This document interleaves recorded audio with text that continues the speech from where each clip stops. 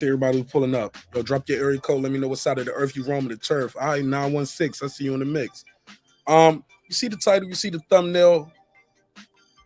Who's holding up the fight, yo? Who's holding up who's holding up the fight? I got a survey in the chat. You know I got a survey in the chat. Always trying to keep you guys engaged. So we got a survey in the chat. I'm asking who's holding up the fight? Is it Spence? Is it Crawford? The next choice is, man, the fight gonna happen. The fight gonna happen. Just be patient. Be patient. Be patient. It's gonna happen. Then the fourth and the final choice is, y'all niggas ain't gonna never get that fight. Ha ha. All right, so we'll talk about it. We'll talk about it. Let me make sure I got these other things queued up over here. Over here, my command station over here. Still trying to master this new board, but God willing, we're gonna get through it, and we're gonna get through it together as a family, as a unit, as a neighborhood. So who's holding up the damn fight? We're gonna open the phone lines up. I dropped the link out there early on this one. It's 4th of July. Why not, right? Because if you're watching this show right here, you ain't got shit else to do. Respectfully. I'm gonna have to put a case on you. Yeah, oh no, I gotta fix that. I need my drops up a little louder. I need to hear that. Yeah. So we'll switch the music over here. Put one of these stock beats on real quick so I can.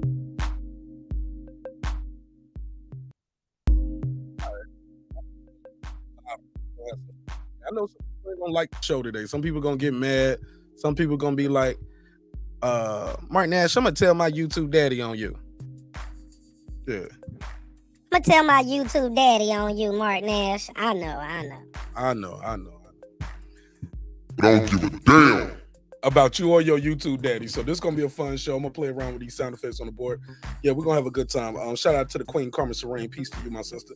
Hope you guys having a good day wherever you at, man. Yeah, if you like me, man, you probably like ain't out there really on no popping fireworks. I'm gonna let y'all know. Low key, your boy Marq Nash got a little PTSD, man. All them damn fireworks popping off, man, had me around this bitch jumping and shaking, grabbing the gun for nothing. You know what I'm saying? Let me see. Let me get this going. I don't hear nothing over here. I don't hear nothing. Okay, I know what I'm doing wrong. Gotta turn this track up. One of these tracks. All right, there we go. Now I can hear some audio. All right, I can hear the beat playing. So yeah. So let's separate the fact from the fiction, yo. Shout out to my guy Sean Connery. What's poppin', my G? Sean Connery in the building. Hope you're having a happy 4th of July wherever you at. Yeah, celebrate, man. Celebrate, have a good time. Have a little drink if that's what you want to do. Want to have a little drink, that's what you want to do. Ain't nothing wrong with that. Ain't nothing wrong with it. Be safe out there, though. Be safe, though. Definitely got to be safe. Shout out to my guy, More Real Rap. Peace to you, man. What's poppin', Real Rap? What up, though? Y'all let me know if these sound effects too loud, too. Rob G in the building. It's my guy. What up, though? DJ, talk to me, man. Who holding this fight up? Did I miss the announcement? I thought it was going to be an announcement today. I could have sworn one of these YouTube daddies was out here saying, you know, we're going to get the fight going today. And everybody was like, get him, daddy. Nah, man. Still ain't heard nothing. I ain't heard nothing. Told you, man. These the same dudes told y'all that Errol Spence and Ugas was going to be a free fight. Can't believe everything these dudes be saying, man. But we're going to debunk some of the rumors, man. But we got a survey in the chat. And one of the questions I'm asking you guys in the survey is, who's holding up the fight? Spence? Is it going to be Crawford? Is it, hey, man, the fight is going to happen. We just got to be patient? Or is it, like my guy, Coach Malachi Williams always say, y'all niggas ain't going to never get that goddamn fight. All right, yeah. Coach said we ain't going to never get that fight. Coach, you might be right. I think you been saying that since last year. Y'all niggas ain't going to never get that fight. Never, ever. Truly unfortunate if we don't. But some people are saying we're never going to get that fight. Now I know what some of y'all are going to say. Marq Nash, we know you are a pro Crawford channel. Yeah, I rock with Crawford. I picked Crawford to win that fight. Do I not like Errol Spence? No. Did I coin a couple key terms? Maybe. I mean, I might be a little guilty. I might be a little. Put a case on me. Yeah, I did it. I said it. And I said it. I said it and I said it. I set it off. You know what I'm saying? You know how I do it. But does that mean I dislike Errol Spence? No. Is he a phenomenal athlete? Abso-fucking-lutely. If he wasn't, I wouldn't want to see the fight, and neither would you. So we're definitely going to talk about that. Let me see where we at. I don't think I'm asking for a lot. Just get the likes up. Get them damn likes up to 50. I think that's a nice little round number to ask, starting off with. Opening donation. Let's just let me get 50 likes. I know it's going to be in the building, right? So let's debunk some of these damn rumors that I've been hearing in these damn YouTube screens. Oh man, what the hell am I doing? I pulled a Reggie Owens today. I just started the show. I just jumped in as soon as the beat dropped. Let's run this damn intro. Let them know what time it is. This that squad sound.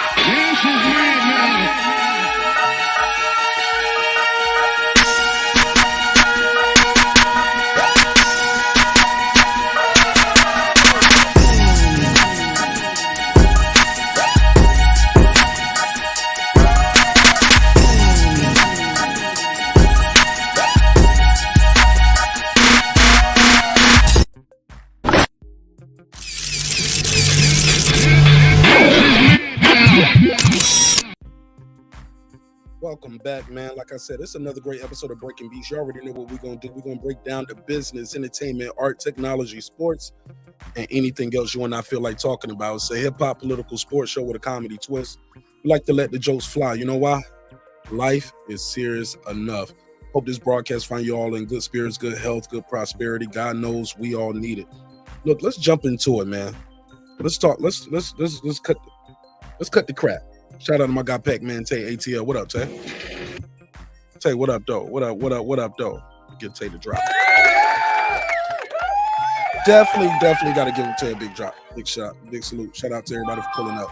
Man, we got to ignore some of these rumors, man. Let me drop this link out there, too, for anybody want to pull up, because it is the 4th of July weekend. This is a interactive show. It's a community show.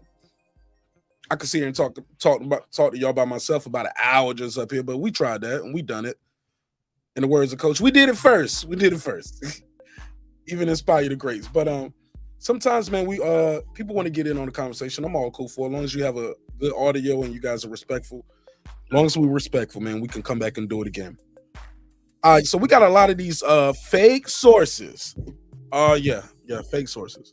Put a case on them. Put another one. Oh my God, fake sources. A lot of people who are close to the camp. Nigga, you ain't close to the motherfucker. You ain't close to the camp, man. Ain't nobody bro.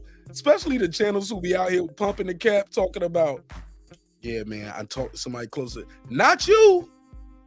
They will talk to anybody in the world but you, nigga. They ain't talking to you, not the Crawford camp. And then it's just so many inconsistencies. Shout out to my guy E Thriller, man. I heard E Thriller say this the other day. Thought it was truly a great point. They know we've heard everything from Crawford is asking for 15 million to 30 million. Now, I don't know about y'all, but if you start a job and the dude say, hey, I'm going to give you $7 an hour or I'm going to give you $14 an hour, it's a little different, right? I'm going to give you $10 an hour or I'm going to give you $20 an hour. That's double. Imagine you clocking in your job and they telling you, hey, you're going to get $15 an hour or you're going to get $30 an hour. Put a case on it. It's a big difference. It's different. But I get it. Slow news cycle. So you got to do what you got to do to get a little views. Oh man, I get it. You know what? I know what some of y'all gonna probably start doing next. Oh yeah, they're gonna go butt ass to sell. They're gonna be straight D'Angelo with the flow. Gonna be, hey, look, they're gonna be in the sauna with their shirt off, talking to a bunch of niggas on YouTube about boxing. Hey fans, I just want to talk to y'all about this upcoming. Man, get out of here with that goofy shit. Put a case on him. So let's stop with some of the false narratives, right? That's a rumor. You guys are not in the camps. You damn sure ain't in the Crawford camp, right? But all of a sudden, people from the Crawford camp are contacting you to get you the scoop. Nigga, please. But I get it. The views work, and you go back and you look at the data, and you know what you say? Yeah, gotcha, bitch. Oh, yeah. Having a good day. You're having a good day every time. But yeah, man, I just think it's non-productive. And it's disingenuous, man, when you just keep saying, I got the scoop. I got the scoop. From who?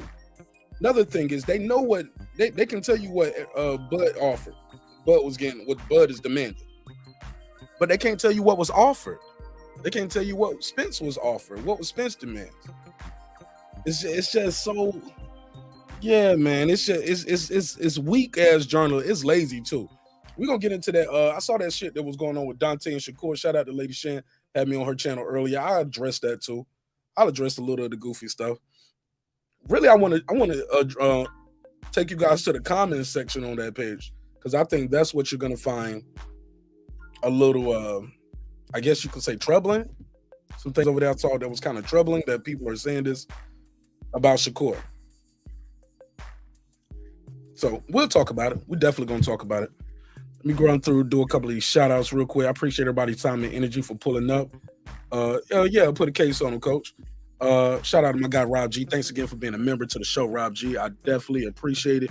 If you're not a member, It never heard of it. you're missing it. You're missing it already. We already dropping members only content. Appreciate everybody for pulling up. Appreciate you pulling up. Let me see what he's saying. Yeah, coach said put a case on him. Absolutely.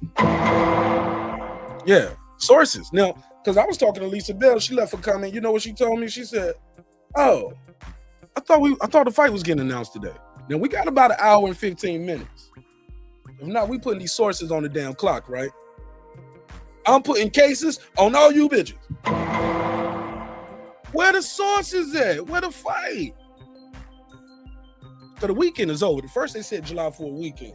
Then they said, no. I didn't say July 4th weekend. I said July 4th. Because when we didn't get the fight on Friday, Saturday, and Sunday. So all day people been looking at the Twitter timeline, looking at the Instagram timeline. Nothing happened. Nothing happened. Nothing happened. Crickets. Straight crickets. Yep. No fight announcement. But I get it. I get it. You ain't even gonna hold your favorite YouTube daddy accountable. You just gonna go back over there on the channel tomorrow and be like, Get him, daddy. nigga, please. Hold him accountable. Hold him accountable. Shout out to Tay. Conscious in the building. He said Eric 19.4. He said we need to let it happen. Yeah, I'm putting exactly. Thank you. Put you know my straight like that. Shout out to my brother all the way in Thailand. All the way overseas. Rich, what up? Yeah, mama, we global. We made it, mama. We made it. They come near and wide. Pause. Whoa. Y'all know what I meant. Fuck y'all. Yeah, the link is out there if you want to have a good conversation with me on this 4th of July and have this good. We're going to talk about this boxing, but we also have a more touching topic we're going to get into later on if time permits and anybody's available to share dialogue with me on that. It's about the mass shootings that occurred recently, so we can't avoid it, so we'll talk about it. But also, this show is a distraction too, to get away from some of that stuff. It's boxing talk, right? Sometimes you want to get away from it, but we're going to have to talk about it when we get to Dante's race baiting nation. Shout out to Coach Malachi Williams. He did coin that phrase. He did it first. Even inspired the greats like me. He definitely did that first. So we'll talk about it. I know boxing. Here we go. Let's go. He said, Marq Nash, peace, brother. Tell your boy Crawford to stop holding up the fight. Sign the contract. Stop making excuses for Bud. How about you click the link? How about you click the link? And you can get it all off your chest. Maybe he'll hear. You know the new thing they say now, whenever you support in a fighter or if you don't support a fighter or a particular narrative, you got bought off. That's what they saying now. If so, let me know who's cutting the check, my nigga. Please let me know who's cutting the check. And sign me up. 2 times. Yeah, I'll push a narrative for you. If that's the new wire, that's the new wave, that's what we're doing. But yeah, my boy I know Boss said, tell your boy Crawford, stop holding up the fight. Man, how long you been waiting for the fight, homie? Who's really been holding the fight? Because nobody, you could have been saw this fight, right? Me personally, I think this fight is bigger than Undisputed. It's not just about Undisputed. This fight right here is about legacy. It's about 2 of the best, and these guys been 2 of the best for quite some time. We didn't need I didn't need him to beat Ugas for that 3rd belt to know he was the who was the number 1 and number 2 welterweights in the world. We still trying to figure out who's number 1. Ugas was never 1 or 2, even with the title, even with the Pacquiao win. He wasn't number 1 or 2. 4 loss to Ugas. Man, please. He said them boys made something from nothing though. I ain't mad.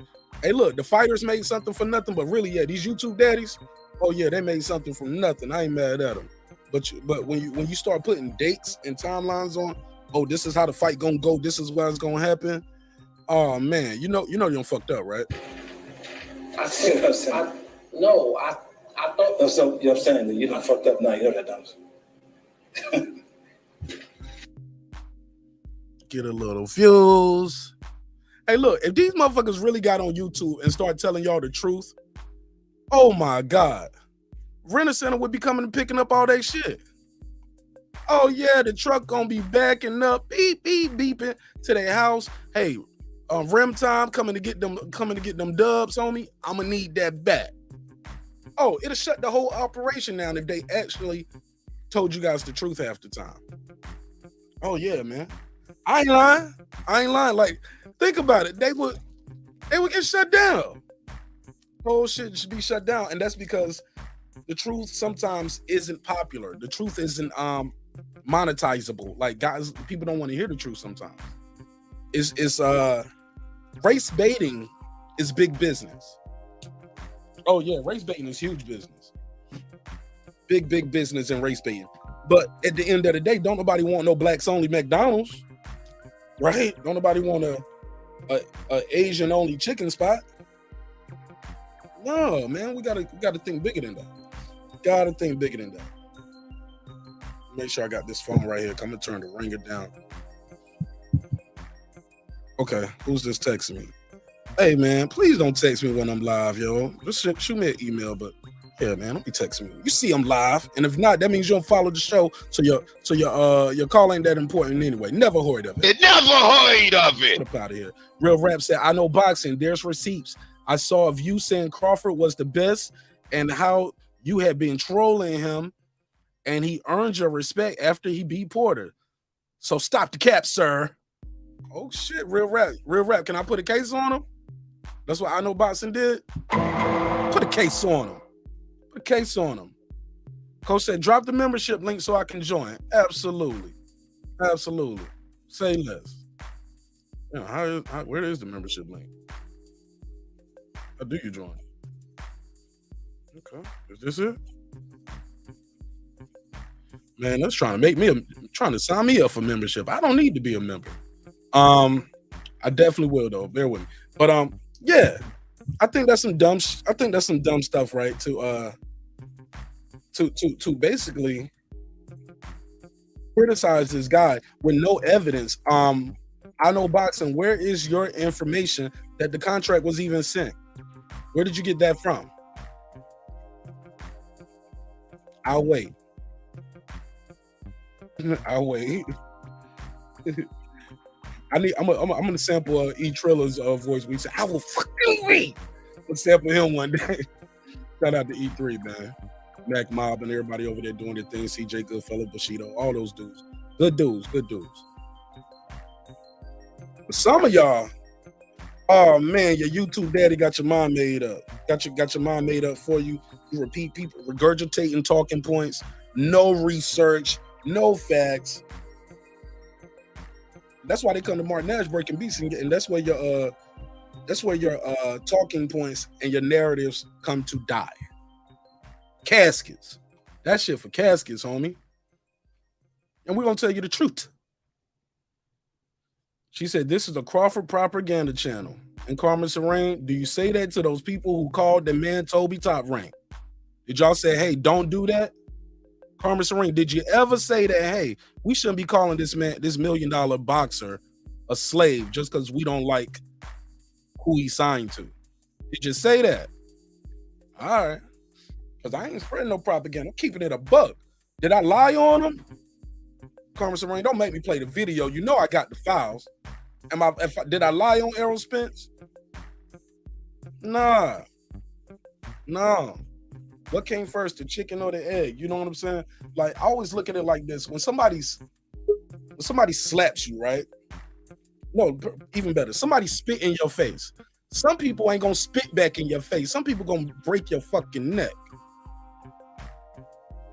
I prefer the latter. If you spit in my face, I ain't about to spit back in your face. We gonna have it out. I ain't talking about you in this case, Carmen Serene. I don't want you. I'm talking about you in that part. I'm just saying in general. So I say that to the people who just go too far. I was like, oh shit, they want to go too far. Okay, I can go too far too. I didn't know. That's how we play. Let's go. Let's go, Wilder. Let's go. Yeah, I'm all in. But I'm just saying it's not necessarily propaganda. It's just having a conversation. If you disagree, if I'm stating something that's inaccurate, call me on it. Or my coattail say, hey, Marq Nash, you wrong about that. I don't block and time people out for correcting me. Now, some people will get you up out of there. They're gonna block you. They're gonna time you out just for disagreeing with you. I ain't gonna block you out for disagreeing with me, even when you in there spreading lies. I did time out old boy the other day for calling you a bitch, though. Then that ain't gonna happen. Please respect the ladies on the show. If you can't respect the ladies on the show, you don't respect me, homie. We need ladies to make this world go round. I mean, consider the alternative, right? Yeah, man. I love the ladies, so please respect the ladies. If you can't have a conversation with them without calling them a bitch or anything like that, just don't engage with them in the chat. Just don't even engage with them. But we're gonna protect them at all times. Leave them alone. You know what I'm saying? Bring that smoke to me. Yeah, bring it to me. I'm the boss, right? What my boy Ben Israel called me, the breaking beat CEO. Yeah, that's me, homie. So before you bring the smoke to the ladies, bring it to me. I'll handle it properly. I promise. Swift, very swift like. I know boss, he said, Marq Nash, nobody was old enough to fight until now. Spence did what he said he was gonna do, collecting 3 belts. Now it's Bud's turn, and Crawford can't seem to find his pen to... Matter of fact, I know boss, I'm gonna read all your... I ain't even gonna use that voice. I know boss. Here you go. Marq Nash, nobody was holding up the fight till now. Spence did what he said he was gonna do. Nigga, please. What part of the game was that? How long did it take him to do it though, bro? Who asked him to do that? Let me ask you that. Who asked him to do all of that? Nobody asked him to do that. But shout out to Errol Spence. It took him a while though. Took him about 4 years, right? To get the mother. How long did it take him? Help me out, I know boss. How long did it take him? But he did get him. He finally did get him. But in between there, I know boxing, and we had a conversation about it. Let's debunk some of this I know boxing. In between him getting that second and third belt, right? I mean, in between him getting that first belt and this third belt, we had a money grab and a get back fight. Nobody was asking for him to fight Mikey Garcia. Nobody was asking for him to fight Danny Garcia. One was a money grab. One was a get back fight. It's a get back fight. And it's okay. It's okay. I ain't mad. It happened. It's over. What can we do about it? Can't do nothing about it. Just keep it moving. But let's not act like Like he didn't have a money grab and a get back fight in between the process of collecting those belts, sir. Let's not do that because it's disingenuous and it's not true. Nobody was asking for that. No. Oh, Carmen Serene, what you ain't never heard nobody say? Come on, man. Don't tell me that. Don't tell me that, man. Carmen Serene, tell me this shit fell out your pocket, man. Tell me this fell out your pocket, man. That's a Hustle and Flow. That's my boy. That's what's his name off of Hustle and Flow? DJ. Shout out to DJ too. I saw him in the chat. Peace. Rob G said there was a post on what gear he got on members only. Oh, okay, somebody asked what I'm using. He said, hey Marq Nash, just curious, did you improve your gear? Your audio has a better sound and clarity. Very good. Thank you. I'm glad you noticed, Sean Connor. Glad you noticed. Yeah, definitely improved the gear. And I'm definitely on that Rodecaster Pro 2, by the way. Carmen Serene facts. This is a biased pro Crawford channel, but can never do no. Yes, he can. I know boxing. I'm how about this? I'm more fair to Errol Spence than those pro Spence channels are to Crawford. And I got the merch to prove it. You want me to put my Crawford? You want me to do the show with my Errol Spence hat on tonight?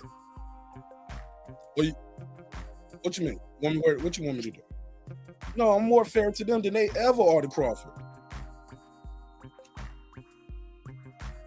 Because at the end of the day, these dudes gonna have to fight. If not here at 54, that's another question I had in the survey. I'm gonna put that survey up. I'm gonna ask you guys that as well. If we never get this fight, and Coach Malachi is correct, and we never get this fight, I'm curious to ask you all, what would you accept as an alternative? I heard for Crawford, the only thing he can do is fight Boots Ennis.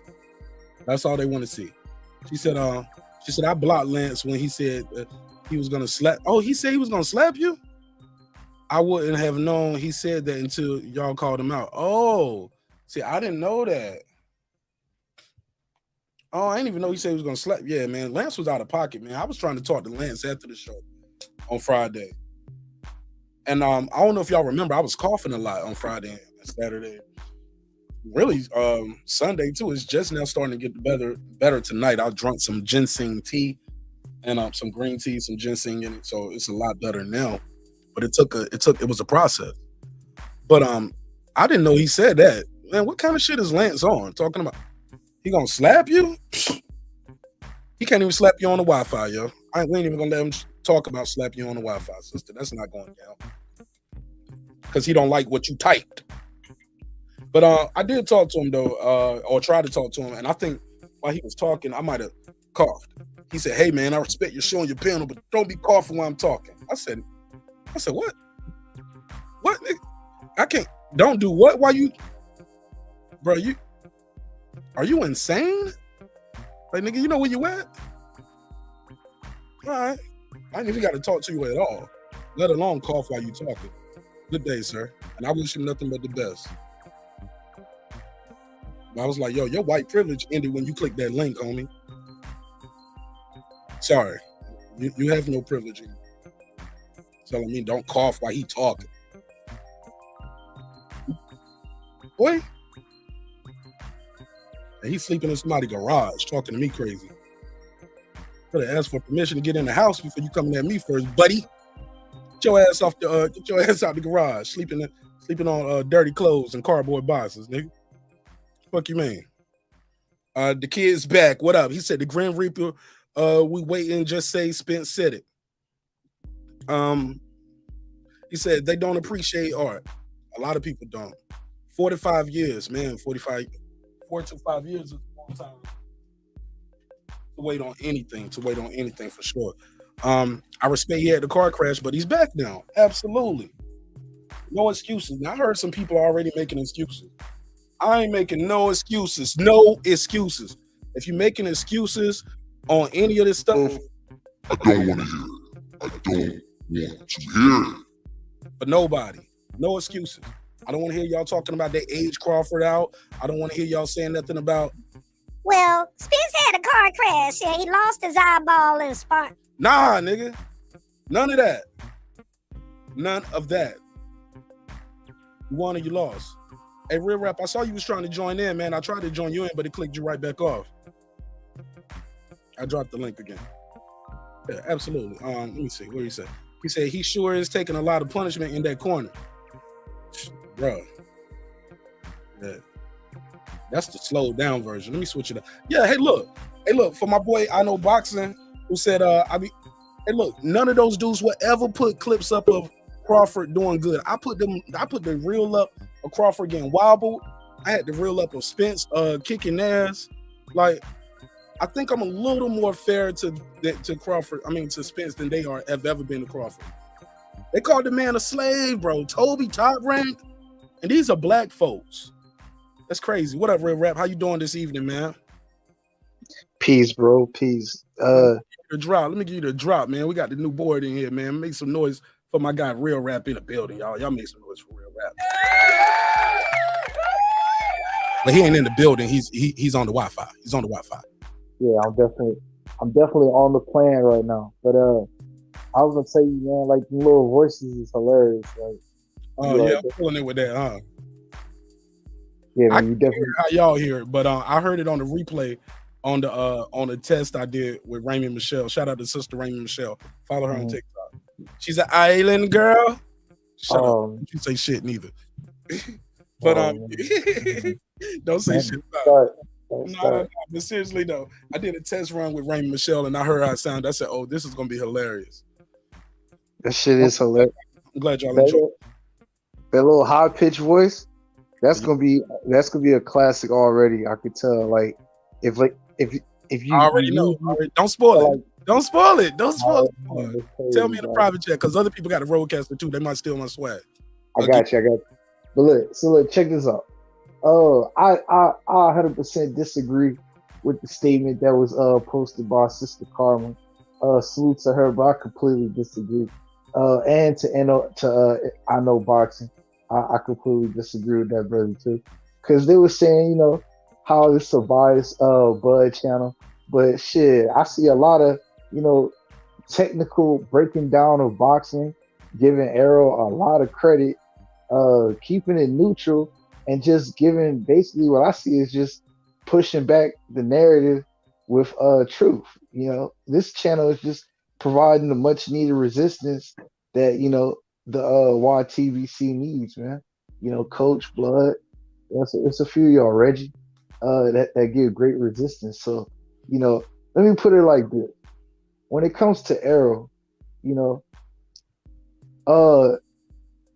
all they can say is that he did what he said he was gonna do, but look how long it took him to do what he said he was gonna do. You know what I'm saying? And nobody complained.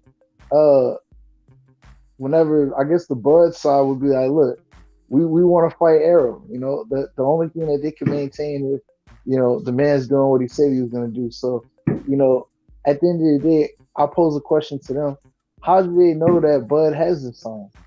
You should be pressuring your boy Errol in order to get this done. You know what I'm saying? And stop following your YouTube daddy and what your YouTube daddy said. And I would love to pose that question. I would also love to pose, are you in the man's camp? Are you dating the man's sister? If you're a female, are you getting your nails done with the with Bud's sister? Or the wife, with the female camp? No. But a lot of these dudes should be, getting their nails done because they do that anyway, behind this boxing shit. But I digress. That's the whole thing I would like to ask is, why is the pressure put on Bud when the question should be posed to Errol as to why we haven't got an announcement yet and a confirmation that everything is on board?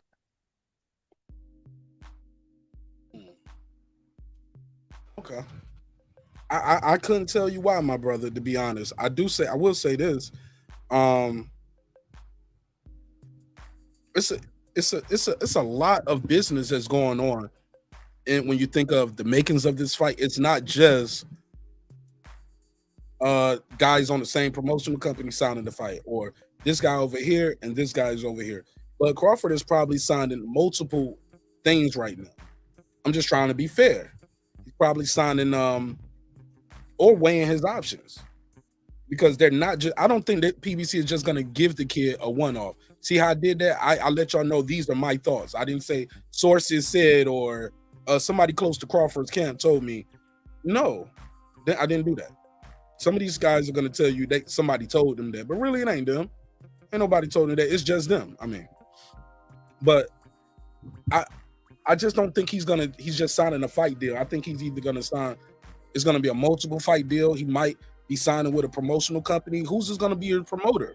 Who's like you guys are just saying sign the contract. We don't even know if a contract was sent, but even if it was sent, was it just a fight? Is he signing on to be a promoter for signing on to who's going to be his promoter?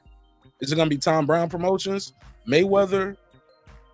I mean, how is that going to fare out? Nobody can answer me that, but they have all these other questions. I mean, all these other answers about what's going on. And you guys, like I said, man, motherfuckers be out here working at their job. Calling me from the job. Be right there on the truck. This is what a nigga need to do. Man, you can't tell him what he need to do. He's a multi-millionaire. I can't tell him what he need to do. Even if you are a multi-millionaire, head Flawthorn, you can't tell him what he need to do neither because you're not in the business of boxing. Even though just because you got a YouTube channel don't mean you in the boxing business, bro. Stop the cap. Put a case on him. What's up? What's up, Puro? What up, Mark? What a real rap? What's going on, big time? Peace, Puro. Chillin', man. What's on your mind, big dog? Oh, nothing, man. I just wanted to chip in my 2 cents in, and then I'll get back to this party right quick. Yeah, me personally, I think it's already signed, sealed and delivered. You know, that's just me personally. I just don't think these two dudes would avoid each other. And also, what you call it? Bud was over there, getting a cast at the Hall of Fame. I mean, I don't think you do all that unless this thing is signed, sealed, delivered. This is for a little bit extra promotion. That's just my personal belief. But I can't wait till the fight starts. And yeah, man, it's gonna be a good fight.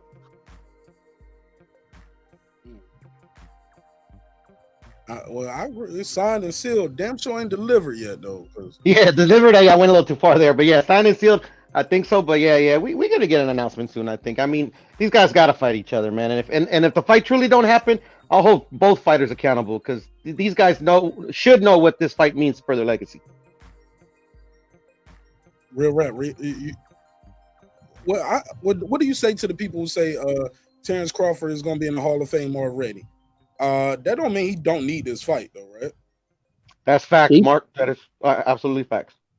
Yeah, he still like they both still need each other. Like I was reading the comment section, and it was stated that it took this long for Bud to fight somebody good at 47. At the end of the day, everybody that Bud that I can remember fought at 47 has either been a former champion or undefeated or has a great Olympic pedigree, or all three combined.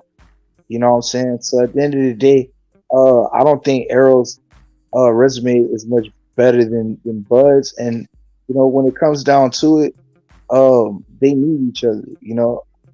In my opinion, like I said, I think they have the same exact resume. Outside of Ugas and Mikey, obviously, the level of competition that Bud fought, and having to do the impatient waiting that he's been having to do, waiting on Errol. It is what it is, man. But they need each other in order to get ultimately where they want to be legacy wise, in my opinion. Go ahead, Puro. You agree they need each other? I do for just for their own personal pride.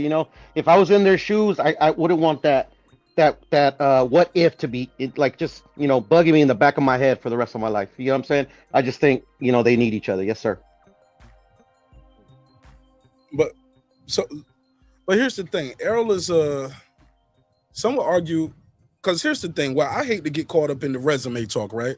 Because once you start talking about, well, he ain't fought this guy and he ain't fought that guy, and it sounds like you don't want the fight to me, and it sounds like you're talking more about reasons why they should not be fighting. Because when you say, well, Bud got the better resume, he going to the Hall of Fame already.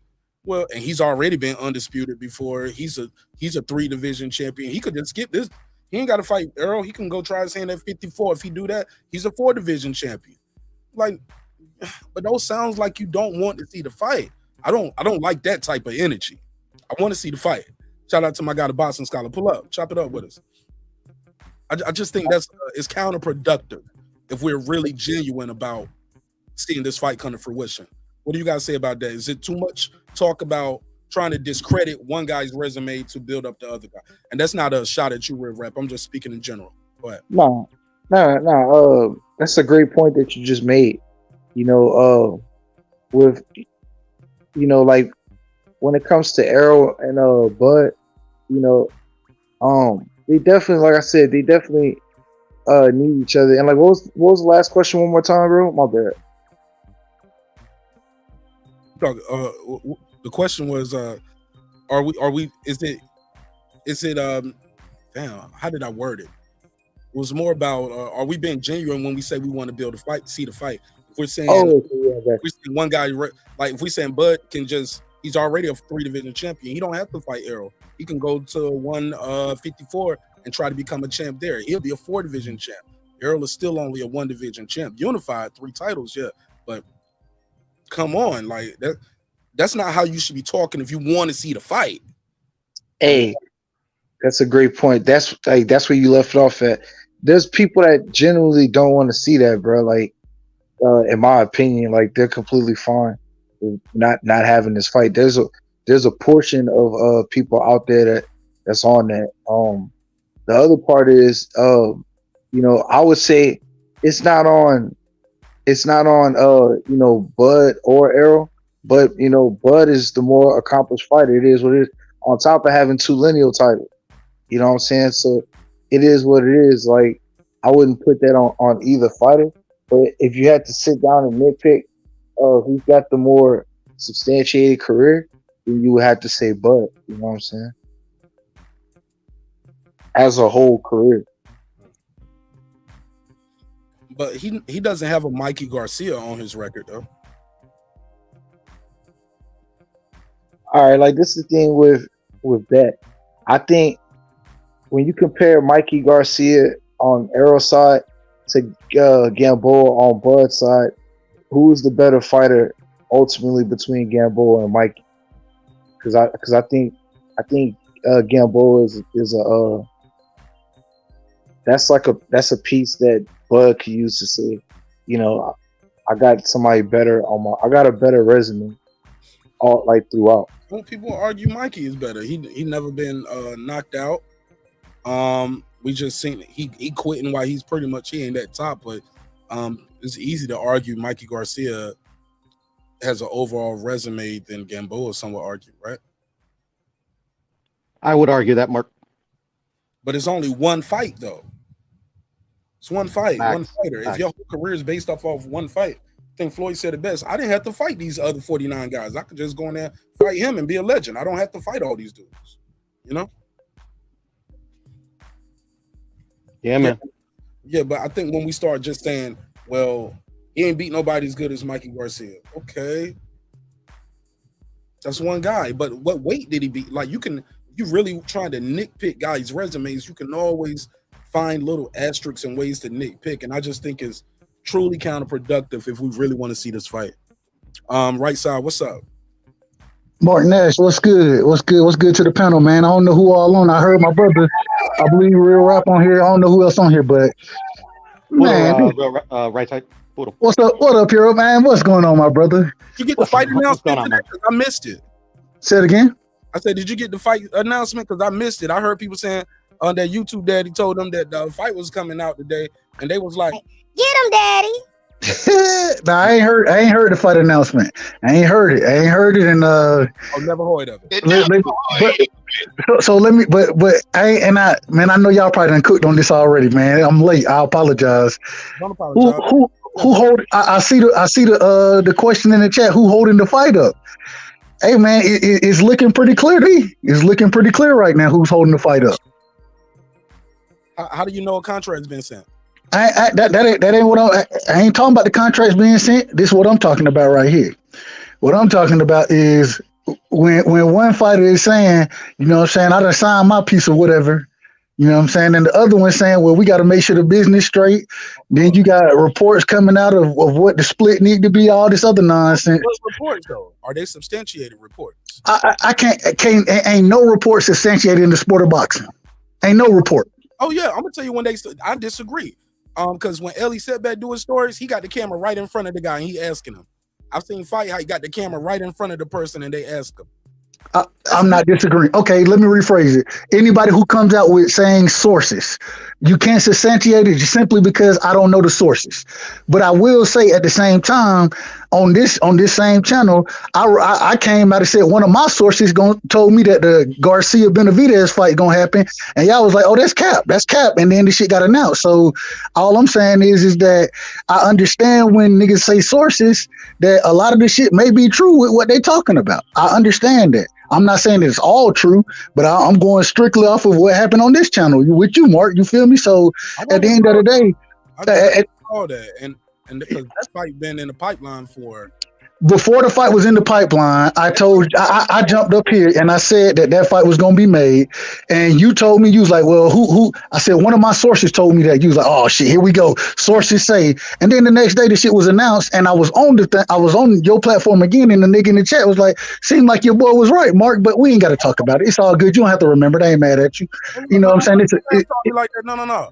I really don't remember that, but we've been talking about Danny Garcia supposed to be coming back since January, homie.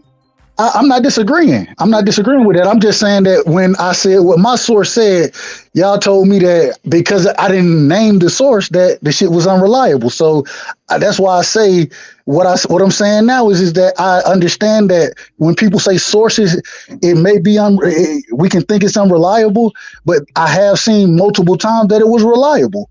And so in this situation, it's people that I trust, and because I trust them, you know what I'm saying, then I'm going to take it that way, but I don't expect you to take anything I say that way, if that makes sense. You feel me? So at the end of the day, though, man, at some point in time, bro, I feel like we need to hold Bud accountable, bro. We need to hold a man accountable. You know what I'm saying? We need to say, regardless, if you're going to make more than you made against in the Porter fight, which I hadn't heard anybody say he's going to make less than that. If he's going to make more, it's the biggest payday of his career. Make the fight happen. And I understand negotiating your wealth or your worth, excuse me. And so that's one reason I don't necessarily hold Bud, or when I say hold him, I'm not mad at him for negotiating what he think he's worth, but I still can say that he's the one holding the fight up right now. I can still say that. What evidence though, sir? That's all I'm asking. Because that thing you're talking about, EJ, the quote is not him saying I signed my part. He said my part is done. Now that's a very blanket statement. That could be my demands, my side negotiating what I want, but also, like I stated earlier, right side, Bud is not just signing on to make a fight. How many fights has he got to sign the PBC for? It sounded like a 3-fight deal. And go ahead. How much was each fight? I don't know. I have no idea how much each fight is. No idea. Offer, and what was his counter offer? Say it again. What did they offer him first? I can only speak to what I've heard. Once again, like I said, I can only speak to what I've heard about the Spence fight. I can't speak to what did they offer for the Spence fight? Yeah, I heard, according to my sources, he was offered up to $15 million up front, and then 55-45 split on the back end. But I have heard that that's changed as well. So now, is your source in the Terence Crawford camp? No, but he's talking to people in the Terence Crawford camp. Okay, go ahead, Boston Scholar. You got anything you want to add to it? I'm gonna come back to right now. I was gonna say, man, we just gotta be patient, man. This is what's happening because, like, I feel like this fight is peaking, man. Like, it's just like the Manny Pacquiao versus Floyd Mayweather, but a good thing that I'm seeing is that they're silent. When the fighters are silent and the fans are talking shit, that's a good sign because that means they're still negotiating. That means ain't nobody pulled out. The moment a person pull out, you're gonna see them go to their Twitter or they're gonna say I moved on from the fight, et cetera, et cetera. But we just gotta be patient, man. This fight, I believe this fight's gonna happen. I think both fighters want it. You know, I think that, you know, it's undefeated. Undisputed. It means a lot to their career. They're both undefeated. They knows what this means. They want immortality and they want to get a big payday. So I think this fight is gonna happen.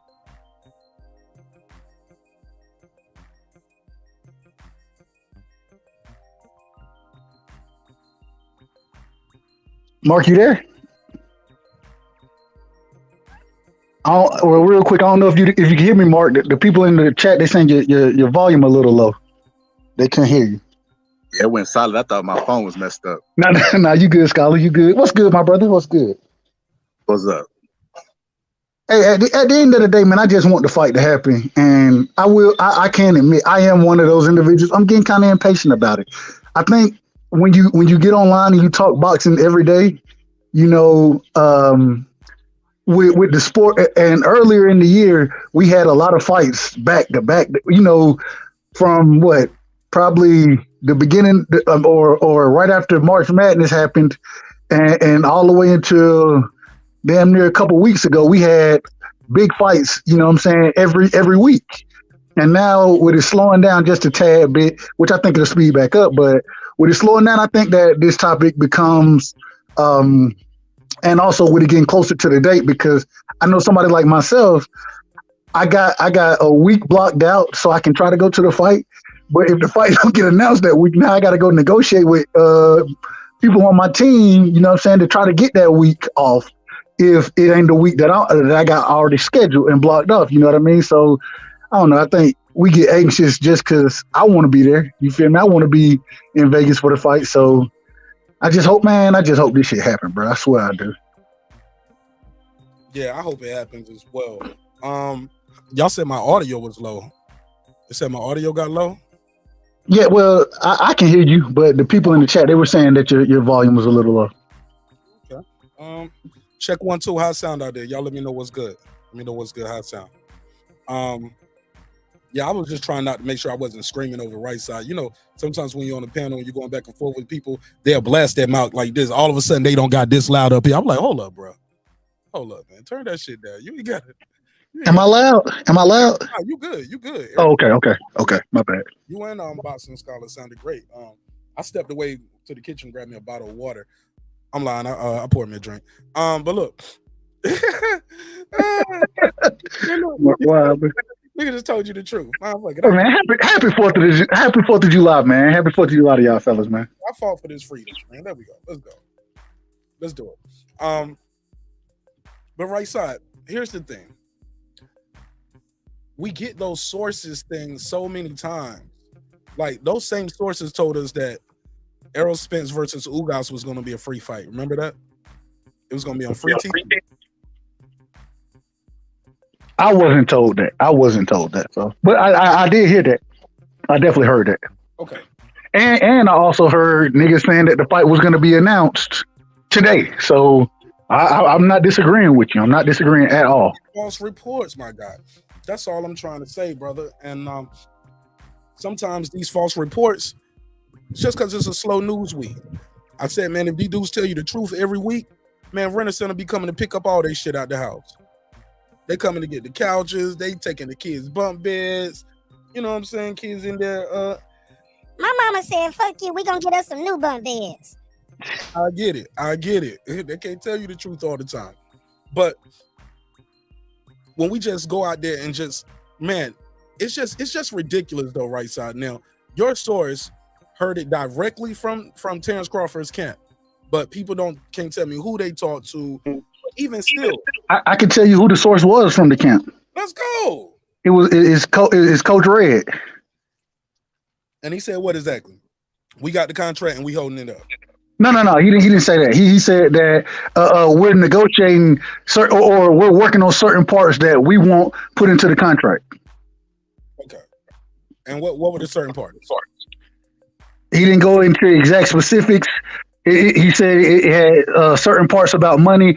Also, the other piece that kind of was holding it up was the Kinahan situation, as far as the lawyers getting whatever. I can't get directly into because I don't know, but just saying that whatever Bud had going on, that was being investigated. So that was as well a problem holding up the finality of the contracts, but it's just different pieces of negotiation and the parts of the business that they felt like they deserved or Bud wanted in the contract that weren't there, and they were trying to work through those different issues.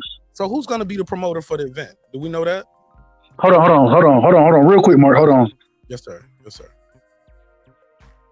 Shout out to my guy, Young Billy Boxing. Appreciate you, man. Appreciate you for taking the time to pull up. Super proud of you.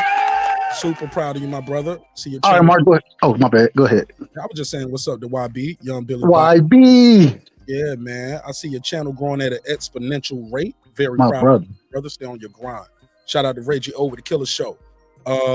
Reggie, I'm gonna want you to pull up for that second part of the topic, man. And I got some smoke with you too, Reggie, about your take on Josh Taylor. I don't know if you read my comment on your show. Respectfully, though, not no real smoke, but you know what I'm saying. Little disagreement. Somebody said you're adding Cap. Who adding Cap? They saying you adding Cap, right side? That's fine. I mean, they niggas done told me I've been capping a long time, so I ain't mad at it. Hey, man, I feel your hairline, man. You definitely need a cap. You know Hold on, but you was gonna ask me something, Mark. I don't know exactly. I couldn't hear you. You was breaking up a little on my shit, but who's gonna be Terence Crawford's promoter for the fight? Because a lot of people are saying just sign the fight. Oh no, I disagree with you on that Nate Diaz one too, Reggie. That's a whole different one. But you was talking about Josh Taylor ducking because he dropped the belt. But I was like, I remember it though. I'll go to your page and read the comment. But who's gonna be his promoter? Is it him just signing a one-off? It's a 3-fight deal. Is his purse gonna change? Does he have to fight the guys at 147? Can he go up to 154? See, these are the dynamics of the contract that people don't know about, aren't privy to, but it's so easy to tell the fighter, do what you want to do. I remember a lot of these YouTube daddies was out here saying, Terence Crawford, oh man, if you want to be all of that, shit, fight Sean Porter then. Fight Sean Porter. And they was also saying, hey, look, if he beats Kell Brook, he's finally beating a welterweight, somebody at welterweight with respect, blah, blah, blah. He go in there and dust the man off. They was like, he was damaged goods. Sean Porter, same thing. People was like, yo, if he beat Sean Porter, I give him credit. Sean Porter's a dog for real. He stopped Sean Porter. Now, his daddy stopped the fight. It's like, we look for reasons for these guys not to be, we look for reasons for them not to fight. It's like, we got to discredit one guy to build up the other guy. It's so many dynamics we don't know about this alleged contract, but we just so quick to say, he's holding up the fight. I appreciate Coach Malachi for his take. He said, some of y'all don't even know how to negotiate y'all pay at y'all job. Negotiate your pay at your job. Net worth of 2 digits. Nigga got a 2-digit net worth trying to tell a multi-millionaire what he need to be doing while you at work. You know what I'm saying? I just think is, come on, bro. Are you serious? So I don't disagree. I'm not disagreeing with any of it.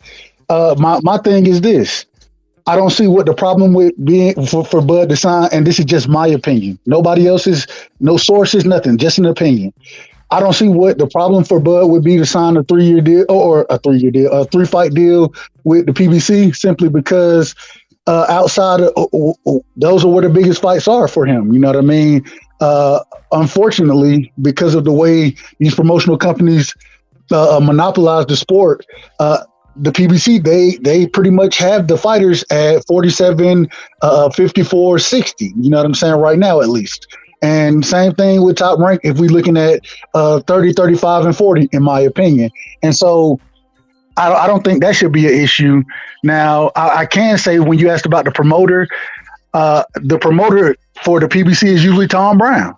TGB or TBG, whatever the nigga name, whatever his promotional company, Tom Brown is usually the nigga who's the promoter for the fight. So I would figure it to be the same thing, along with a quote unquote co-promotional deal with Errol Spence, since he has his promotional company in line. So I would think that would be how the shit goes as far as promotions go. But I hadn't asked about any of that, so I can't say anything as far as, you know. Go ahead. Yes, it is, bro. Is it possible? Just asking, is it possible Terence Crawford is setting up his own TCB promotion so he can be a co-promoter with Tom Brown? That's an absolute possibility. And he got to wait for the dynamics and the paperwork and things. Is it?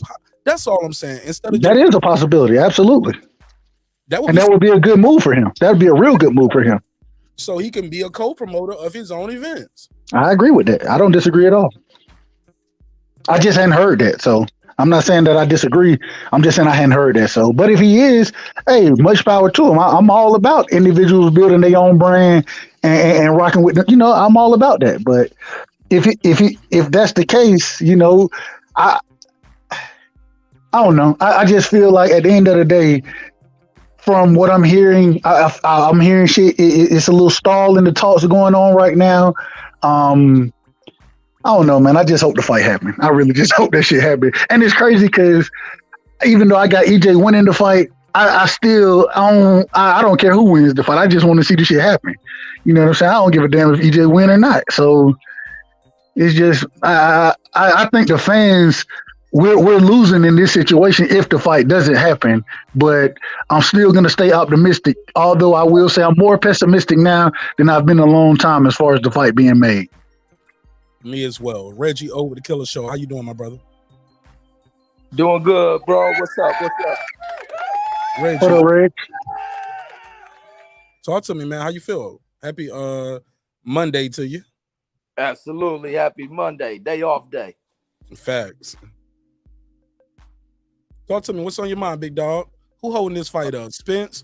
Crawford? Is it, hey man, it's business and it's taking a minute, the fight is gonna happen, or is it number 4 on the survey? This fight is never happening. No, it's pure business, and these motherfuckers need to sit their impatient asses back and fucking wait. They act like ain't no other fights happening in goddamn the world of combat. Other motherfuckers are fighting.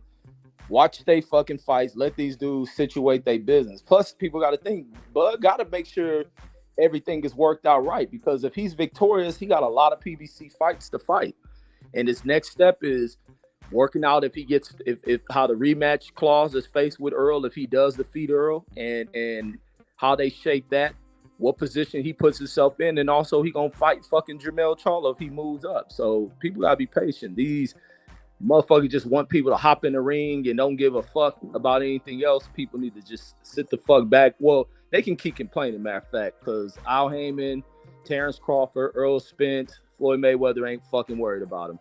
And then y'all was talking about like fighters with promotional companies. It was something from the interview. I like the interview Floyd did on Fight Hype, where he's speaking about even with a lot of these fighters that fake like they got promotional companies, but a lot of them just got labels. I mean, the signs. That's what he's saying. Motherfuckers just got signs, because to be a promoter, you have to have what is that, $3 million or something to be able to put up for a fighter. So a lot of these dudes claim that they're this promotion and they're really not. But these other dudes just got to sit back and wait. Let Bud work out his shit. He want to make sure everything right. Okay. I want to add this one caveat. I want your take on it, Red. I was saying, look, when the guy is coming out of this situation where he's having to sue his last promoter, I think the last thing he wants to do is, quote unquote, I guess, fumble the bag again, or he wants to make sure everything is ironclad. And if not, we'll sue y'all too. But when people just say, hey, sign with PBC, we don't know exactly what we're telling him to just sign. Boxing, shout out to CJ the Goodfella. I think it was him who said boxing is the only sport where it's like motherfucker be going in there, or I guess combat sports too, where the loser can make more than the winner in the main fight and the rematch. You could just negotiate that. Like Andy Ruiz beat AJ, lost the second fight, but AJ made more money than him both times. Yeah, that shit is crazy as fuck to me. And that's why I'll be always like, every now and then we'll bring up like boxing should be about lion's share. You put up 60% the winner takes, 40% the loser take. Like all that other shit, like how AJ goes in here, he's still the upside going in the fight after getting his ass embarrassed. It is a ridiculous point in how boxing is set up. Like it's stupid as hell to me. I agree with that point.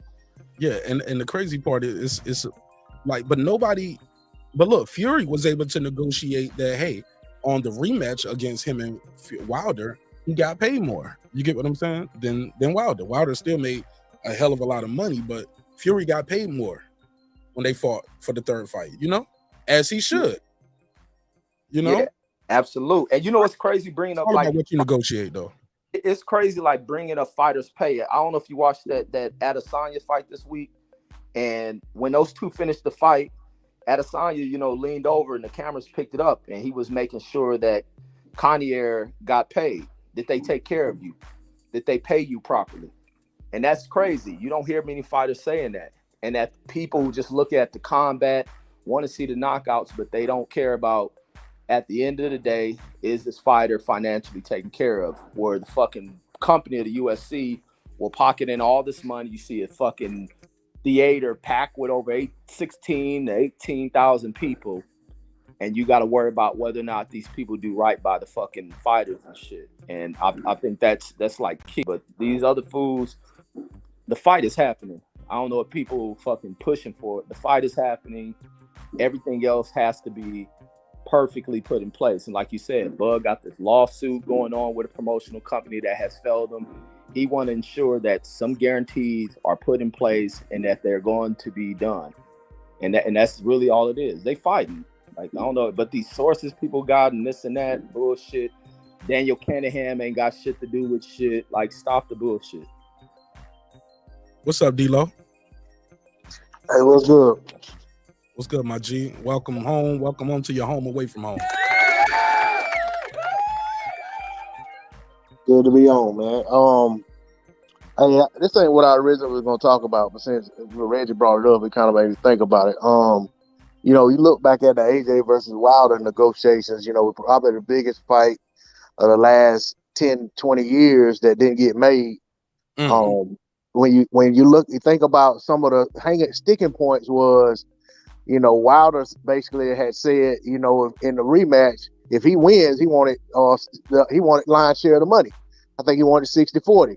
And I think Eddie Hearn had and Joshua basically said that if Wilder won, he could get 50-50 in the rematch. So stuff like that. I'm not saying that's the only reason the fight didn't happen, but those were sticking points in the negotiations that either they got past or didn't, but ultimately we didn't get the fight. But it's just ridiculous how fans could sit on the sidelines and talk about people just need to sign paperwork and just get stuff done. Like you said, Bud coming out of a situation where he's had to sue a promoter who didn't uphold their end of the deal. You know what I'm saying? If nothing else, if we just look back at the last year, Bud with Top Rank, once it became apparent to Top Rank or Bob Arum that Bud may not be re-signing, he started this smear campaign, started tearing Bud down, to make him, less attractive to potential suitors. So when you got a man coming out of a situation like that, you can't fault him for wanting to dot his T's and cross his I's. And everything that I'm hearing, even I think it was Right Side who was talking about, the so-called source from Bud's camp and all. Even with that, even if we heard the guy come on here and say everything the Right Side said verbatim, he still didn't say what's being perpetuated out there in media. He didn't say anything about, Bud demanding $25 million. He didn't say anything about, Bud demanding this rematch or no fight or all this other stuff that's being put out there. So at the end of the day, it's just a bunch of speculation and conjecture that, really changes from time to time, from one video to the next from the same people. The same people will put out a video saying the fight's done, it's going to be announced this day. And then they'll come back and say that Bud's holding up the fight, demanding XYZ. And then they'll come back again and say the fight's going to happen on this date. So it's hard to keep up with all of it, but it's hard to give credibility to any of it, to be honest. Can I respond to that? No, I agree with him. And if you notice, I didn't bring up the 25 million. I've heard that because I ain't never, as far as the dude, the guy I'm talking to, he ain't never said nothing like that. You feel me? So I can't say that that's facts as far as what other people are reporting, and I do understand when you say, the shit get convoluted with sources because niggas that say source and then all of a sudden they giving their opinion on whatever they talking about, right? And so I don't disagree with anything you said there because I have heard these channels and like I said before, according to some of these channels, the fight was supposed to be announced today.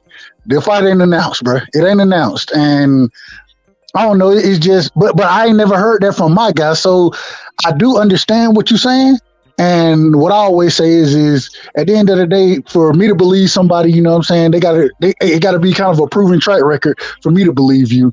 And before I start talking about anything, I had multiple different situations kind of happen that was reported, and he was ahead of the game. So I'm gonna rock with him just because he was ahead of the game multiple times, and what he was telling me was coming to fruition.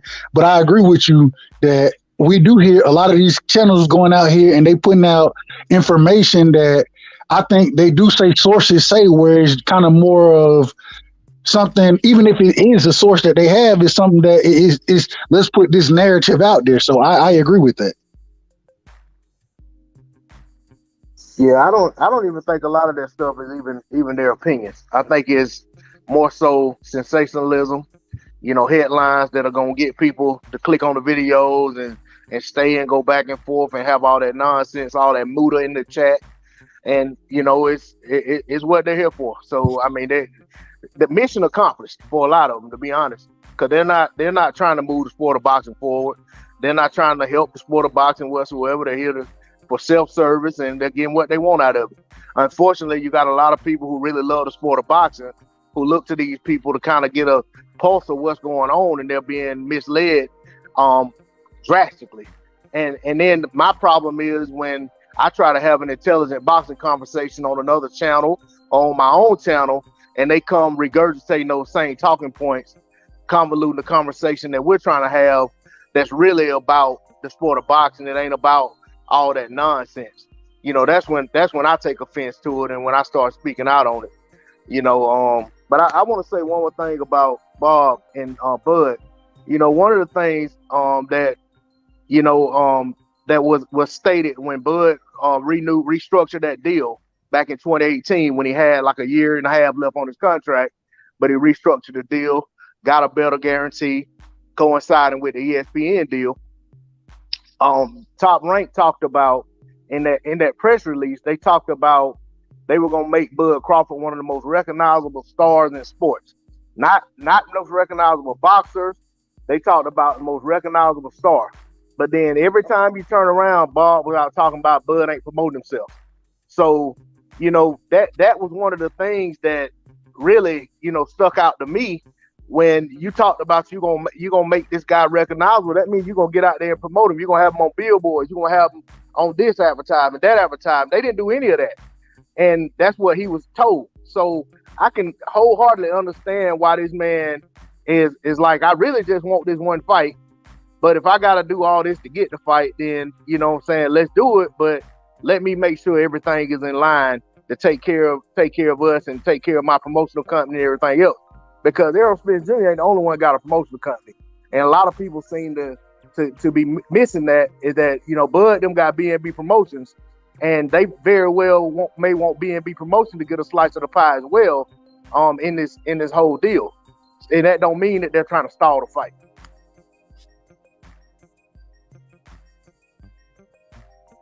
Right side, no reply? No. Hey, I'm not disagreeing. He ain't say nothing that I disagree with. So, I just think that at the end of the day, and Bud need to sign the contract. That's totally disagreeing with you. Say it again. You started off with your opening statement was, I think Bud holding it up.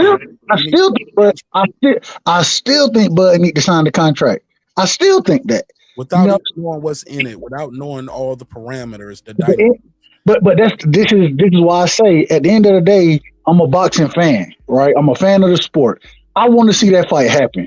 And at this current moment in time, I understand that, okay, the situations may not be as favorable. That's why I always say I'm not going to crucify Bud for it. I'm not going to do that. But I will say that if the fight don't happen, it's because there was something about it that Bud didn't like. Bud held the fight up. It is what it is. Whether it was money, whether it was hold on, whether it was money, whether it's however long you got to sign, whatever it is, it was something Bud didn't like. So he didn't make the fight, and I'm gonna stick by that. I stick by that. Right side. If somebody say, you know what an indecent proposal is, correct? I do. Does that mean you turn down the money, or you just like, nah, I'm not wearing a dress? See, this is the thing. Even if I say, so imagine they want to make this film and they want me in the film, and I say, nope, I'm not gonna do this and this. Then and the film don't get made. I held the film up, although it was because of my beliefs or whatever. I still held the film up. I'm not saying, and that's why I say I'm not saying Bud wrong, but I am saying he holding the fight up. If they want me to wear a dress and I say I'm not going to wear a dress and the film never gets made, I held the film up because they wanted me to do something I didn't agree with. Okay. All right. I guess we're just going to have to agree to disagree on that, my brother. Because like some things like they should know not to come at you with, you know what I'm saying? Come to you with. And I don't know. I just guess we got to agree to disagree. Phone lines are open though. 470-705-9507. 470-705-9507. Call me now if you want to voice your opinion on this topic. While I got y'all here, hey, was that Madam Cleo? Call me now. Yeah. For your free reading. Call me now. I had that drop up here. I accidentally deleted. I gotta load it back up. But it was call me now for your free reading. Let me ask you this, Mark. Let me ask you this. Yes, sir. So if the company I work for, if they come to me and they say, okay, look, we want to promote you, but for us to promote you, you got to work 10 hours of overtime every 2 weeks. You know what I'm saying? 5 hours a week, you got to work overtime. And I say, well, I can't do that. You know what I'm saying? Because of the time I need to spend with my son, whatever. And they were like, well, we can't promote you then. Did I not take it because I wasn't willing to take what they were offering? Did I not stop myself from getting a promotion? Yeah. No, they stopped. In that verbiage and the way you framed it, yeah. But what if the job, when they hire you, already know, hey, look, I have a newborn and I have a certain schedule. I don't work 5 days a week. I only work Monday through Thursday. They knew that when they hired you. Or go ahead. Already overqualified for that position and they want to make you jump through hoops. You already the manager. You already been a manager before. Mm-hmm. You've been a manager for the last 3 stores you was at, i.e. the last 3 divisions. Now they want you to, hey, look, this week is the floors, next week is the fries, next week is the register. You know what I'm saying? Like they want you to jump through loops. But hold up, man. I've been a manager everywhere I went. I don't go backwards to just mopping the floors and stuff. Now, if you want to do that, that's on you. But trust me, they're not gonna hold up the position for you. But they're offering me more money. They're asking me to jump through these loops, right? The same way, how much money? They're asking me, or they're trying to promote me, and they're going to give me the most I've been paid. You feel me? If that's the case, and then these are the stipulations that they want to lay out, and I say, I'm not going to take those stipulations. At the end of the day, it's still on me. Yeah, exactly. It's on you. All right, so we agree then. In that framing of that question, yeah. But like I said, if you already, but like in the way I'm framing it, hey, look, you already supposed to be the manager. Why do you have to do more than what anybody else has been required to do? Because I'm going to a different store now. Now I'm not at the same store I was at when I worked at Best Buy. I transferred from Valdosta to Tucker, the Tucker store. When I transferred, it was different stipulations going on there. And even though I had been a supervisor down in Valdosta, I was coming on not as a supervisor, looking to get into that supervisor position, and they were asking me to do different things. So it comes with the territory of changing the landscape that you're working at. I thought this is a hypothetical question. It's a real life situation. That nigga said, fuck Best Buy. It did me dirty with my transfer. Hey, Best Buy, if you listen to pay my boy Hey. right side his damn money. Pay I ain't him. gonna lie, bro. Hey, man, that's why I had to leave, bro. Best Buy, they did me so dirty on the transfer, bro. That shit was that. Man, that shit pissed me off, bro. I went from being a supervisor to working in the fucking warehouse. Never mind. I don't even want to talk about it. Never mind. Happen every day. Pay that man his worth, Best Buy. But y'all get my point though, right? Like I get what you saying, right side. But at the end of the day, we who are we as fans to tell this millionaire what he need to be doing? But and like go ahead. Just sign the contract. Look, these guys have lawyers. These guys have high-priced lawyers. These lawyers, I'm sure they have an order that they doing these contracts in, right? Somebody got to read that over. Was it a actual contract, or was it a agreement of terms? And then once we agree to terms, then we signed type up a contract. It's so much to go. Term sheet. It was a term sheet. Agreement of terms. Right. Hey, Mark. And it's not just one slice sheet of paper, man. Like this shit might be like 10, 12 pages. But listen, this is my thing. I'm not disagreeing with that, and that's why I say I'm not mad at Bud. But even if I'm not mad at him for doing it, I can still sit here and say he holding the fight up. I can still say that. It doesn't mean. See, I feel like when we say he holding the fight up, it's a huge negative connotation there. No, it could be that he doesn't feel that they're giving him what his worth is. I'm okay with that. All I'm saying is that at the current state that we're in, you know what I'm saying, as far as what I'm hearing is on Bud to make the fight at this point in time. I say sign the contract because I'm selfish as a fan and I want the fight. But at the end of the day, if Bud doesn't think that's the best move for him and his family and for his brand, then I understand it. I'm not going to be mad at the brother for not signing, but at the same time, I'm going to be critical of him because I'm critical of all boxers when they don't do what I think they should do. And it goes down into what I think. You feel me? It's an opinion. Fair enough. Shelton Moore joins the floor. My brother Shelton Moore. What up? What up? What up, though? What's popping? How you feel? What's the deal? Welcome back, man. Welcome back. OG Shelton in the building. What's happening, y'all? On my way back from fucking San Bernardino, had to give my daughter her first 4th of July barbecue at her house, and everybody got drunk and left me. So I'm driving back, just me and the dog, man. Me and the dog. I'm driving back home. Man, he beating the shit out that dog in the car. Lord, Peter. You dog, Peter. Nah, she quiet right now. She's just sitting here rolling. She on the rolls. She's rolling. Okay, man, that's a good dog, man. Man, I had my dog trained to ride in the car with me too, or the truck. Most dogs, they get car and throw up. My dog, she didn't do that shit. And she don't hang out the window with me. I ain't allow that. Oh, I remember my dog. I got off the window. It's just the freeway. She don't fuck with the freeway. The freeway's a little bit too much wind for her. You know what I mean?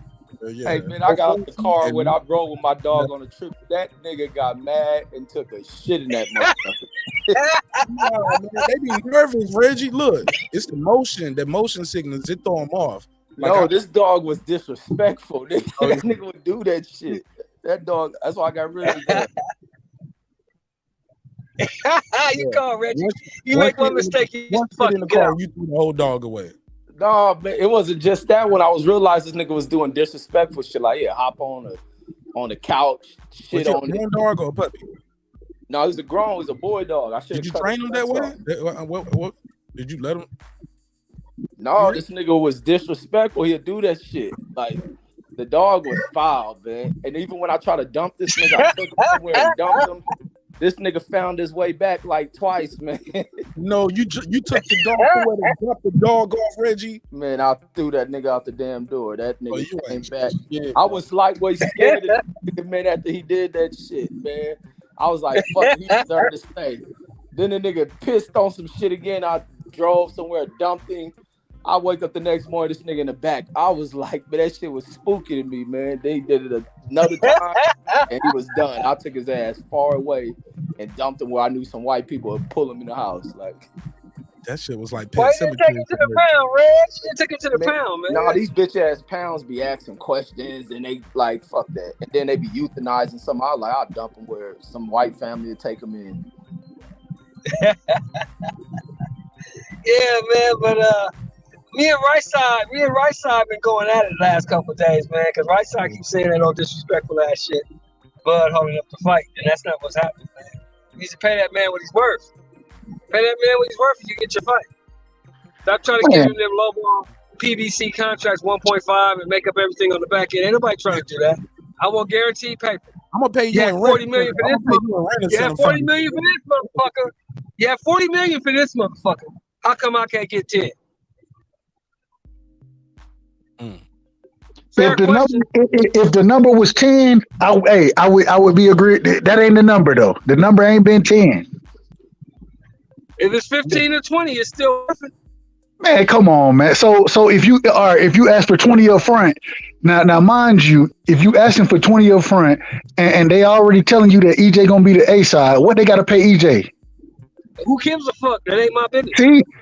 See, that's my thing, bro. At some point in time, you gotta be reasonable to make the fight, bro. You gotta be reasonable.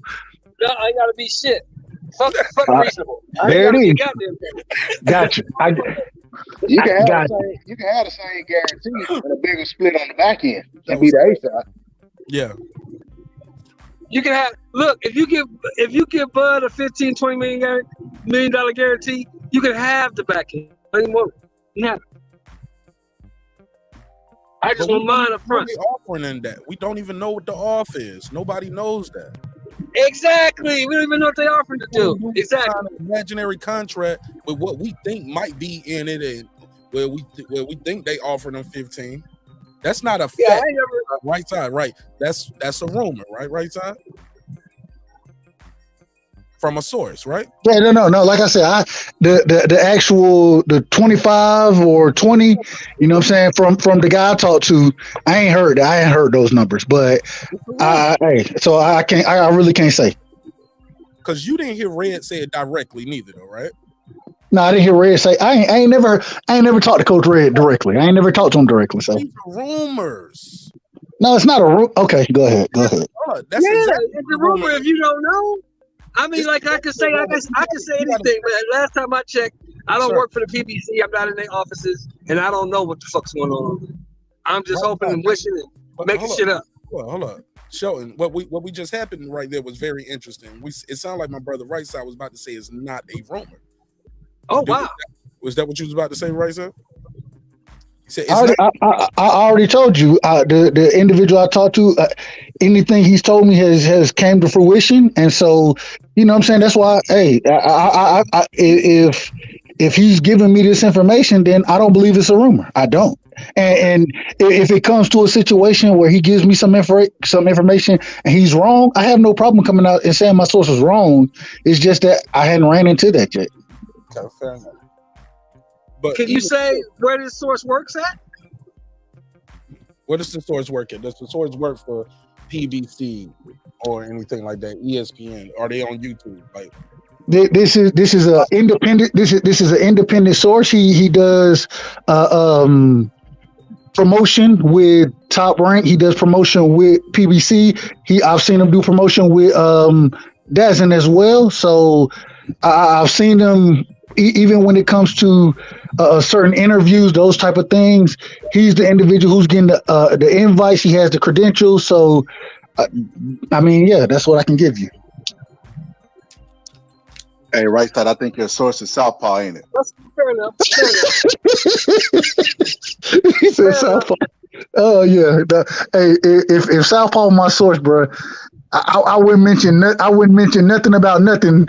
Hey, shit. Never mind. Don't get me started. on that one. But fair enough. We don't need to. We ain't gonna push him no more. Fair enough. He don't want to divulge. When I see how you asking people questions, I don't see the real big channels. A lot of times, I don't see them doing my sources told me. They on camera interviewing the person. I see Ellie right there with the camera in their face. Michelle Joy Phelps, camera right in your face. But I don't have the privilege to do that. No, I ain't talking about you. I'm talking about the source. Like, okay. I ain't talking about you. Your source wouldn't be just hidden like that. I ain't talking about you. I'm just saying those guys, their sources ain't really always hidden like that. I don't see Radio Raheem saying sources telling me blah, blah, blah. He just interviewed a person. They just be right there and he just asked them. You know what I'm saying? Ellie, same thing. He's just right there asking them. Michelle Joy Phelps, he asking them. What's his name? The Viegas dude, Sean Zeitel, like banned from Fight Hype. A lot, Nesta Gibbs. A lot of times they just right there interviewing the person. You get what I'm saying? It's a difference. It's a difference. No? Anybody feel what I'm saying? It's different. So Yeah. I'm with you all the way, Mr. Nash. I'm with you off of sources. I'm with you all the way. Yeah, some people that make a living off nothing but sources say. Even now, even some of these dudes who have big network jobs, like a Mike Coppinger, he has a lot of sources say, but sometimes deals break down in the boardroom. Does that mean his source lied to him? No. Sometimes things change. People change their mind. People ask for different things. Somebody noticed something in the contract. Oh, it's a rematch clause, but it's a one-way rematch clause. I heard people was saying that's what it was. Bud was waiting for a rematch clause. I'm like, where are y'all getting this from? I've even heard people who make nothing but anti-Crawford content say, well, a source from Crawford's camp told me. I'm like, no, ain't nobody from Crawford's camp talking to you, nigga. Not if they send your content. Because you shit on them all the time. Why would they talk to you? But I get it. It does clips. You know what I'm saying? Shit, I think I'm going to do my next video and say somebody from Spence Camp told me something. Fuck it. I'm going to join the club. Let's do it. What? And look, I'm gonna mark this timestamp, and y'all gonna see the video. They're gonna be like, oh, Mark trolled us, and he told us too. I trolled you and I told you. What, 132.44. Go ahead. Boston Scholar, talk to me, man. What's on your mind, bro? I just wanted to add this too. Like I said, man, I think the fans are getting impatient because we all want this fight, and this is what happens. You know, people start talking to people, sources say this, et cetera, et cetera. But the bottom line is, Errol Spence and Crawford have been in boxing a majority of their life, and they don't know how to read contracts. They have people to do that for them, and the people, unfortunately, are YouTubers. YouTubers don't know how to read no fucking contract. So, I mean, we just got to leave it up to the professionals. Errol Spence said it himself. Like I said, one of the things that makes me feel good about this fight is that they're both silent. They ain't tweeting. They ain't doing nothing, which lets me know that they're probably still in negotiations. It might be tough negotiations, but that still gives me hope that they're still at the table. Because they ain't, I mean, I'm pretty sure if this deal goes south, you'll hear from one of the fighters. Bud will come out and probably say, I tried, the fight ain't gonna happen. He'll tweet. You know, Bud is not shy about doing that. So as long as they're quiet, that still gives me hope that the fight will get made. I don't get into the contract and who deserves what, because everybody on this panel know that fight contracts are not what it actually is. It's like when you go to eat at a restaurant and you get a steak, but it's mostly crust.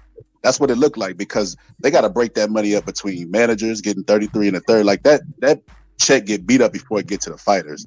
So I'll never say what a fighter deserves or don't deserve. So I'll just leave it up to the professionals. And like I said, I think this fight is going to happen. Just be patient. I guess I know what you picked in the survey. D-Lo, what you say in the survey? Crawford holding up, Spence holding up? Is it just business and it's just going to take some time?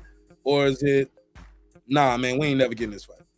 Yeah, I think the fight gonna happen, man. I'm actually of the belief that the fight pretty close to being done.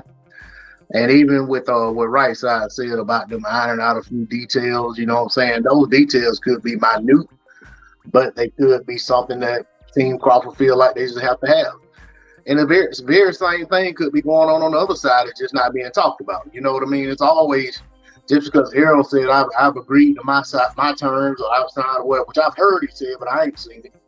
But just because he comes out and say, you know, he's done whatever XYZ, don't mean that it's a complete done deal. Because we've heard many times PBC fighters talk about not even signing the contract till the night of the fight.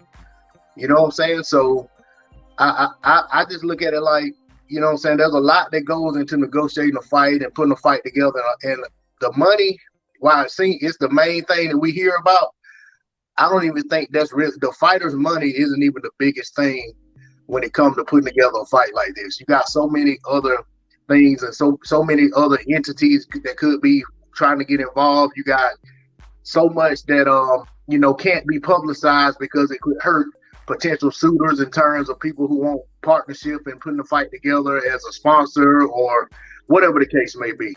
So, you know, I feel like that's the reason we're not hearing anything from these fighters about where negotiation really stand, because I don't think they're in a position to be speaking on it. They're playing their position the way they should. We're seeing them more than we have in a very long time. They're everywhere. The fights being mentioned just about everywhere you could think of. They got Canelo and Triple G supposed to be this huge fight, but they're asking them guys what they think about Terence Crawford and Errol Spence Jr. at their presser. So I think the fight's on the way. Go ahead. Anybody want to jump in on that? Okay. Well, look. I don't know. Go for it.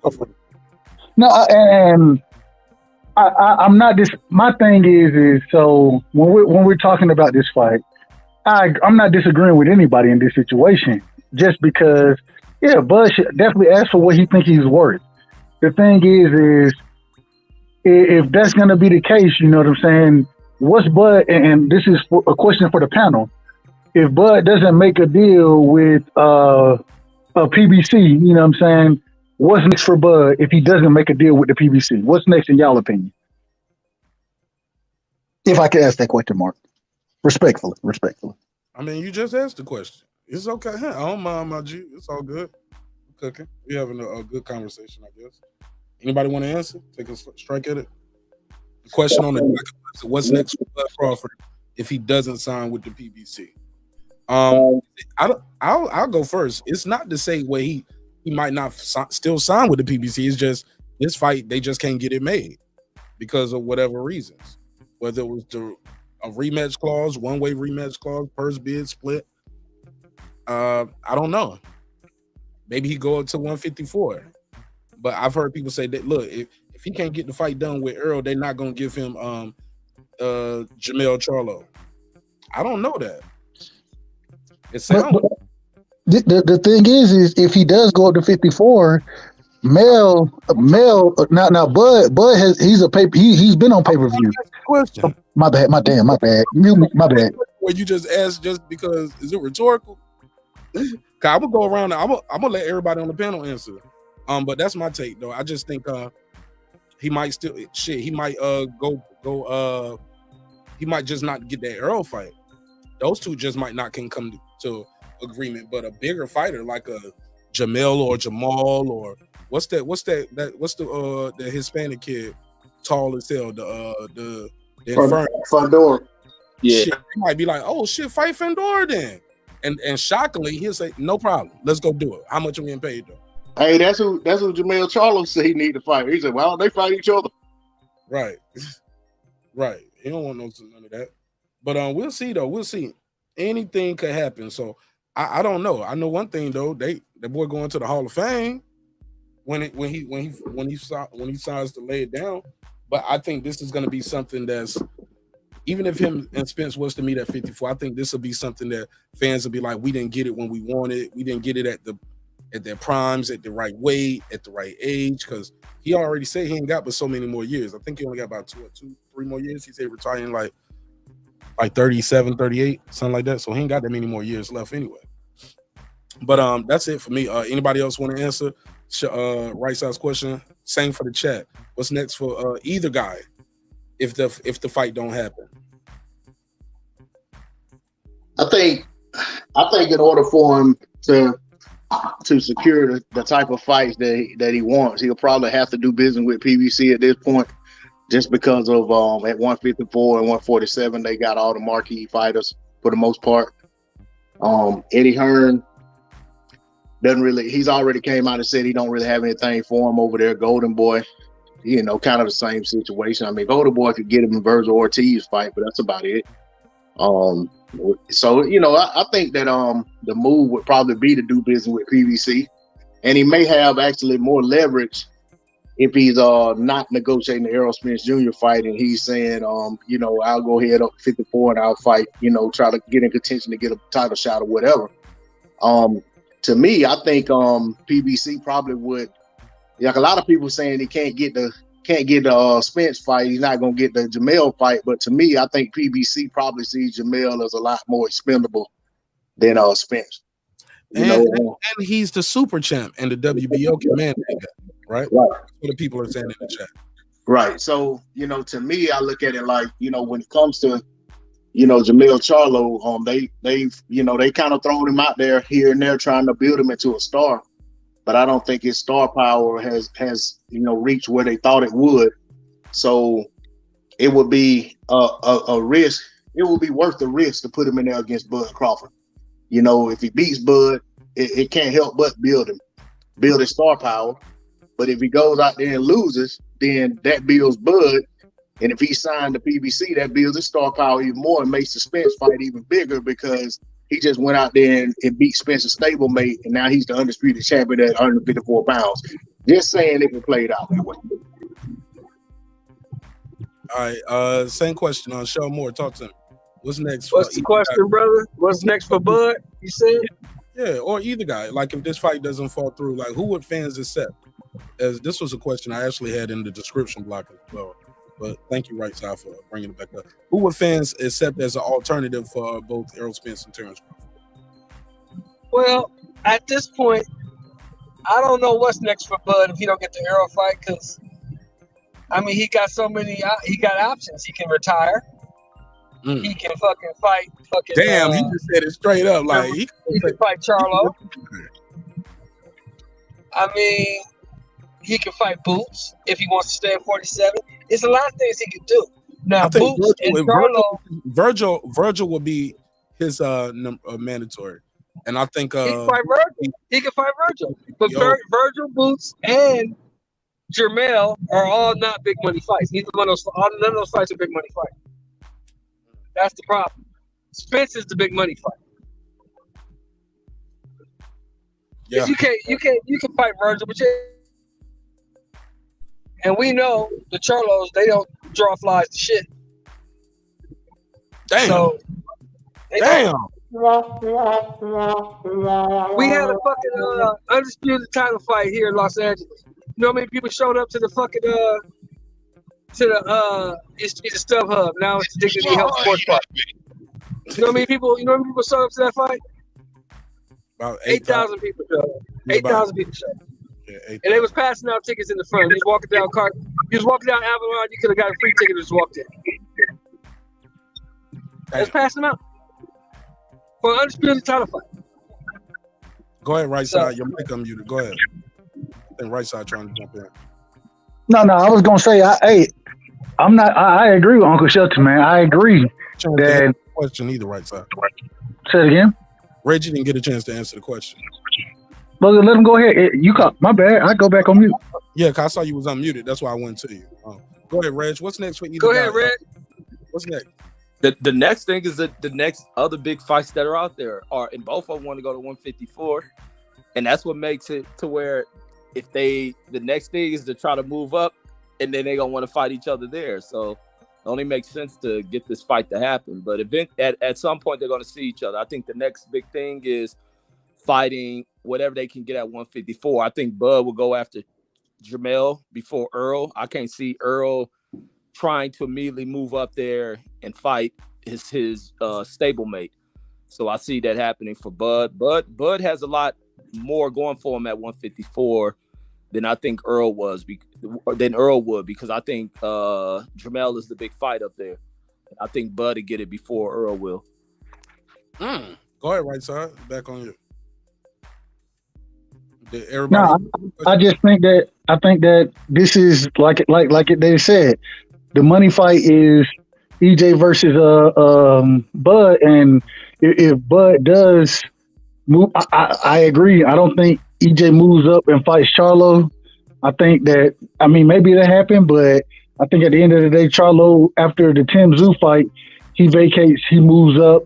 His brother moves up. That's because Maul need to move up and fight some fucking body. Anyway, that's a whole nother story. But I just think that at the end of the day, if this fight doesn't happen for both fighters, it's the biggest money fight for them. And going as far as Bud goes, if you can't make a deal with PBC to make the EJ fight happen, which would be the biggest money fight, I find it hard that you're going to be able to make that fight happen with Mel Charlo. And okay, maybe a Fundora, but even if he makes the Fundora fight, it's not a big money fight. A Boot fight is not a big money fight, and they're all dangerous fights for him. So I don't know. I just think that this fight he had, like both guys have to make this fight happen because it's for legacy and it's for money. And so some type of way they got to come to a resolution as far as the negotiations go and make this fight happen because it's in both of their benefit. Hey, real quick. And what I'll say to you real quick, right side on that is the man. He's the super champ. The WBO flew him out there. Remember, he got the super champ ring. I think that's his second super champ ring. That's why people are saying it'll be easier for him to get that male fight because they're gonna mandate he can exercise his rights as a super champ. So whether he fight male or not, whoever got that WBO, they're gonna have to face me, and I'm gonna be a 4-division champion, and he's gonna be able to walk away. You get what I'm saying? Now, he wouldn't have got the male fight. He might not have got the Errol Spence fight, but he's getting a chance to fight for that WBO. And if Mel drops it, people like Reggie Owens gonna call him a duck. But this is the problem, Mark, and I understand where you're coming from. I said that as a segue. Let me just do one. Let me do the respect this super chat real quick. Shout out to Cooking with the Champ, my guy Cooking with the Champ, aka Eric Bam Bam. Let me give him the drop, man. Did y'all know Champion Heart was a fighter? Hey, I was about to say that. I seen that video of him fucking motherfuckers up. You never knew, right? I didn't know until today, like about 2 hours. Never heard of it. Yeah, Champion Heart kicked some ass, man. The champ for real. A 10, a fucking 10. Yeah, Champion Heart was a damn kickboxer, man. He did multiple disciplines. But he got a great story. I'm gonna interview him. Let's see if I can get him to pull up too, man. Champion Heart, if you out there, pull up, man. But I'm gonna try to interview Champion Heart for the members only channel because he has an amazing journey, and even with what he's doing with his business transition from being a fighter, a father, even with his YouTube channel right here on this journey right here, working with him on this these some little pussy ass graphics I made right here. I hope y'all like it. Respectfully. No, I'm joking, but nah, it's dope. It's dope. But shout out to Champion Heart, man. We made it as close as we can get it to Reggie Owens' logo without getting sued. You know, yeah, copyright up now. Just fuck with you. Yeah, we made it close enough without getting sued, Reggie. You know what I'm saying? But I did also make another one for him for his branding and his merchandise. So we're gonna get those Cooking with the Champ t-shirts out there and get those on and popping. But definitely trying to support Champion Heart and all his ventures, man. Truly, truly phenomenal brother. I wish him nothing but the best. Health, wealth, and prosperity to you. Let me see if I got the merch logo for him. Yeah. So we're gonna have these Cooking with the Champ t-shirts out there. You'll probably see me wearing one of these shirts on the show, supporting the brother. You know what I'm saying? Got the plate on it with the champion. And yeah, man. Shout out to my guy, man. Definitely a good brother. And he can kick some ass and cook you a good plate. You know what I'm saying? So shout out to Champion Heart. Thank you again for the donation and keeping the lights on. Young Billy and Huntsville, Alabama. Young Billy, you was here first. What's next for either fighter if this match does not come to fruition? This much anticipated match, but a much less salute to everybody in the panel, but a much less illustrious fight, basically. Without them two fighting each other, neither one of them has a really big opponent, and not this in the Charlo Crawford fight because it's a lot of bad blood. They've been talking noise to each other, and but you know, something tells me that after if Charlo does fight Tim Tszyu, something tells me that he'll move up to 160 just to ice Bud out for not fighting Spence. Ooh, and that's who he is. Billy. That's who he is. He is that guy. Remember, he said, "You know what I told my brother? Fuck Andre. We're gonna blacklist him. He ain't getting no money with it." That's who he is. So you hit it right on the head. Reggie ain't gonna like that. He love the Charlos. Honestly, no, and I like him. Look, I like the Charlos too, but I honestly believe that Jamel Charlo will not fight Bud if this contract falls through. He'll be like, well, you can mandate a fight, but if I'm not the champion no more, if I go to 160, then you're gonna be fighting a regular. If I beat Tim Tszyu, you're gonna be fighting a Castaño, a Tszyu, or whoever else, you know, Fundora, whoever else you want to fight for a 154-pound title. But it ain't gonna be a big fight. It ain't gonna be for undisputed. I'm gonna drop all the belts. You got to collect them one by one, and there you go. Now the big fight leverage you had is out, and the only other big fight you had was Errol Spence. So for me, it's Errol Spence or bust right now. Paul. he said Errol Spence or bust.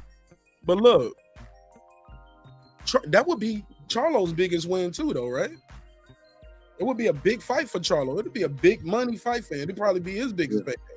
Yeah, I mean, to be the Hall of Famer, yeah. I mean, how many Hall of Famers has if you want to look down everybody's resume, how many Hall of Famers has each of those guys beat? Jamel, Spence or Crawford? Garcia. I think Mikey Garcia gonna be a Hall of Famer. Danny Garcia gonna be a Hall of Famer too. Nigga, what? Who? Sean Porter will be too. So Bud got him on his resume. Bud got Porter. Hold up. What ballot? Not first ballot, right? I'm not saying I can't say what ballot. I'm just saying I think this is just an opinion once again. Mikey but Garcia gonna be a first ballot. Man, Mikey Garcia, Danny Garcia, Kell Brook, all of them are gonna be fucking Hall of Famers, bro. What are you talking about, bro? Do you disagree with that? You don't think Kell Brook's not a Hall of Famer? Put a case on it, homie. Kell Brook's not a Hall of Famer? UK Hall of Fame. Shout out to Ladies Chan. Shout out Man, look at Kell Brook. I'll give you the $2. You give him the $2. All right, pay him the $2. Oh, pay the $2.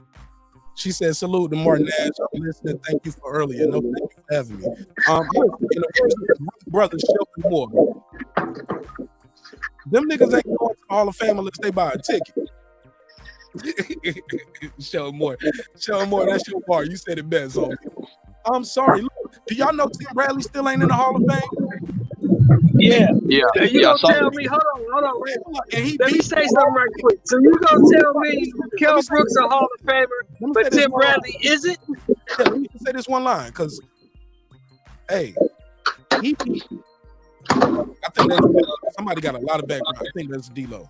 Okay, D-Lo, I'm gonna go right to you after this because your mic was unmuted. And no, I'm on mute, man. That wasn't you. I'm on mute. Okay, let me say this. Tim Bradley beat 2 Hall of Famers, homie. 2 first ballot Hall of Famers. Manny Pacquiao, Juan Manuel Marquez. He's on this. He just missed his 3rd year of eligibility. It just passed. He's a 2-division champion. And he beat 2 walking, guys who were 2 walking Hall of Famers. At the time he beat them. He's still not in. So tell me, how is Danny Garcia gonna get in there? Because he didn't do shit at How is Sean Porter gonna get in? He ain't beat no Hall of Famers. What Hall of Famer Sean Porter beat? Was he Danny got a better claim because he beat Eric Morales, who's a Hall of Famer. He got wins over guys like Nate Campbell. He got and beating Matisse when he was hot. Even though people didn't think that Lamont Peterson was anything but Kendall Holt, he got some good wins. That when you look down at his resume, you like, damn, he might have squeaked in. Like when you look at it, 2-division champ, he has a better case than to me Kell Brook does. But none of them have a better case than Bradley though. I mean, if you look at Tim Bradley went from being a prospect to being a champion when he went over to UK and beat Junior Whittle. And from there, it was on and popping from that point on. Bradley took so many of these guys that are considered good. He took their oath. He beat guys. Took the oath, belt. Yeah. Everything that people praise Sean Porter for being, Bradley was that, except for Bradley actually won the fights. Come on, man. Bro, make some noise for that. Tim Bradley, Sean Porter is the new Tim Bradley. Yeah, that goes to my question. Tell me what Hall of Famer Sean Porter beat. Oh, Adrian Broner. Because Adrian Broner is a 4-division champ. He gonna go in there. He might not. Come on, man. Nah, man. You ain't gotta like it. But come on. He's a 4-division champion. Now, Adrian Broner, you're right. Adrian Broner probably will get in the Hall of Fame. Might not be first ballot, but then again, he might be first ballot. No, he won't be first ballot. I doubt it though. No, he won't. Because all the extra shit. He'll probably be second or third. They probably make him sit out a year or two for the fuck of it. On some how they do my boy Terrell Owens, you know what I'm saying?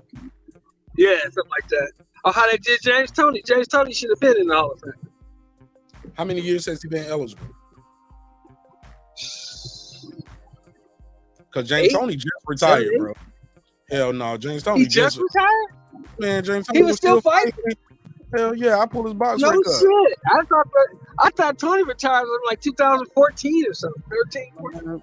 Whatever the year he got in. Okay, look.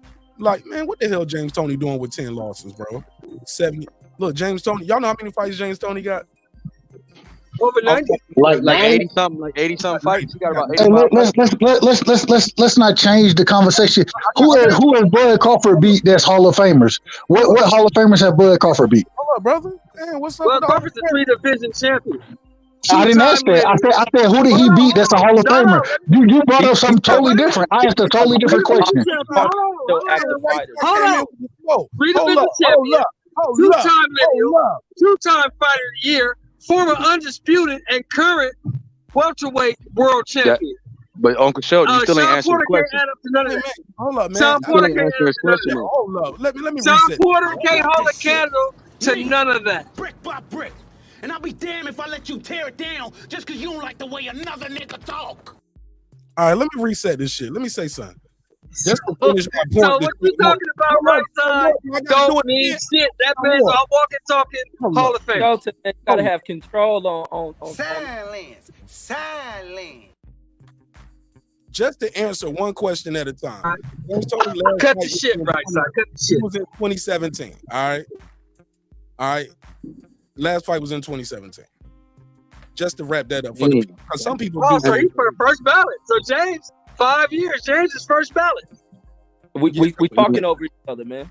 Yeah, we definitely are talking over each other, and we can't hear everybody. And we got other people that just joined the panel who haven't had a chance to speak yet. So, but right side, the question, that's what I'm saying. When we talk like that, right side, my brother, respectfully, it's almost like we looking for reasons why these guys shouldn't be fighting.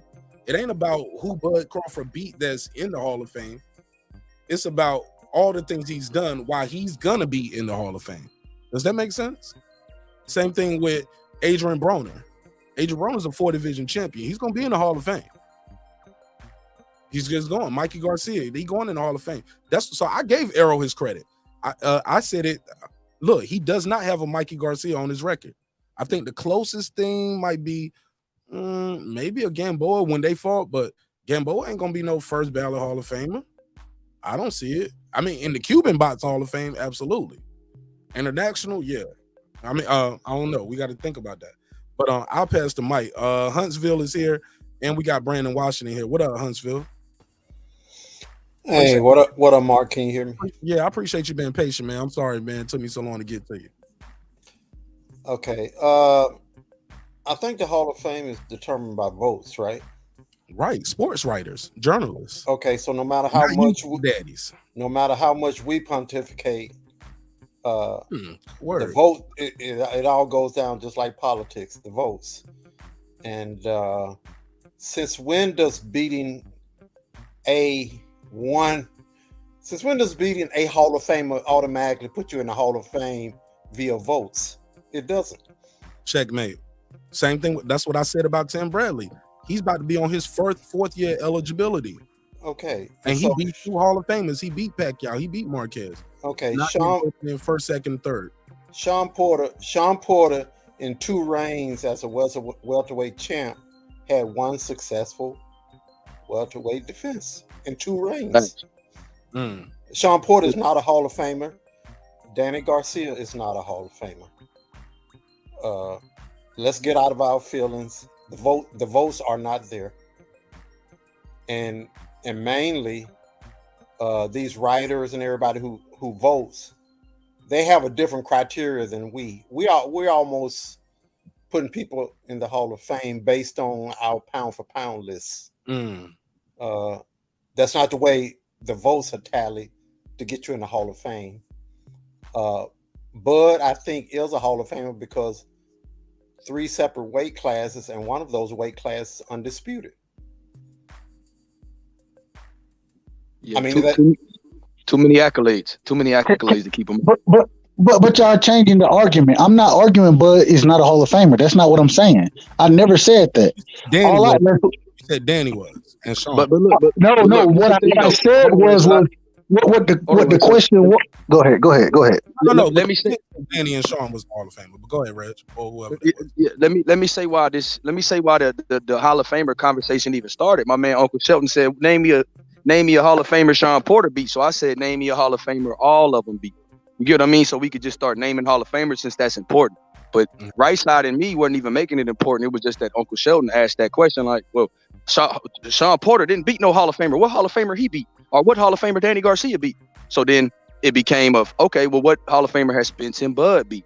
Because if we gonna start doing that, then we need to start, asking keeping it a buck all the way around. And then when it came to Bud, I see people talking about, well, his accomplishments, no Hall of Famers though. Right. And I can agree with that. I can agree with that. Like at the end of the day, that doesn't and that was my whole point of bringing up Tim Bradley. Like you can beat Hall of Famers and still not be in the Hall of Fame. That's not the voters' criteria. They're not going. Right. That's not the voters' criteria when they vote. I'm telling you. I'm telling you, those straps are one of the main criterias. Right. Over the you beat one or two Hall of Famers in your lifetime. But nobody's arguing that. Nobody's arguing that. I know, but Danny is not a Hall of Famer, bro. Yes, he is. I'm gonna explain why Danny Garcia is a Hall of Famer.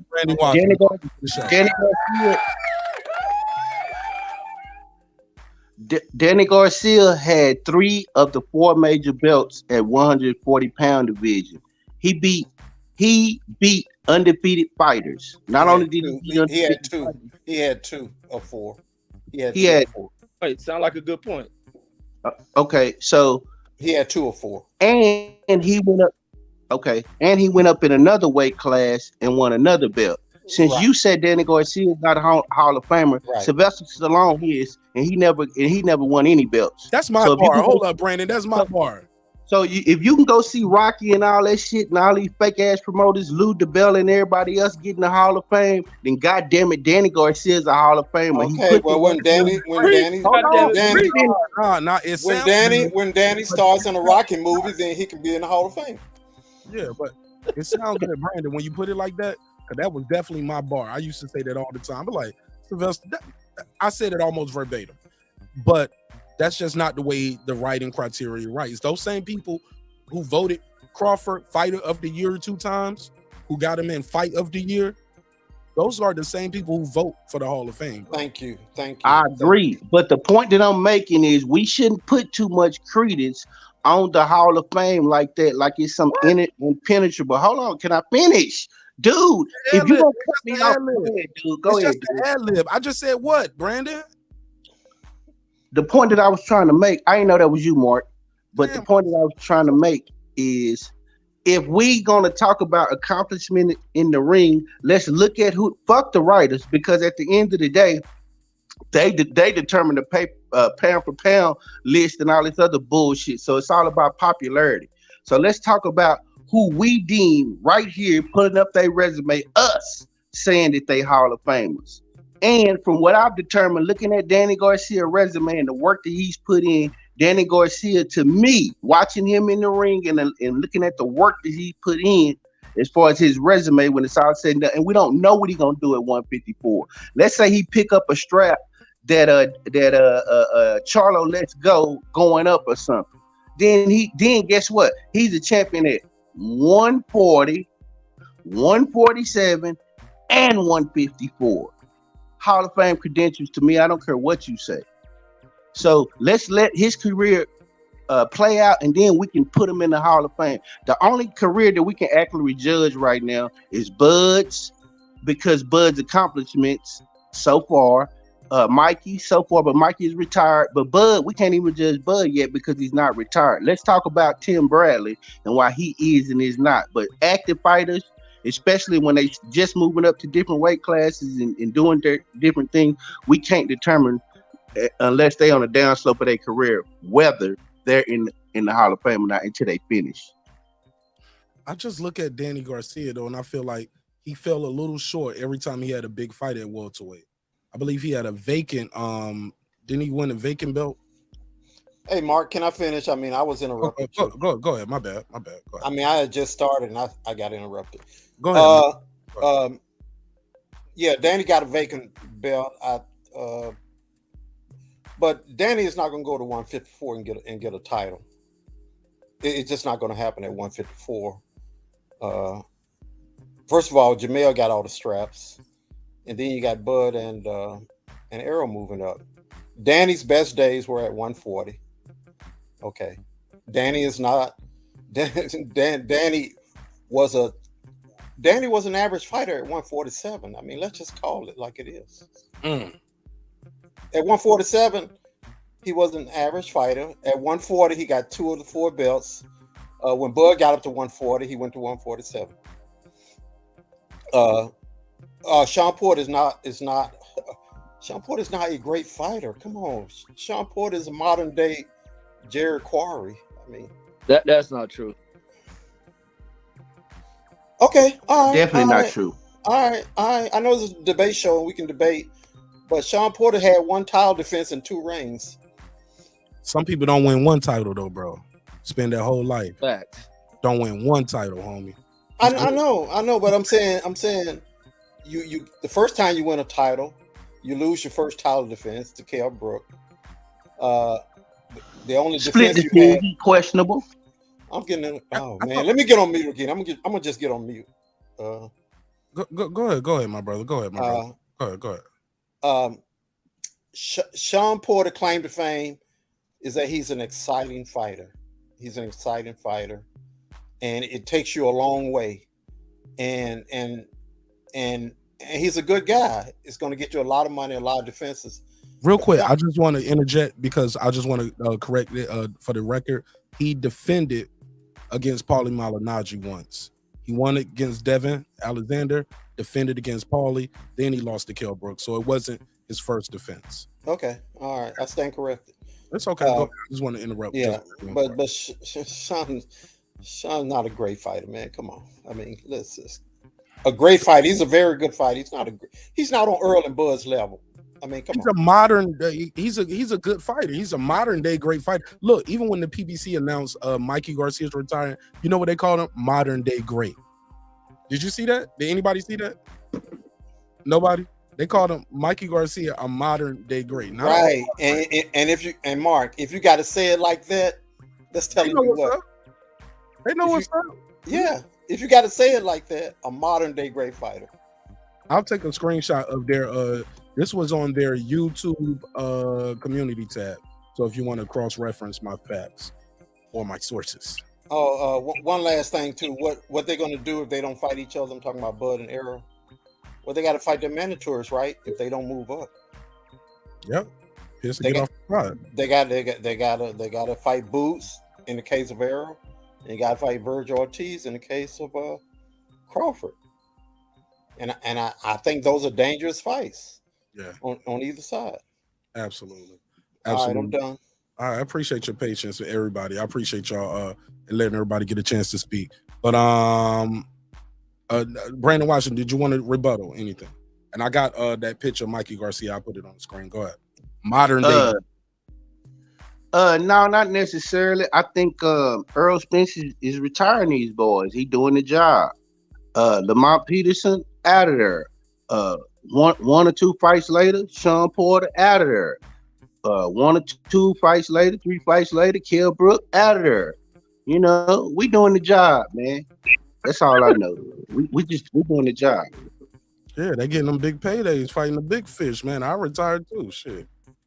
Fight Errol Spence and retire. All right. Like Bud trying to do. Marq Nash trying to do. Here we go. Look at this. The entire PBC. Look, modern day boxing great.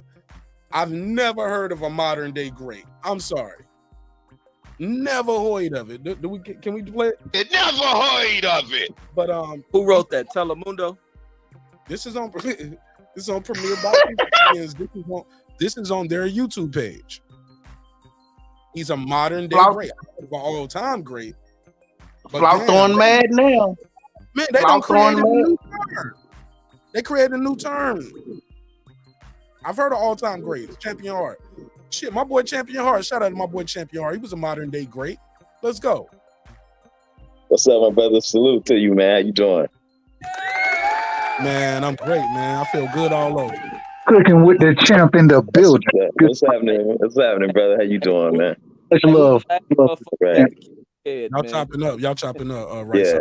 So, what you said? I think Reggie said something too. Go ahead, Reg. Oh, I was asking Champ who was the last motherfucker he had to kick in the head. kick in the head. What's going on, brother? How you doing, man? Man, I don't know who just said that Porter wasn't a great fighter, but man, I can't believe he said that. I mean, you got to give Porter his credit, man. He's fought everybody. Look at his. I mean, look at all the cats that's on his resume. Thanks. Regardless to the fact of him losing, hold on. We don't count. Hey, look, but when you apply for a new job, you don't count the jobs you got fired from, do you? No, not at all. I don't even put them on there. Right. So why you put them on your resume? I'll tell you the jobs I did good at. I was right. I was top foreman. Like, boy, I was top foreman, nigga. Right. Most definitely. But we count losses in boxing though. It's different. Right. You got to count the losses. Right. Yeah, without a doubt. Losses ain't ass whoopings neither. Oh, Shelton Moore count everything as the ass whooping. You lost, man. Sean Porter done held his against the great. He didn't held his. Sean Porter held on against everybody, bro. Yeah, he held his own, bro. Just because you lose, okay, wait a minute, right side. Please look at Box Rec and tell me whether I came close, column. I'm not talking. I did good, column. Or the I was almost there, column. Or the I damn near had him, column. Where's that at? Go ahead, right side. I'm not looking at Box Rec. I'm looking at what the man did in the ring. I'm looking at how he performed against these. What does this record say, though? What does this record say? This record says he fucking lost. He lost. What about on his rant? What about Roberto Duran, Shelton? He lost. Is he a great? Is Roberto a great? Roberto Duran? Yeah. Okay. What's the difference with Sean? He lost. The difference with Sean and Roberto Duran is Sean, every time Sean stepped up in competition, he got beat. Every time Roberto Duran stepped up in competition, sometimes he won, sometimes he lost. But every time Sean stepped up, he got beat. Every time. Not one time, not two times. But every fucking time. Can't filibuster, bro. Can't filibuster. You got to listen. He lost. Roberto Duran lost to them, Shelton. Yeah. He lost, but he won more. He won also. He didn't lose all of his step ups. Sean Porter lost all of his step ups. Roberto lost all his step ups. Don't do that. No, he didn't. He didn't lose to Sugar Ray. He beat Sugar Ray and won. He beat Sugar Ray and won. Sugar Ray came back and made his ass quit, and he ain't win the step ups. Okay. Okay, what about Davey Moore? What's the difference? What about Davey Moore? Why are we changing the? What about Davey Moore? What about Iran Barkley? So he didn't lose all his step ups, bro. That's a lot. Sean ain't lose all his neither because he became a champ. Who did he? Bro, why you gotta move the goalposts for? Why you gotta move the goalposts? Right side. I don't want to mute your mic, my brother, but you gotta let me host it and moderate it, my brother. Like, allow me the chance to get it back together. Give me the opportunity. Shelton Moore, this is what we're trying to say. Sean Porter, the fact that he won a title twice. He stepped up to fight Devin Alexander. He beat him. That counts, bro. Right. That's a step up, fighting Devin Alexander. For a title, that's a step up. He won. He lost the title. All right. But then he fought Adrian Broner, a multi-division champion. That's a big fight. He won that fight, bro. He beat Danny Garcia, bro. Like, Ugas can't say he won shit because he beat Ugas, and Ugas became a champion after that and beat Pacquiao. He's had some big fights, bro, and won. I don't know if he's gonna be a first ballot Hall of Famer, but yes, dude can fight. The dude is battle tested, but his style made him very battle worn, very early in his career. I think he took years off his career with that type of style. But You don't get no credit for beating a 43-year-old man coming off a 2-year layoff. I'm sorry. I'm sorry. You're wrong. You get a title. If that man got a title, or you got to defend your title, yes, man, and that leads everybody jumped in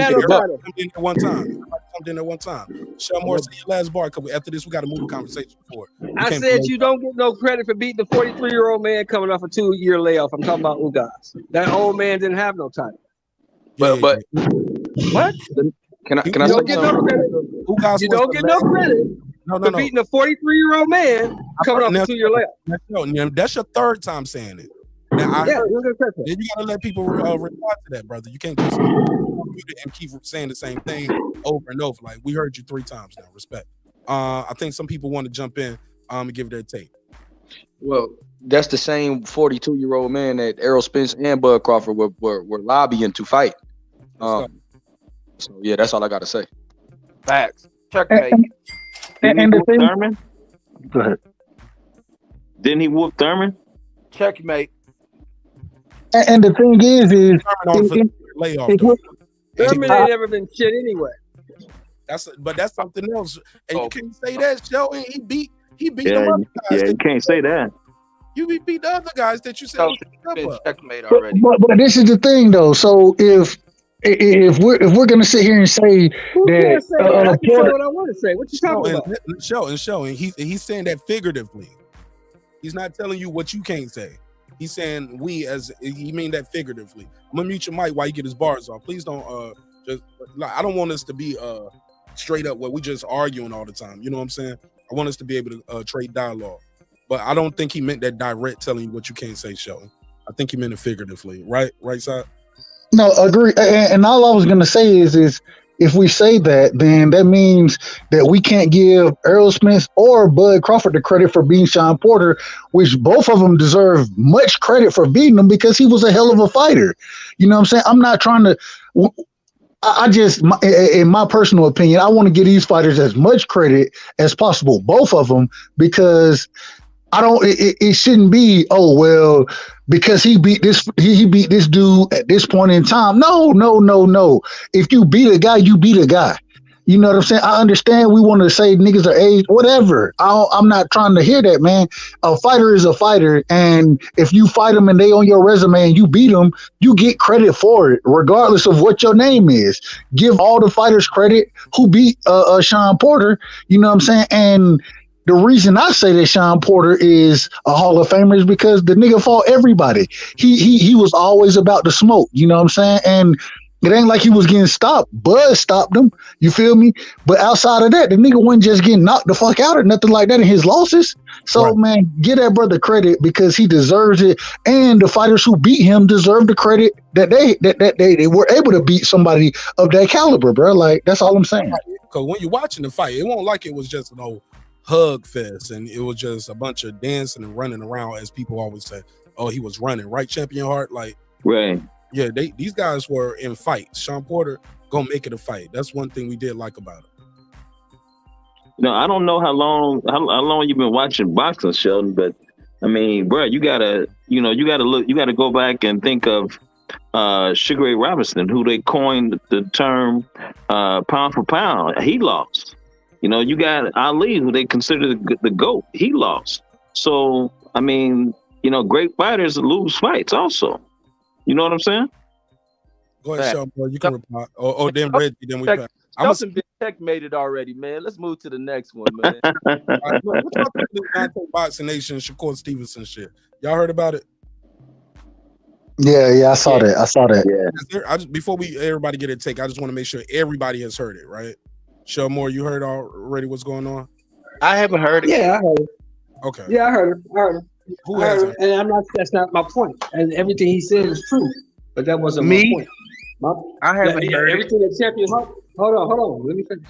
Everything Champion Hart said was true, but that's not my point. My point is, I never thought Sean Porter was what they said he was, because every time he stepped up in competition, he got beat. Now you want to bring up Sugar Ray Robinson? That's not true. Ali, all these guys who lost. Yeah, they lost. But Private every chat. time they stepped up in competition, they didn't get beat. Every time Sean Porter stepped up, he got beat. Nothing you say or anybody gonna say is gonna change that. Every time he stepped up, got beat. You've been checkmate already, Shelton.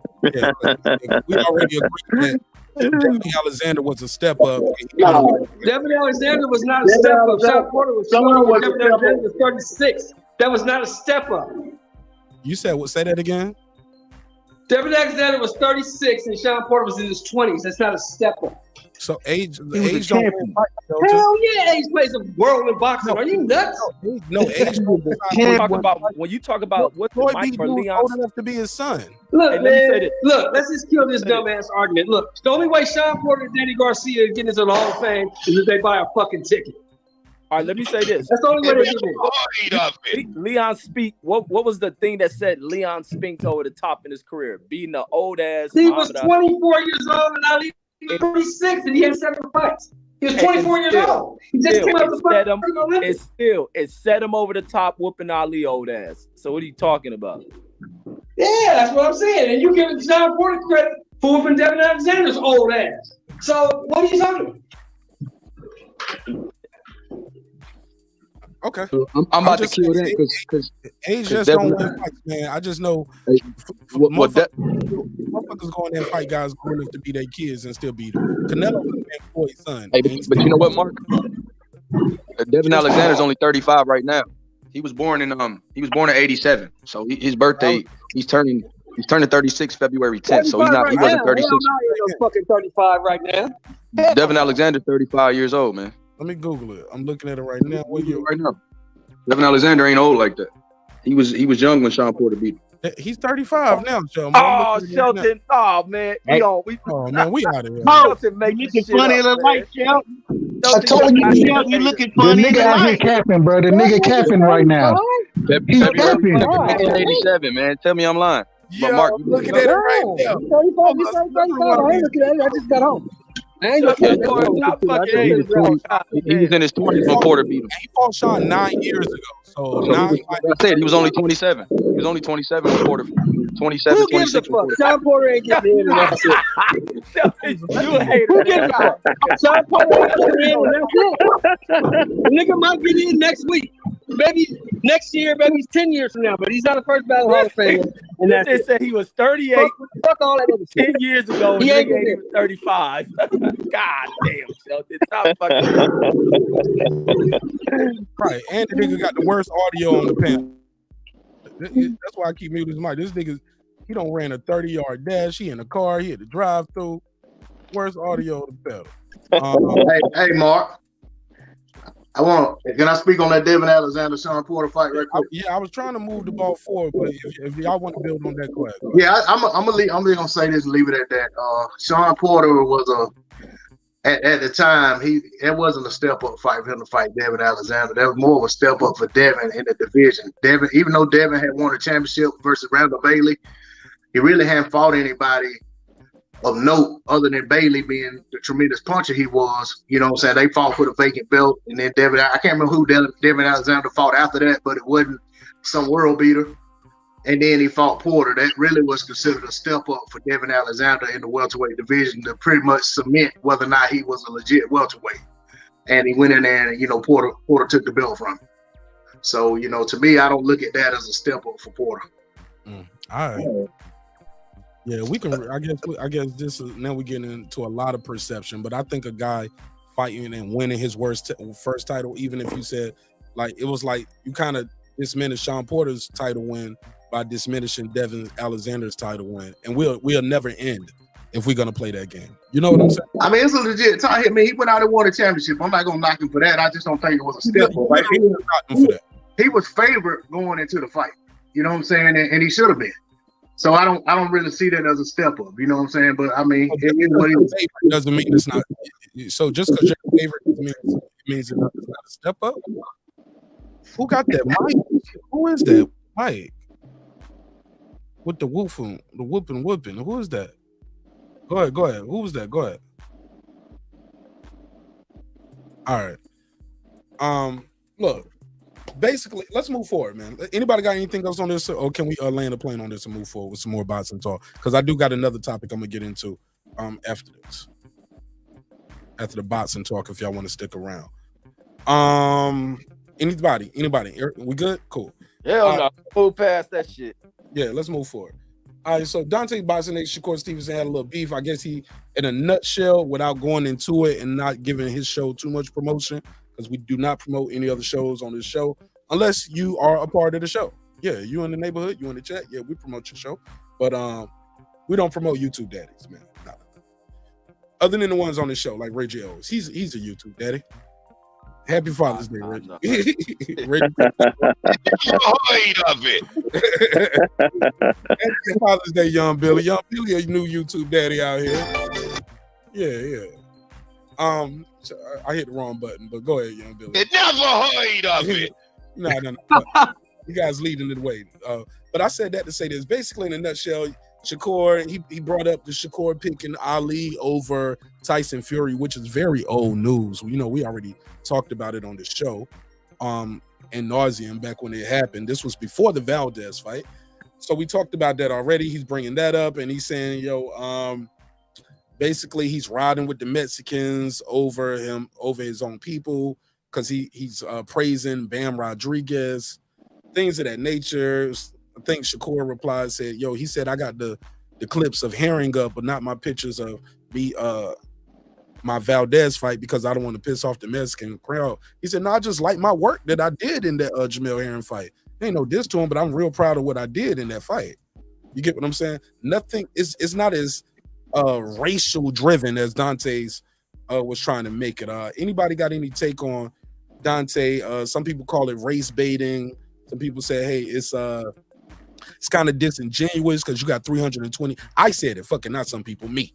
And then some people agree with me on Lady Shan Show.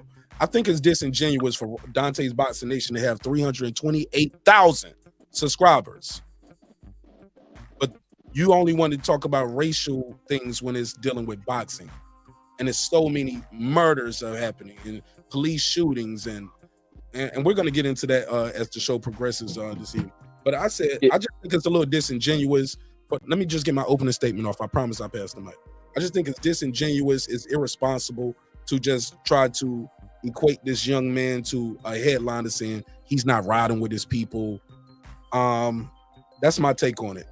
Anybody want to reply? I don't know who that was. Please, can I? Oh, go ahead. Go ahead, right side. Shit, you're a member to the channel. Go ahead. You're a member. Go ahead. You're a neighbor. Go ahead. No, and I agree with Shakur. I ain't gonna lie to you. I rock with Dante. You feel me? I rock with him.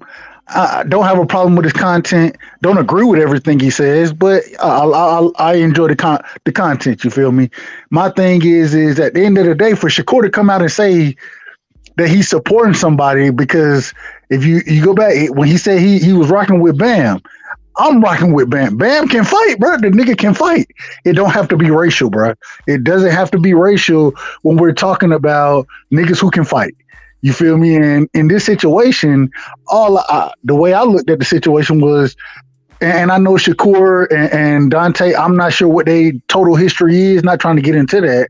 I'm just saying that what's the problem with him coming out and supporting somebody who can fight? It should never be a problem there.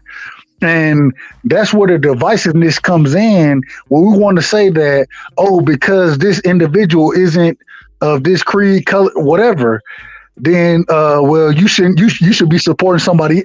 No, I'm supporting who can fight, bro. I'm watching boxing. I love niggas who can fight. Bam Rodriguez can fight. It is what it is. And Shakur Stevenson came out and said the nigga can fight, bro. Like, I don't understand why there should be any type of negative reaction to anything Shakur said. And I would say that, although, like I say, I rock with Dante, I rock with him, but it does show that you do have some level of bias in your reporting, bro. Like, it shouldn't be that if a nigga can fight, and that's what it all boils down to, in my opinion. Go ahead. Yeah, my views on it, man, and almost like you, I started on this YouTube shit on Dante's show, and I rock with Dante, but he's wrong, and I want to like hit on some of the points that I heard people who like head on address Dante about that, and that's who I listened to on that, Town Biz, and I think Coach Shelton Harrison, and they were speaking truth to facts. It's like you can't race bait this young dude who's a 20-year-old who doesn't view the world in the same lens as some of us in our 40s, 50s, and 60s when it comes to dealing with world racism and shit. The world is different to these young ass dudes, and we shouldn't put them in that mixed bag of the shit that we grew up with, shit we're trying to tear down. Like, let the world be a balanced world. Those are our fights to fight for him. When he gets of age, he'll make those decisions in the fight and addressing shit the way in which he may see it. He's a young dude. A lot of younger cats ain't gonna view that world in that fucked up lens. And that even with Dante, it's like with Dante, you ain't in this country. You left this country because you not want to deal with racial issues within this country of what you may see on TV. A lot of times people ain't even dealing with the racial issues in their life. They will add on to thinking they're experiencing this shit if they're watching it on TV. So you're out there, you're not there to promote or hire or promote people in Thailand. Ain't no black folks out there. You're not doing business with black folks. What are some of the other highlights? Every fighter you're picking in the fight ain't gonna always be black. And I don't think a lot of people will start to introduce that shit because they may see black people left off a fucking pound for pound list, not being mentioned by a white writer. Well, that's why your black asses have fucking platforms that can highlight the black fighter rather than want other people to kiss the ass of a black fighter, because you're still looking for acceptance from white people. It ain't their fucking job to have to praise your fighters. And these young dudes can pick whoever they want. I'm gonna pick at 175. You ain't gonna find me pick one black fighter to beat better beef. That ain't about to happen. I ain't playing the race shit with that. You ain't gonna see me do it at heavyweight with Tyson Fury. I don't see a black fighter at heavyweight that's gonna beat him, and I don't like any of them more than him as a boxer. Not outside the ring. He defeated Wilder. I don't see anybody beating him. Where else you may have a white motherfucker dominant? You don't have too much of that shit. You may have Latinos that are good. If they're the better fighter you see, you like them. Him as a fighter may have personal relations, whether than you being a media person looking from the outside and making it to where, oh yeah, go with the black guy. These fighters grew up with a lot of these dudes. They've been in amateurs with a lot of these dudes. They have probably stayed with a lot of these dudes. So they have developed friendships. That racial shit doesn't play into the dynamic of that shit. That's old age bullshit that people of my age can address. And I speak on a lot, but I don't push that shit with my kids. I don't push it with nephews and none of that other shit. That's my fights to fight. In the world in which they live, the circumstances are different. You see the way younger folks interact with one another. Race don't plays a part. The use of the N-word ain't the same as it may be for people older than me who take fucking slight to the word. So, I mean, he's wrong, and you're really out of the American picture when it comes to a racial dynamic. So I think he should apologize to the young dude, but the young dude got a lot of learning on shit. And the world of black and white racism ain't the world in which he sees it as. Plus, he dated a girl outside his fucking race. But that's my point on that. All right, shout out to Reggie. Anybody want to take a tackle at this topic? Thank you. I do.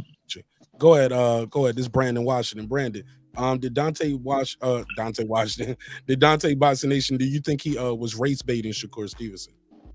Yes, and I'm glad he did it. Kudos to Dante. Keep up the good work, Dante.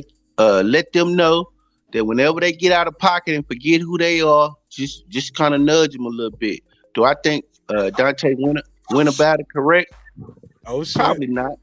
But what he did. Let's go, Brandon. Brandon said keep his foot on their neck. Yeah. Damn, Brandon. Yeah, because what he did was basically remind him, I see you posting a little bit too much, homie. You leaning a little bit. Let me tap you back to this way. Even though, and it forced Shakur to defend himself. Hey, bro, I post this. But guess what Shakur gonna do? Consciously, it's gonna be in the back of his mind. He gonna be like, man, let me make sure, man. Let me make sure the look is right. You know what I mean? He not gonna go. I bet you he don't go back to the same behavior. So kudos to Dante's Boxing Nation. Keep these boys on their toes when it comes to what and who they dealing with. Matter of fact, he signed with a promoter who's being sued for racial disparities. So we need to understand that race is always at the forefront and that we should always be vigilant and on top of it. But what did he bring Good them job. to light? What did he bring them to light to? Because you live in that world, Brandon. They ain't the world that I'ma these young tell you. dudes. No, you live in the world with me, Reg. I've been watching your lives. But no. I live, but you see me address black motherfuckers too. It ain't the world that younger people live in. These niggas fuck with girls of all races. And in our world, our parents didn't accept a lot of that shit, but we break through a lot of that shit. That world ain't that 20-year-old nigga world. It is, because we being targeted every day based on our race. They just confused because they have more access than we had, like you said. That's what makes them confused, because they able to date women outside of their race and it's more freely accepted in certain places. But overall, America is just still, if not more restrictive as far as race than it always have been in certain areas. So he gets confused. How do you address race? By staying to your side, or do you punch racism in the mouth? How you address? I think the Okay, go changes that have addressed the biggest changes in racism is addressing it head on, rather than talking about stepping aside from it, ignoring it. I think the changes of not being slaves have been from addressing that shit head on, but niggas don't highlight that. I think addressing a lot of segregation that it has occurred in this country has been addressing it full on. Otherwise, not staying quiet like a bunch of bigots would like motherfuckers to. That kid lives in a different world. The world is different for him than it is for us. The world was probably worse than what it was for us, but we have seen it. I think the thing is to address when you see the racial shit. This is boxing too, and it ain't that complex with racism and shit. You get people that don't like you. The sport is about picking and choosing who you like as a fighter, who you win. You see a lot of that same division amongst black fan bases, and one, i.e., being Bud and Sean Porter. A lot of black division is bullshit. So how do you address that as well? Okay. How I address it is you saying that race ain't prevalent, but we all know that anytime the top rank is making a fight, they have a whole division. What's the name of the division, Reg? Come on with it. When they matchmaking, what do top rank do? Say what they do. All right, let me say this. It's the what is that? And after this, I gotta let this caller get through. Yeah. It's called the non-black fighters list. But how was that addressed? Niggas never addressed it, and that's the problem. You address shit. Nobody addressed it. Fair enough. Con Enigma, 2 minutes on the clock. Talk to me, family. Yeah, I just want to speak on that. Hold on. Let me turn your mic up. Talk to me, Con. Let me turn you up. I speak on this Dante and Shakur situation. I'm from the 70s. Ain't no young buck. So I just think that the thing is that Dante wants Shakur to be just like super active and always every time a mic is in front of his face, he's gonna be speaking on racism. But that's not Shakur. He's a young dude. He's not on that tip. Now, don't get me wrong. He knows racism exists, but I guess I feel Dante feel like, well, I gotta let this guy know that racism exists. Come on, man. You know it exists. This guy ain't stupid, man. You can see that. I experienced it. I still experience it today. But that doesn't mean I have to speak on it every time I get a mic in front of me. I think that's what the issue is. I'd like to get y'all response on that. Appreciate you, Con Enigma. Thanks for calling in, bro.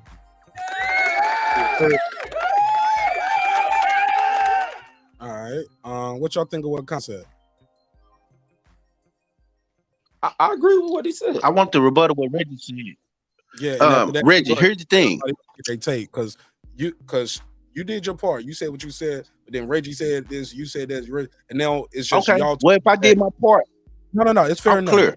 Let me just say this. I want you to be able to finish your point. I just want y'all to know it's 8 other people up here. You know what I'm saying? That want to speak as well. But go ahead. But to answer your question, did he race bait? See, I don't call it race bait. I call it race awareness. What he did was probably just pull a young man coattail. Just because you not on that tip, Ali was a young man when he got his coattails got pulled. So when we need that type of consciousness in America right now with what's being targeted. So if it take Dante to activate that in him, Now, maybe Dante didn't take the right approach. He probably didn't. But he got his attention. He got a world champion fighter to respond to him and the things and the view about his take on racism. And he made him think about race and defend that. That's a beautiful thing. And when you say race don't exist, Reg, they think about us daily. They don't make fights based on our race. And we've been told that. So that's the end to that. Wait. Who said race don't exist? When did you ever hear that? No, you were saying that it wasn't a big deal in this circumstance that we talking about. In a lot of circumstances, niggas inject racism in. It ain't racism. But also, who was Shakur raised by to think he don't know about racism? I think he was raised by a grandfather, right? Out of Newark, New Jersey. So what the hell? People gonna assume that this young kid don't know what racism is. And the world is different to these young dudes. That's what older black people, this is where this gap, this bridge becomes wedged between generations, is that they think these young people don't know. A lot of things that older people pay attention to that is of great importance into certain dynamics of our existence and fights we supposed to be fighting so the other generations don't face them. We don't do that shit. This younger kid lives in his world, which would be a world when we're dead and he has to groom it for other people. The world is a pass along. It ain't motherfucker to keep crying about you address the fights. Like you brought up the Bob Arum Black Fighter list. Who the fuck addressed it? Nobody. It took to the white boy to get on Fred's show for people to want to talk about it, only to highlight, ooh, look at Bob. But nobody addressed that shit head on with Bob. Not even the old coon who bring Bob on addressed the shit with Bob.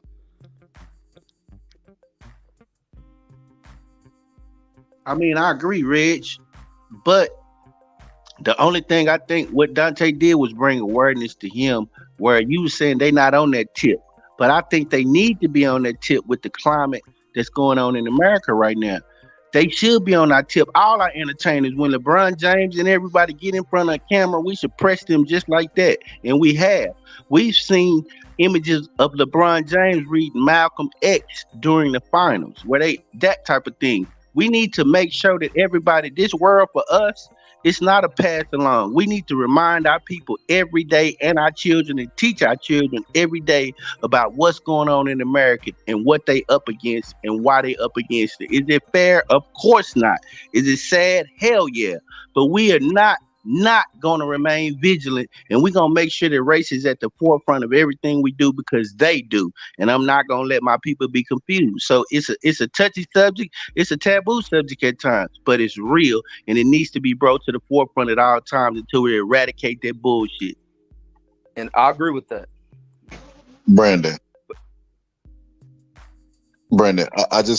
how could he acknowledge that there's a race war going on and then leave in the middle of the fucking war and go to Thailand? That's why I agree with that shit. See, here's the thing. It's global. And not only that, we don't, and I didn't say race war. You use that word. I don't use a language like that. So I didn't heard you say that before, but go ahead. Well, if you did, it may have been in a different context. So I can't say that I've never said it because maybe you have. I just say I try to stay away from that kind of language. I just say conflict. Now, for me, I believe conflict is global. So if he needed to go to Thailand to do whatever it was he needed to do his part, then that's fine. But that still doesn't take away from the facts of what he said. Now, was it ill time? Probably. Was it even ill mannered? Probably. Was it rude? Probably. But at the end of the day, let's look at the facts and what he said, and it brought race to that young man's mind, and I believe that young man is never gonna forget that interaction because he had to defend himself. But look, even that the dynamic of race was dumb in the context of people always bringing up race and boxing. He picked fighters that he favored when asked questions about a fight. That's him. That's his pick. That don't mean he don't know about racism, and that's the problem with a lot of boxing fans. They only inject racism. Now, if you ask them a societal question, then you see how he responds. Not because he picked a fighter who may not be black. Like, that's dumb. I mean, just because white people do it, so what? Blacks got to fall along and tag along the asses of white people because that's the way we see some of them picking. Not all white people think like that neither. I'm not about to pick every black fighter I see on the fucking boxing match and pick him because he's black.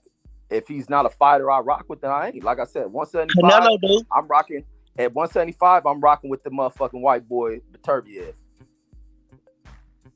Canelo picked all Hispanics. So we All gotta tag Hispanics along have a Canelo code. ass? Most of the time. Wait, no, I'm talking about the code that Hispanic gave fighters have. Haney his props. Canelo gave Haney his props. Nobody was trying to pull his card. Exactly. So now we gotta kiss the ass of Mexicans. So we gotta kiss the ass of Mexicans because Mexicans said I'm going with the brown.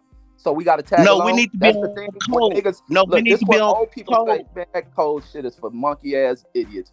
Let me tell you this about what is the code? About explain code. that to me, Reg. What is the code? I don't know what the fuck If you let me explain it, I'll explain it. If you let me, I'll explain it to you. If you will let me. What the code is? The code is black people trying to tag along what they see racist white people doing. That's the code, because ignorant racist ass white people think staying on code by saying white is white, and they always get proven to look dumb as fuck. The same examples I make with Hitler trying to be on code, teaching his stupid ass people they dominant, they superior, and then go to the Olympics and look like shit. Ain't none of that shit. Results is what you see. Like, they can pick that shit all they want. Canelo can pick every Mexican he want, go in there, watch a Mexican go in a fight and get his fucking ass whooped. Him staying on code did what? Saved this fighter from getting his ass whooped. I think a Mexican fighter and motherfucking Mikey Garcia is retiring because a black dude whooped his fucking ass. So all that shit is null and void. If that's the way people, and I don't stop black people if that's the code they live by. I ain't living by that shit. In a fight for boxing, no. And life is gonna be different. It's a boxing match, a sport, entertainment. All right, Reg. Now let me explain this for Shelton too. What the code is? When you stick a microphone in Canelo's face and it's a Hispanic fighter going up against, let's say, any fighter, championship, even if he's not favored to win, he's a heavy underdog. Canelo is going to root for the Hispanic fighter. When you go to Mikey Garcia and you stick a microphone in his face, he's going to root most of the time for the Hispanic fighters. Most of the Hispanic fighters stay on code and they root for each other and they celebrate each other. Why? Because they understand that if they take care of each other and they respect and support each other, then outwardly, that's what happens. What happens to us, we too busy attacking each other individually. So that's what happens to most of our fighters. They feel like they by themselves, and the fans usually attack them, black fighters, individually. They usually tear them apart. Now, if the black fighters would be on code and always root for each other and never and have an impenetrable force like Mike Tyson always says. He just says it in different language. He told them, fight your black brother. Make sure you make money with your black brother. That's a code that Mike Tyson's telling them. Look, man, it's tough out here in this fighting game. So the code is stick together, be together, and have and make sure that you have respect for your people first. That's the code.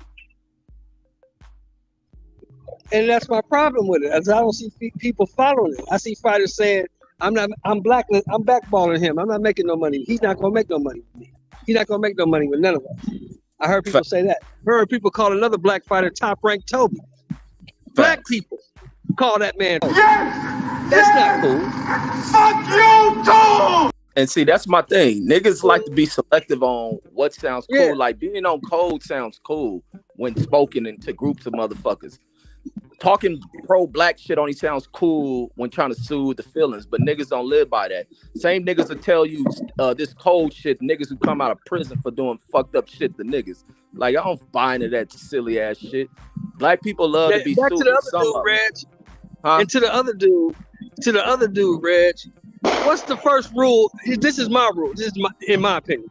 The first rule of being pro-black, you gotta have a black woman in your house, right? Facts. That's what niggas be saying. Okay, absolutely. So if you don't have a black woman in your house, don't question my blackness, because I got a black woman in my house. Right. So if you married to somebody else, I don't care if it's Asian, Puerto Rican, white, Mexican. If you married to somebody else other than a black woman, don't question my blackness. That's a fact. That's a fact. You cannot sleep another race and talk black. You can't do it. So this dude Dante got a black woman over there in Thailand? Nah, he got married. All right, so whatever he has to say, Brandon, whatever he has to say, don't mean shit to me. Bro, y'all know this shit. I ain't gonna lie to you, man. I'm not worried about who this nigga. I ain't worried about all that. I'm trying to keep it boxing, bro. All I'm saying is, at the end of the day, I know we can bring race into any situation that we want to talk about. I got that. All I'm saying is, at the end of the day, what Shakur was talking about had nothing to do with this. What this man got in the fucking house, bro. Like, why do we have to attack the man personally? Because Shakur wasn't saying that. He brought that shit to Shakur. Shakur wasn't saying that to him. Let me answer. Right side. We got here because Dante did it. That's how we got here. He brought up Shakur not being down with his people because of who he picked on a mythical boxing shit. Ali versus Tyson Fury. And so because he said that gives us the right to say, because he's over in Thailand and he's sleeping with who he's sleeping with, he's not black now. He's not black because he's got a black woman in his house. Stop. And he questioning Shakur's blackness? Everybody stop. Listen. It's just the opposite, right side, because who he picked to win a boxing match, Dante is saying his black card should be taken. A mythical boxing match that'll never happen. Ali versus Tyson Fury. Or who he posts on his Instagram. Okay, I posted my win versus Herring instead of my win versus Valdez. I did that because you think I'm scared I'm gonna lose my Mexican fans. Dante did this. He brought the race shit in it. So your anger, if you have any anger, should be pointed towards him and be telling him like, yo, you should look in the mirror before you question somebody else's blackness. That's what people are saying. They don't as far as who he got in his house. I get you where you going with that, but that's what I'm saying. You can't throw stones living in a glass house. A dude got a black girl. You know what I'm saying? All I'm saying is, I heard what you said. Let me finish this. But more importantly, if you are so concerned with the plight of black people and really bring, because he's the one that brought the race into the shit. Dante, not Shakur. Shakur just kicking asses, winning belts, posting on his Twitter, and then he look up and Dante is saying these things, bro. You get what I'm saying? So that's where the vitriol comes from. People saying, "Hold up, what you doing with your 328,000 subscribers? Did you talk about the shooting that just happened? Like, what are you doing for black folks in Thailand? Do you hire black folks in Thailand? How many are you with a black? Because when you start, because you put this out there. So once you put that energy out there on a platform with 328,000 subscribers, you put yourself under that microscope, my brother. And that's where this came from. It's not like we're just trying to pick on Dante, but Dante can't use his platform to tell black people almost like y'all shouldn't fuck with Shakur because he don't fuck with his people. I'm paraphrasing, of course. But don't tell them, you don't know. Well, now we going into the hearts and minds of men because of what he posted on his Twitter, because he gave Ben Rodriguez his credit. Man, like you said, it's boxing. Why did Dante do that? That's what you should be posting on his page. Not bringing that energy to this panel, because these guys are only giving Dante back that same energy that he put out there in the world, my brother. And with that, I pass the mic. Thank you for your patience, right side. And I agree. My thing is the energy Dante gave out was toxic energy. You feel me? And which I'm proud of Shakur for responding to it.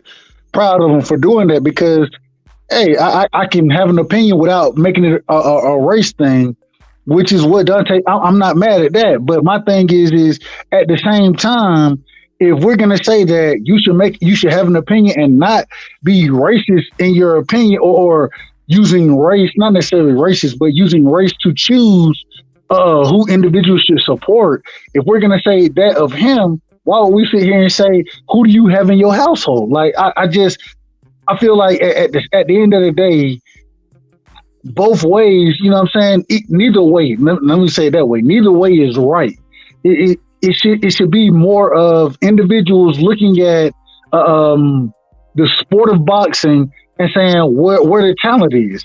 And so if he wants to follow that narrative, that don't mean we go and attack this man as far as who he has in his household. That's all I'm saying. But no, right side, because if he creates a criteria about what makes you not black, then the criteria is still addressed to him when drawing up these same things when it comes to who and what you're married to. Like, that doesn't necessarily, with me, my viewpoints are different than a lot of people say you can't be pro-black if you're not married to a black woman. I hold different thoughts on that, but many people share different philosophies and ideologies on that, and I can't take away from them because I get their points of where they're coming from. But I don't think a person who may have a white wife, a Latina wife, a Asian wife stops them from being pro-black in their cause. You got to look at the way in which they move and what they don't let their woman, stand in front of them on, or they become, submissive or control with how they speak on things. Like, you got to see what that person speaks about, and if he's doing it in certain settings, afraid to do it around the other side of his, around the in-laws, and they don't know that side of him, and he's only doing this when he's in this certain setting, then yeah, there's an issue with that type of person. But I think for the most part, people would like to see people married to a black woman making them pro-black, but some people married to black women treat the black woman like she ain't shit. Yeah. Pro-black, and they treat a black woman like shit. Like, there's many things you factor into that pro-blackism shit.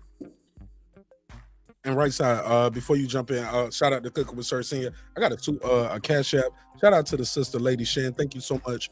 She doubled back like a camel, supporting the show twice.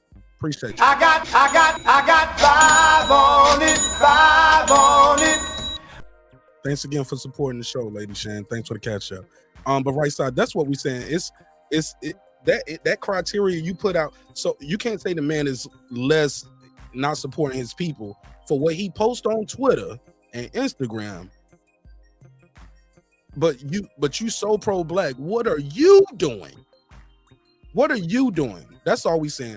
Like, you got to hold a mirror up to these people sometimes, bro. Like, and I hate to say it, but once you put that energy out, matter of fact, I don't hate to say it. Fuck it, yeah, I said it. Once you put certain things out there, once you get behind this microphone and you put certain energy out there, these words are like boomerangs, homie. You better be careful what you say on this microphone. It'll come back to haunt you. Even myself. Like, I think you started off the statement saying, Marq Nash, you questioned me about my sources, and I was right. I'm gonna have to pull the episode out. So I owe you an apology. I didn't know that. But that we're not trying to target and pick on Dante's Boxing Nation. But he's wrong in this situation. And he does deserve to we got to call him to the carpet and hold him accountable for his statements, but also look at what are you doing with your platform. Again, 328,000. He got over 26 million views, bro. What are you doing before you start attacking this young dude who's everything he said he was, who has accomplished more in a very short time on this earth than some of us will accomplish ever? From the Olympics to being a world champion, then becoming another world champion, then unifying at another division. My G, this kid ain't out here trying to bother nobody. He's trying to do it the right way. Got a girl pregnant, married a girl, black woman. But you trying to question his blackness, bro. He's the one that's not keeping it boxing. And then we the bad guys because we putting them under that damn microscope. Nah, man. I like the word criteria, Reggie said. We got to hold him to his own criteria. I just want to say, I want Sir Senior to get his bars off because pretty much everybody else up here already had to take on this except Champion Heart. So let me go to Champion Heart, go to Sir Senior, and then we can open it back up. And this is a perfect segue to the next topic. Go ahead, Champion Heart. How you doing this evening? Give me your take on this. Did he race bait Shakur, or did you already give me your take and I missed it? We those of us who know boxing know that boxing has always been about race. You can go back to the days of Jack Johnson, so you can't deny that it's not. I think he knew what he was doing by baiting him like that, and it was probably because of I know Shakur took some slack for what he was saying about comparing Ali to Tyson Fury. I don't think he was saying that he was better than Ali. I think he was just saying that his style, was like an Ali, was like an Ali type style, and a lot of people misinterpreted what Shakur was saying. Again, a lot of these young cats, and I think either Brandon or Reggie said this, that these cats, that their mindset is different, from the older generation. So how they feel about race is not You know, it's not the same type of mentality. And Brandon was right about being on code. You know, we are the only people that don't do that. Even white America, they're on code with each other regardless. Even when they're wrong, they stay on code. You never see them call each other out. I just saw a video where this cat was, this older white dude was what was he doing? He was telling this little kid, he was black. The little boy was black, 11 years old. This is a grown white man pushing him off his bike and telling him to get out of his neighborhood. Now, he was being recorded, okay? And the woman that was recording him, I think, was white. She didn't stop it, even though she knew he was wrong, but she didn't stop it because she was on code. That's my point. Tammy Hart, that's not on code because that was his goddamn relative who was recording that white man doing that shit to him. Was that a relative or was that a white lady recording that? His relative recording that shit. And that's the problem with black folks when they're afraid to address white people because they think they suck a premium to them. And then the other side, I know if it was a relative or if it was someone white recording that. Let me just say this about what you said about white people being on code. White people ain't on code because all white people don't share the same ideologies or philosophies. They're divided deeply politically. I don't know why black people buy into black people being all liberal. That's white shit. White people are deeply divided politically, deeply divided on ideologies, deeply divided on policies and all that shit. And they go to war and ready to kill each other. So they're not on code. There is no code. People have different standards of what's of value to them. Life is about what you value and shit. White people ain't on code. Black people think that shit, but they're not. Well, I think they've shown they've shown that more so than we have. Go ahead, Brandon. What were you saying? White code, because I'm a debunk that shit. Hold up. Brandon, I gotta let my guy Sir Senior get his bars off real quick. Just get his opening statement. Yes, sir. Because he's been patiently waiting. Go ahead, Sir Senior. Thanks for pulling up. Welcome home. Welcome home. Welcome home.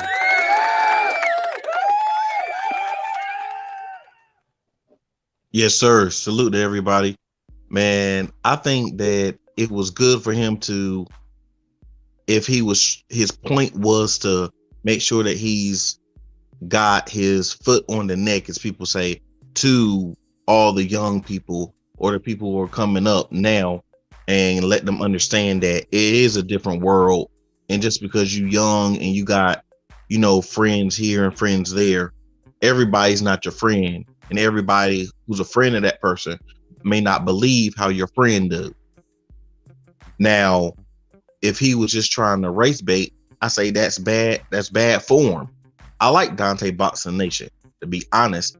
But if you wrong, you wrong. It don't matter how much I like you or anybody else like you, or how many subscribers you got, how many followers you got, how much money you got. If you wrong, you wrong.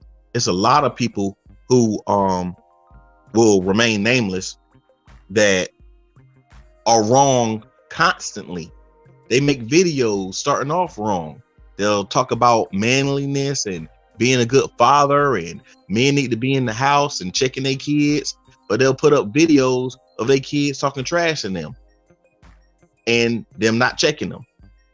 So I guess maybe they was in a sunken place. I don't know. But that's a situation I think they need to get out of. And anybody who's trying to race bait to get clicks, anybody who's trying to lie to get views, you need to get out of that. Take the time to make some real content. And if you can't, then don't. Right, just pull up on our show. We'll let you join the panel and you kick it with us. I gotta go to Boxing Scholar, but I gotta go to my member first. My boy, that guy Eclipse in the building. Members only, neighbors only. First up. Talk to me, Eclipse. Neighbors, how's everybody doing? Happy Independence Day. Happy fireworks and get drunk day. Yeah, it's a Monday for me, man. It's another Monday. I know that's right. Talk to me, man. What's going on this topic, bro? I Damn, think we ran right side off, right side left. Right side, man, fuck y'all. I ain't got time for this shit. Took my ball going home. Yeah, man. I can't ask 1,000 questions over top of your talking. I'm gone. Right, yeah, I like Right Side, but Right Side ask a question, but then you want to answer the question. I'm like, was that for us? Because he got cooked. I ain't gonna say he got cooked. We just disagree. There's no right or wrong answer, but yeah, he's definitely wrong about us trying to. No, there's a wrong answer to that one. Let's stop that. Yeah, that was wrong. He was fucking wrong. Yeah, he's definitely wrong. He's definitely wrong. Yeah, and he probably did get a little cooked on that though. But that's still my guy though. He's still a neighbor over here. Still a neighbor, just like my boy Clips. Clips, talk to me, man. Clips, did you see that picture I posted in the neighbors only community tab? Oh yeah, with the Don't say it, cause don't nobody know what. Yeah, I said it. Oh boy. Wow. Yikes. But Yeah, I gotta censor my shit. Right. Come on, bro. Man, it must be white. Must be white. But talk to me, man. What's your take on this topic? Did Dante Boxing Nation, was he race baiting Shakur? Did Shakur fall? Shit, are we all falling for the bait right now? Because a lot of people on YouTube were talking about this over the last couple of days. I mean, yeah, and we take it. We take the bait. You know, we'll take the bait. We ain't gonna let them reel us in the boat, but you know what I'm saying, we'll go on and bite. And I think that's why he did it. But I think we're in a time where we've got to be dangerous when you use another man's name so you can chase clout and fame. Because I don't care what Dante Boxing Nation was trying to, his overall point, whether there's validity or any truth to it, or if that's just his perception. When you start using Shakur's name and other people's name, you don't know this man. Like I heard you say earlier, you know what I'm saying? What you leave this young man alone. This young man's out here working, doing what he's supposed to do. All right. And honestly, I've said 1,001 times, like we can make our little funny comments, but really, you know, who and what somebody's got going on in a bedroom really ain't our fucking business, you know, at all. And so to try to judge somebody's blackness, you know, who you fuck should not be a criteria of your blackness. However, I will say on the same token, we do know certain people within our community with problematic behavior. A lot of that comes from, you know, like when you see a black person who hates himself, you can see certain other traits, like a struggle shop guy and everything. You feel me? Like struggle shop. Exactly. Yeah. Avoid of it. Exactly, buddy, fella. Anyway, yeah. So just like, you know, say you see that, but just to say, let's not do that. Nah, let's not do that. We ain't gonna call him a rodent. Yes, we are. You know what? I don't say that over here because my sister Lisa Bell, she really gets offended by terms like coons and mamies, and so out of respect for her and girl behind the mic, I personally don't say those terms over here. Now y'all can say what y'all want to say, but just know y'all hurt Lisa Bell. Weasel, like Lisa Bell said, that like Dr. Wesley called him a weasel. Like and then when you hear Lisa Bell talk, you can hear the pain in her voice. You can tell she's sincere. She was like, man, just hurt. She was just hitting some weed when she said that. But you know what I'm saying? Right. She's like,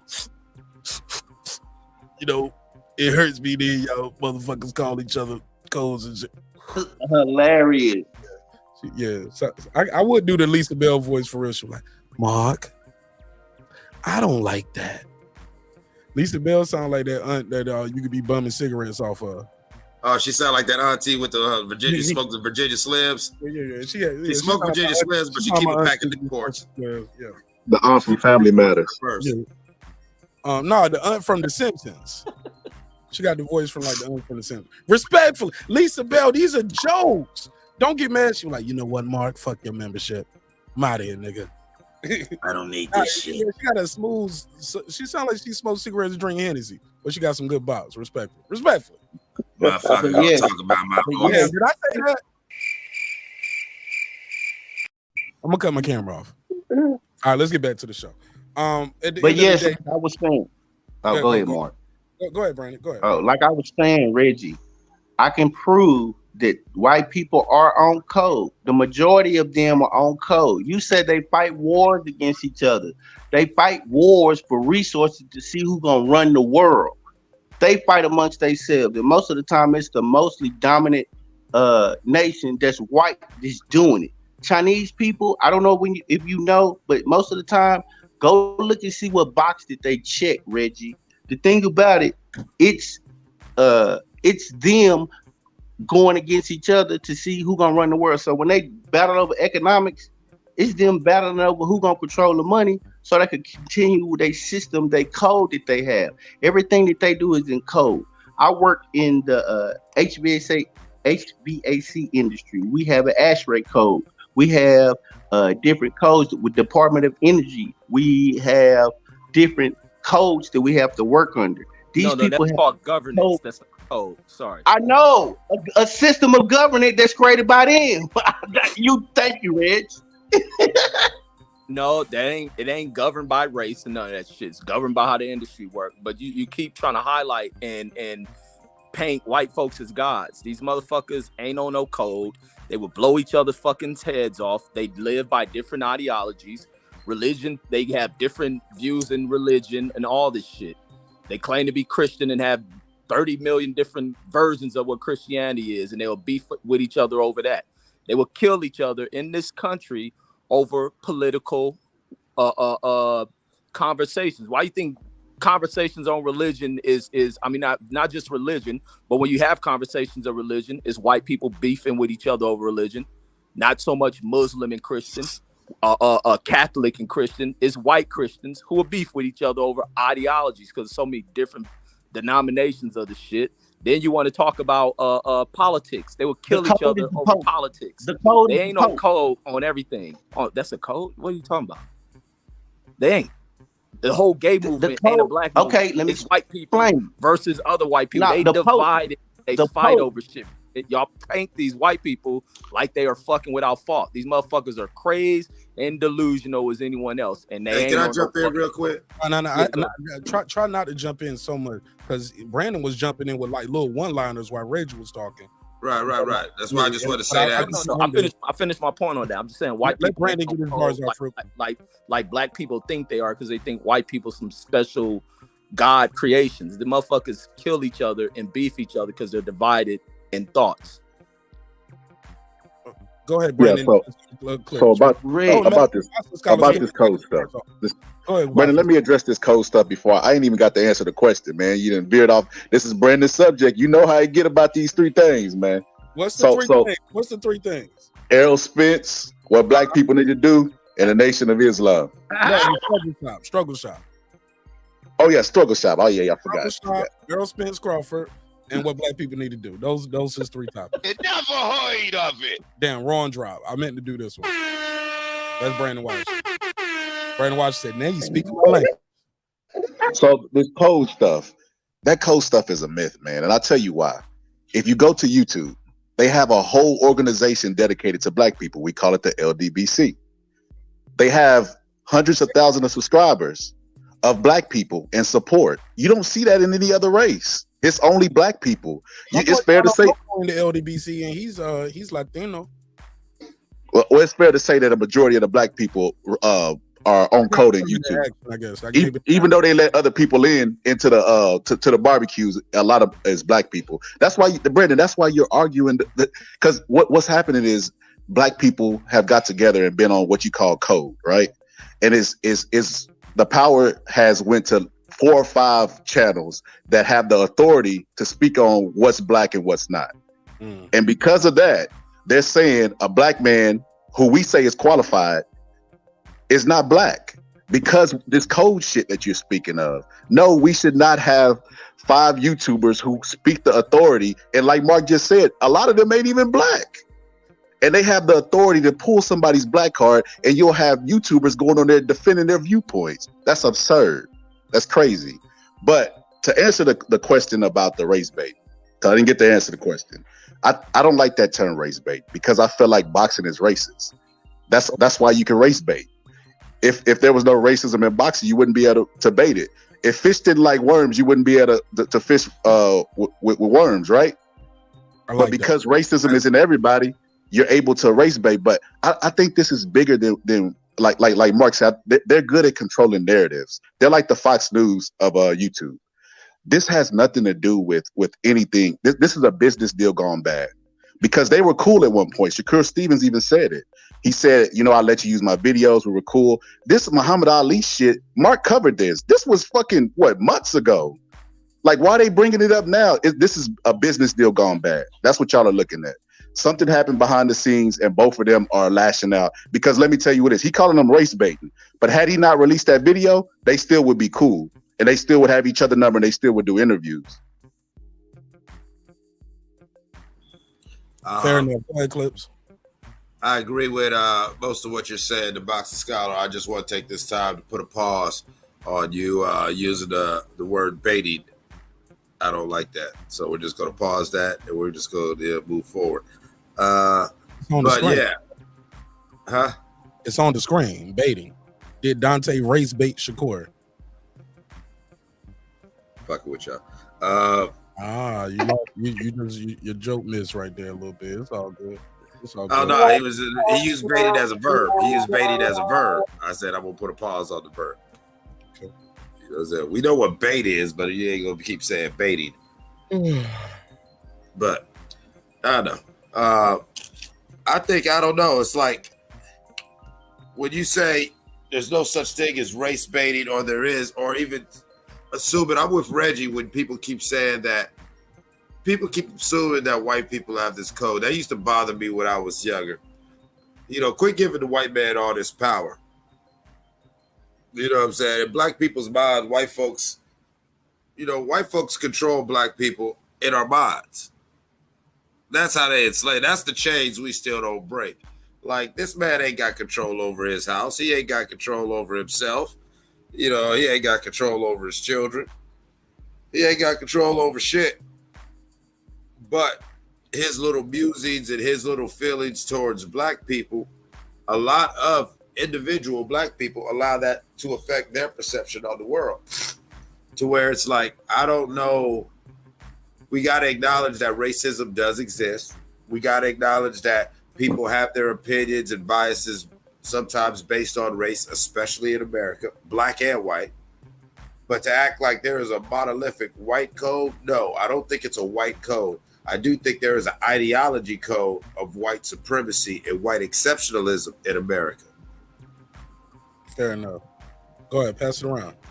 That's a code. That's a code. If you have a code that we are exceptional, and that's our ideology, and that's what we teach to everybody. Not only do we teach it to the immigrants to come here, we indoctrinate everybody with this ideology of the American dream, but basically it is basically indoctrinated with a hint of white supremacy behind it. That's what they teach you in all of your classes. So yes, it is a code. It is a code. The code is we mistreat these people based on what they look like. We target these people based on what they look like. And we do everything we can to make sure that these people do not succeed. Not only that, when we get bored, we make fun of them.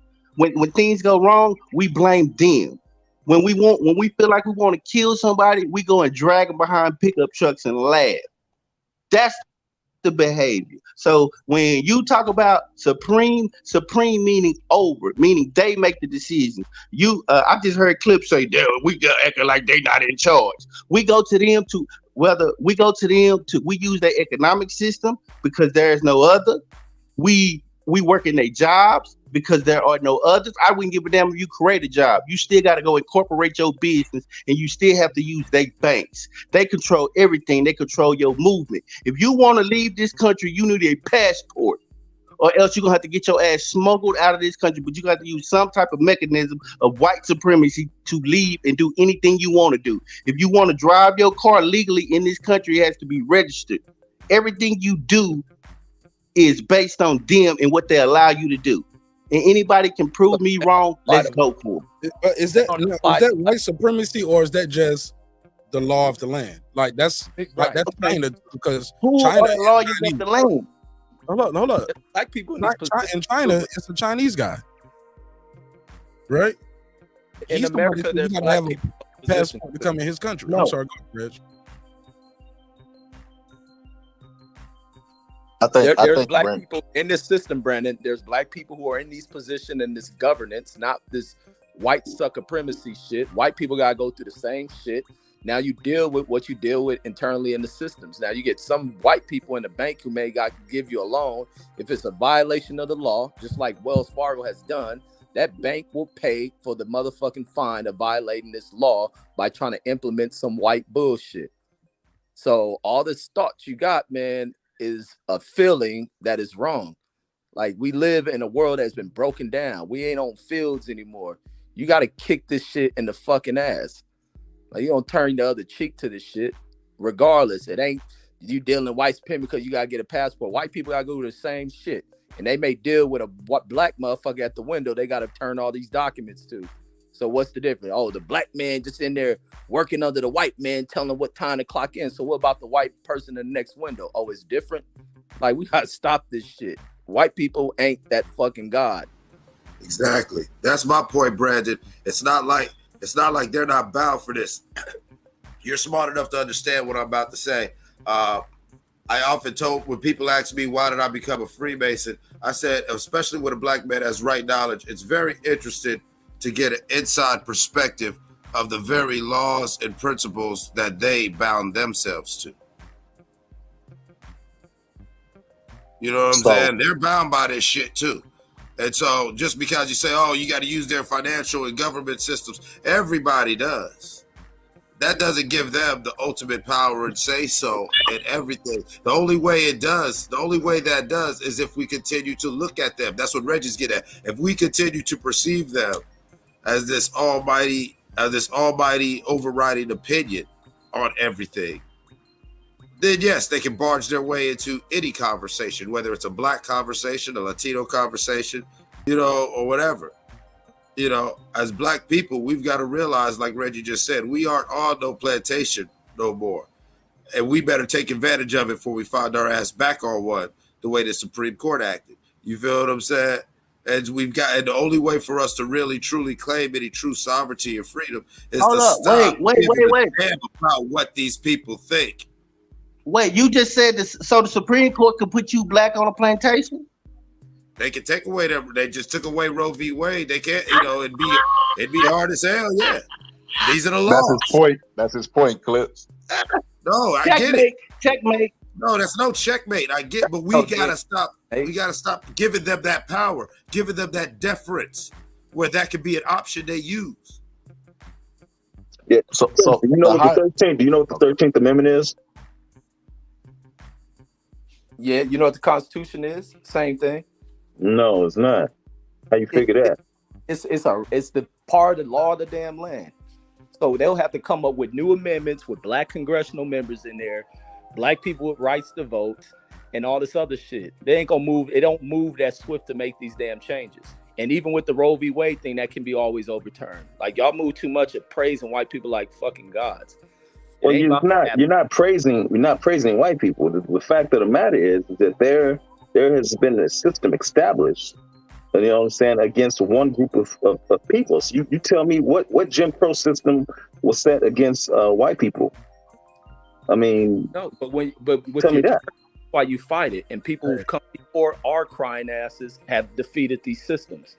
Well, but there are still effects of those systems, and you got to keep knocking them down. And that's just like you get goofy ass niggas like Fred and niggas that buy into the shit talking liberal Democrat, the blue cities.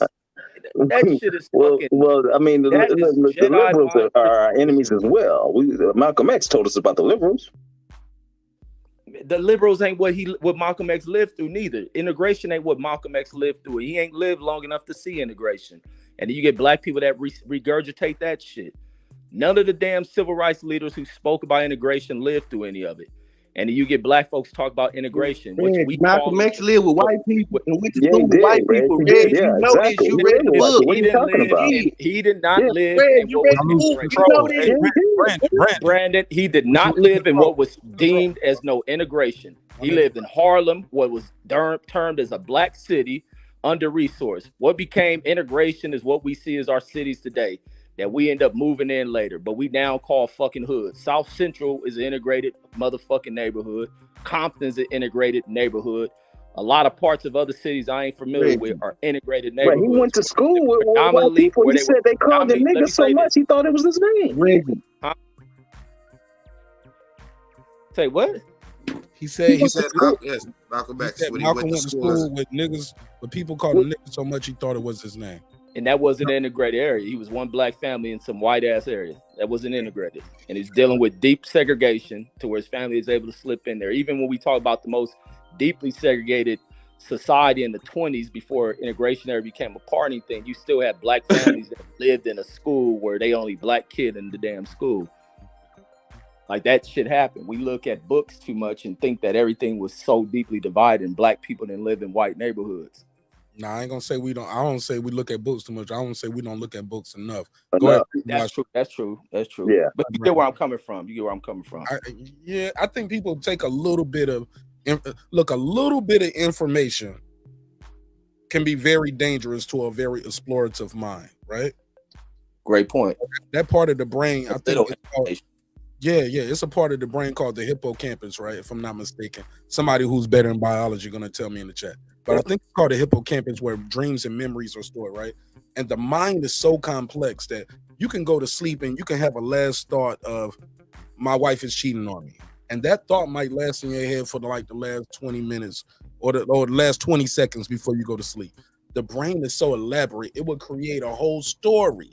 Not only is she cheating on me, she's cheating on me with her coworker. Her coworker look like Mark. He be wearing a red bucket. Your brain will just add all of this to it. And it can be very dangerous sometimes. Go ahead, Brandon Washington. I know you was trying to jump back in.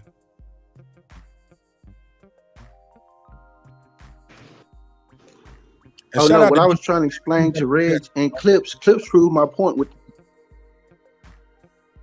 Oh, Deep Level the Champ, thank you for joining Patreon. Yeah, prove my point. Go ahead. Good stuff. By showing that they have the power to control your life as a whole. I was listening to Reg talk earlier about conservative and liberal.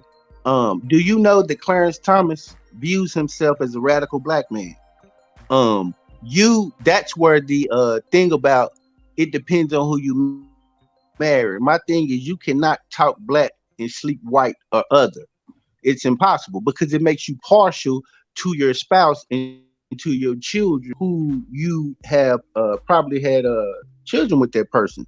So when it comes to, you didn't hear when Cuba was fighting for independence, it was just them. So it looked different.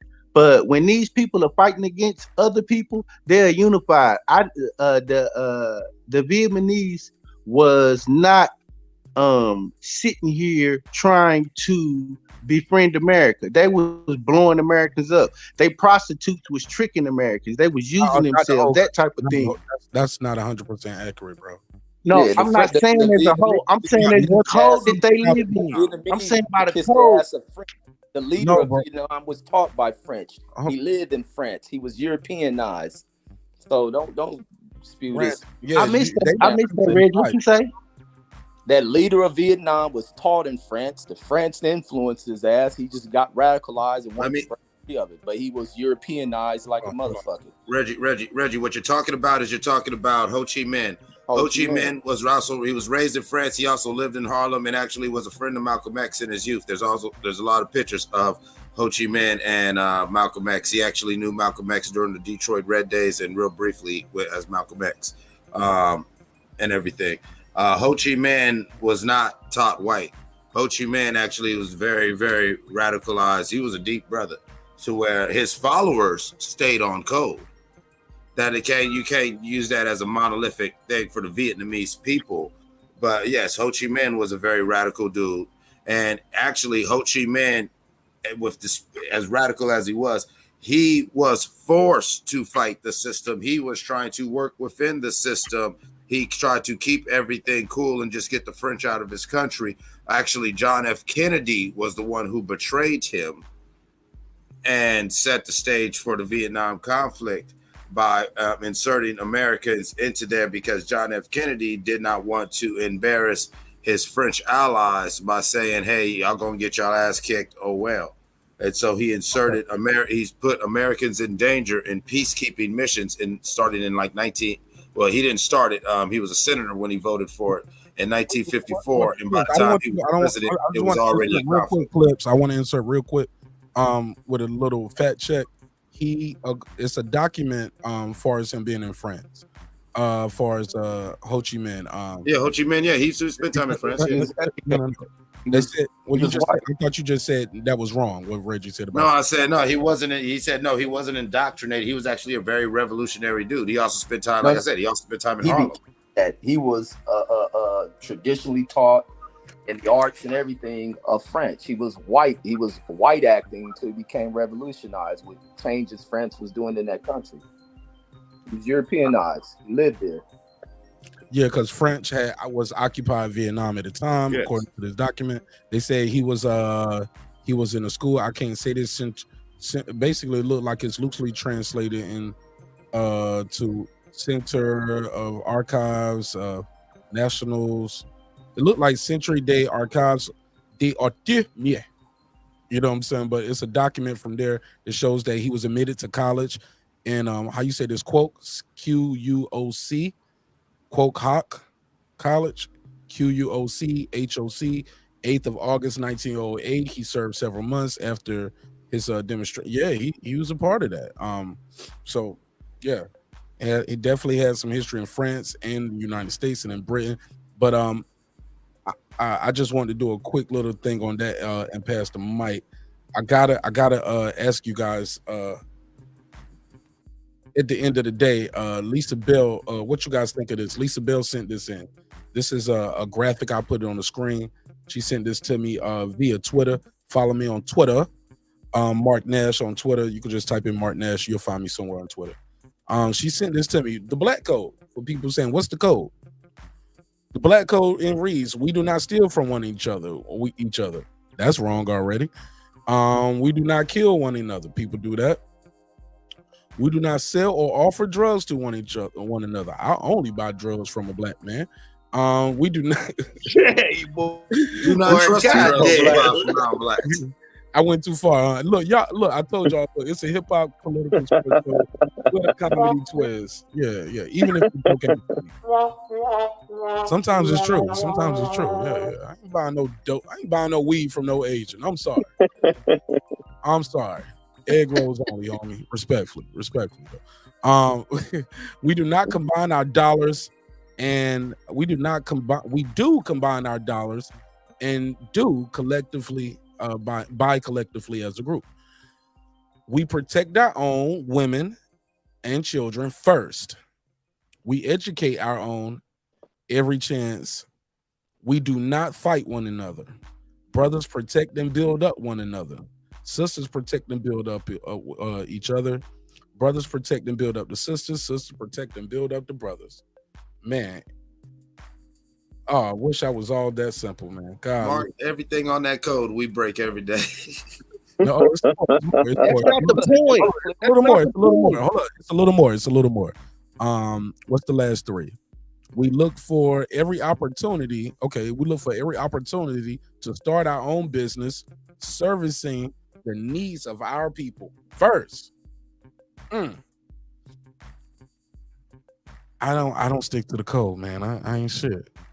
That's why I had to cut my afro, huh? I was not on code. And look, who was that on? Is that Angela's Day? What's the lady on the thing? But even this code that they printed up, if this was printed, Man, don't do that, Reg. I'm gonna do it, Brandon, because it's the truth. It ain't trying to sue. Don't do it, Reg. I don't sue. Look. Brandon know where he going. This is the thing.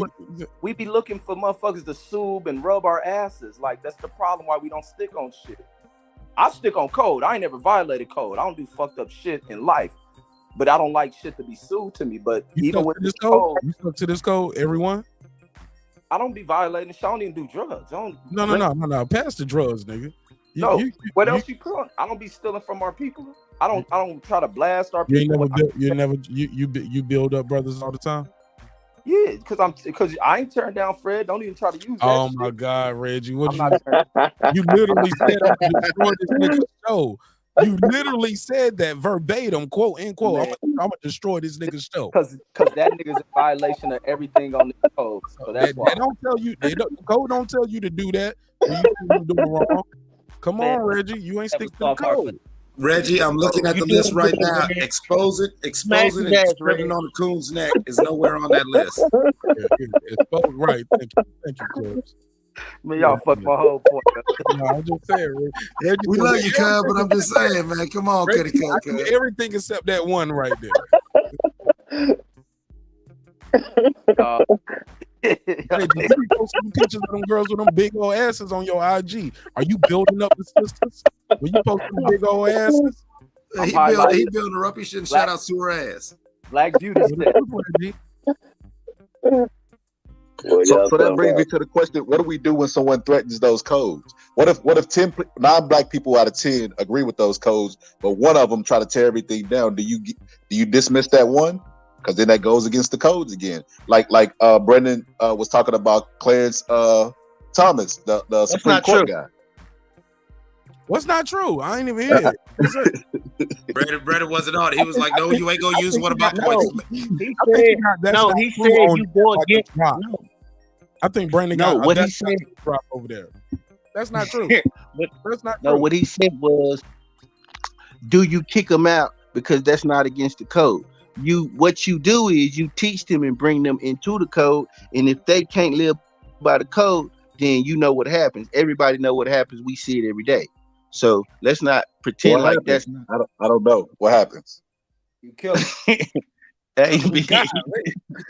Well, honestly, not to get too deep, and but I think that's the problem when you want to talk about implementing a black code and implementing a new paradigm for a monolithic Black American state. We're not like that. Like say Mao Zedong during the Chinese Revolution had children marching their parents out into the front yard and blowing their head off for not being on code.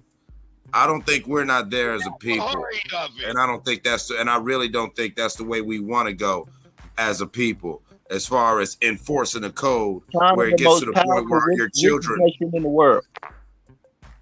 You broke up, Brandon. Say it again. China is the most powerful, richest nation in the world right now. Say that one more time. The most powerful. Say that again. Whatever the what? Most what? We talk about what he did and how extreme it was, but China is the most powerful, richest nation in the world right now. Reggie, can you do a book read in Google on powerfulist? Powerfulist. It never heard of it. Now come on, Jesse. You know that's not a word. I don't know. I'm just saying most powerful. I ain't got my teeth in, my bad. I'm saying. But China become powerful neither by killing their people.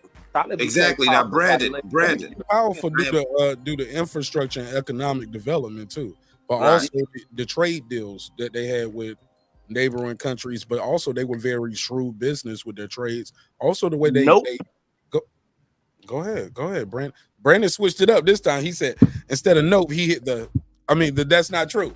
He hit the note button. Go ahead, tell me what I'm wrong. Tell me what I'm wrong. Go look up. It's called a Great Leap Forward. I think it's called the Great Belt Titan, the Great Leap Forward or something, where they rationed, damn near starved their people to death. They went through great economic downturn because they was trying to build up their infrastructure. So they went through real crude times like what he's talking about, where they were blowing their citizens' heads out, spying on their citizens, that type of thing, which forced them with the discipline that was implemented would help make them the country that they are. Damn, StreamYard cut them off. I promise that wasn't me. I did not hang up on them. That was God. That was God. Sometimes God. That was God. Let me say this. Hold on, let me get this one quick joke. I got to do these jokes. I got to let these jokes fly. God came in like Dragonfly Jones on his Wi-Fi. Silence. Told them to shut up. Go ahead. Now I know where Brendan Washington is going, and I will never downplay the efficacy of Mao Zedong's revolution. But if we're saying where we want to be as a people, if we're saying that we want to have a sense of sovereignty, but not be another bitter group that's just taking our power to to take away the power of another. If we just want black people to live and be, we probably shouldn't go about it in the same way that Mao went. You know, like, you know, do we really want to get to that point? Because if we really get to that point, then yeah, instead of making those videos, Reggie, you know what you need to be doing about Fred. You feel what I'm saying? Like, are we really there? That's where I'm going. Are we really there? Is that how we want to get where we want to go? It worked for them, but is that the only route? What worked for them may not work for us. Matter of fact, we got here because we keep doing what they do. So to this code shit, like I said, man, this shit always falls on his head because Dante Boxing Nation was tearing down another black man. Argument over. He has his number. He could have called him and told him everything that he wanted to tell him, but he went to YouTube to tear him down. And because he knows that they have a strong narrative base over there and their followers would do exactly what Brandon's doing, yeah, he was just toughening them up or trying to keep him on code. Well, who the fuck is going to keep Dante on code? Exactly. So now what we're gonna do? We're gonna spend the next 20 years. Hey, the boxing scholar, you know what I'm saying? You was off code when you went like this. Oh, well, you want Eclipse? You was off code when you was fucking them white bitches. Oh yeah, you right. You know what I'm saying? Like, get out of here. You know what I'm saying? Like, you know, we gotta stop doing that, and we've gotta just. I really honestly think, as a people, since we're not a monolith, we need to just agree on a very general goal. And we all make our way there. And that's how you can try to judge a black code, by judging how someone moves. Because if you want to go by what they're saying about you can't date non-black and whatever, so you question Dave Chappelle's blackness because he has an Asian wife? I never hear him telling other black folks they ain't black, though. Does that make sense? I hear you. I don't see him over saying, y'all niggas messing up and y'all doing this and y'all need to do this. Like, nah. No, it's cool. That's where it differentiates. Does that make sense? Like, thank you, Mark. No, that's where I'm going with it. Yeah. Okay. Oh, really? I didn't know that. I'm sorry. I thought it was a direct question. It was a rhetorical question. No, that's where I was going with it. Do we really question Dave Chappelle's blackness or his intentions for the people and the direction he's going in because his wife is Asian? Well, so we can't just make that blanket statement that any black man who dates outside of his race or any black woman who dates outside of her race has ulterior motives. Now, that might be something we need to consider when they do certain things. And, you know, I get that. Like, we know when Reggie's, goes at Fred and everything, you can see why he's taking these certain positions because maybe he doesn't want to go against what his wife's on. But to just say that is when you feel that criteria, right, all of a sudden you're in Coontown. It's like, come on.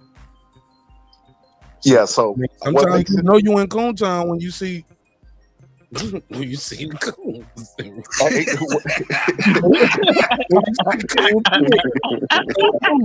I mean, the Coon shop, the Coon groceries. I mean, it's Coon Avenue, Coon Boulevard. I'm just guessing I might be in Coontown. Could be. It's possible. Hey, what makes him eroded to me? I ain't gonna say the C word. What makes him eroded to me, Damn, man, y'all don't make me say it, man. Look, y'all don't got me saying it. I'm sorry. You said it, man. Then you just said it over 12 times. Right. Hey, look, once I said it, it just started flowing like I was Lance. Because you've been itching to say it. Hey, look, like I was Lance Myers listening to a DMX tape, like nigga, bitch, fuck. With the hard on. I ain't saying none of the lyrics. I'm just saying the nigga every time he said. Niggas want to try. Niggas want to die. These niggas want to. He ain't even saying the whole damn mess. He just saying nigga. What's your favorite DMX lyric? Oh, the one where he says nigger. Love that. What makes him a coon to me, man, is that he acknowledges the struggle. You know what I'm saying? Not everybody does that, but I mean everybody at some point that's black will go through experience racism, right? So we all know that it's a struggle in America.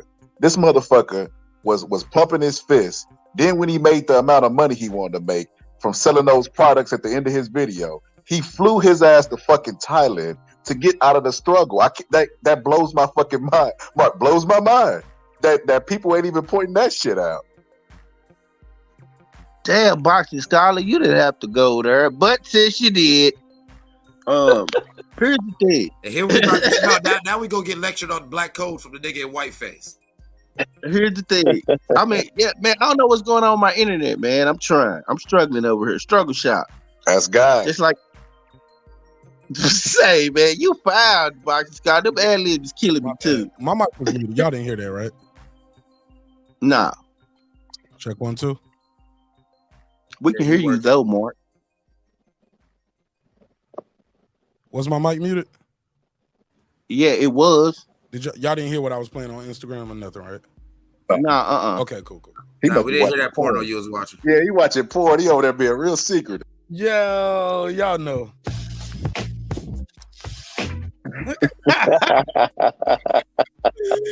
Oh, I can't nothing get past this gang of guys over here. Actually, my wife sent me this motivational clip, and I thought it was truly dope. I hate I missed it when she sent it to me. It was basically who is it, Dr. Khalid Muhammad?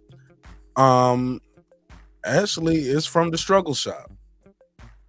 I'm joking. Never heard of it. I'm joking. No. It actually says it's basically somebody saying, hey, you don't like your current life, write on a piece of paper, physically write down, detail how you want your life to be. If you don't like your life, write it down in detail, physically write it down, keep it in your wallet, and literally it's almost like having a vision board. Right. But he said, but physically every morning when you wake up, look at it and ask yourself, what are you doing to get that life that you wrote on that piece of paper? So similar to having a vision board.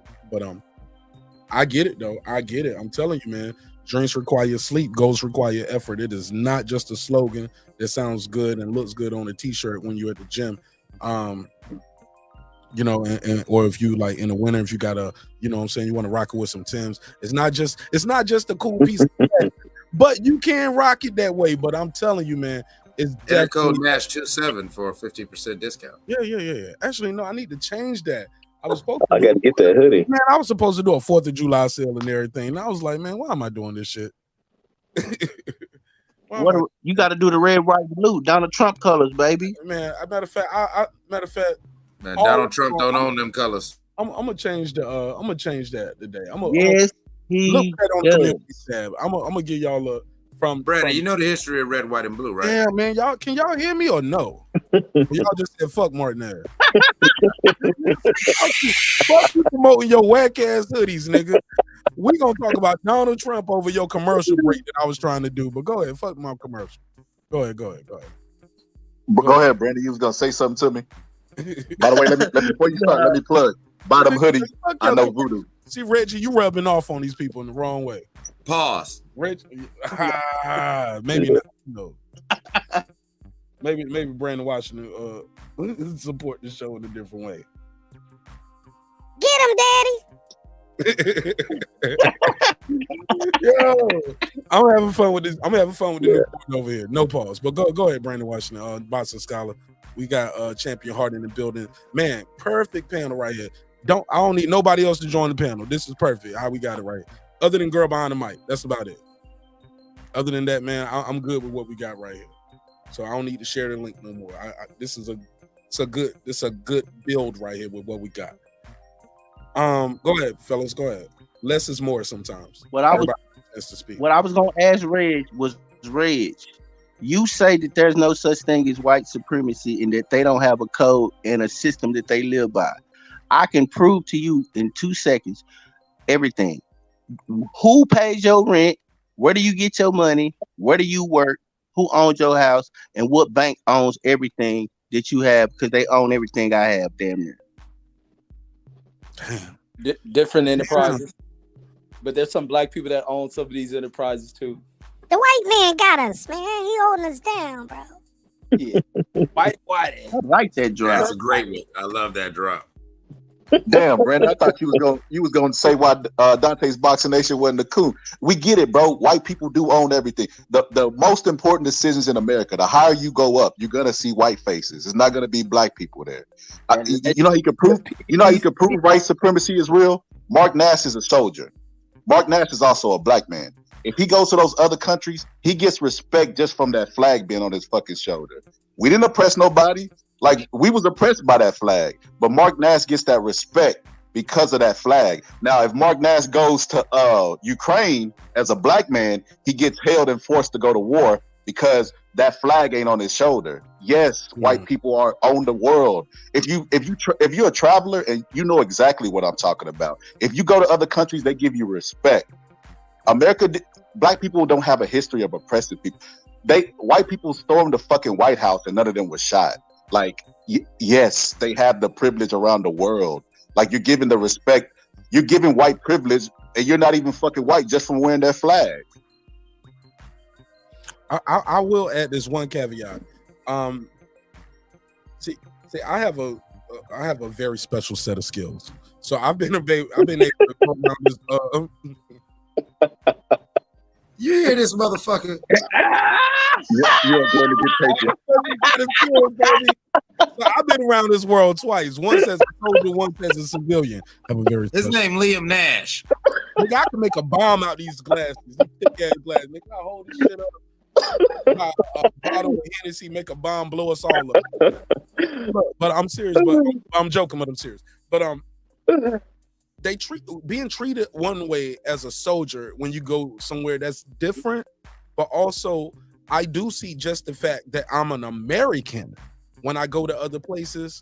First of all, having that American passport, you can go damn near everywhere. Your Jamaican passport, you probably can't go as many places. Does that make sense? That's a great point. Yeah, it makes sense. Okay. That was the way it was explained to me when I was in Jamaica. Like, because I was talking to him about how hard it is just for them to go visit.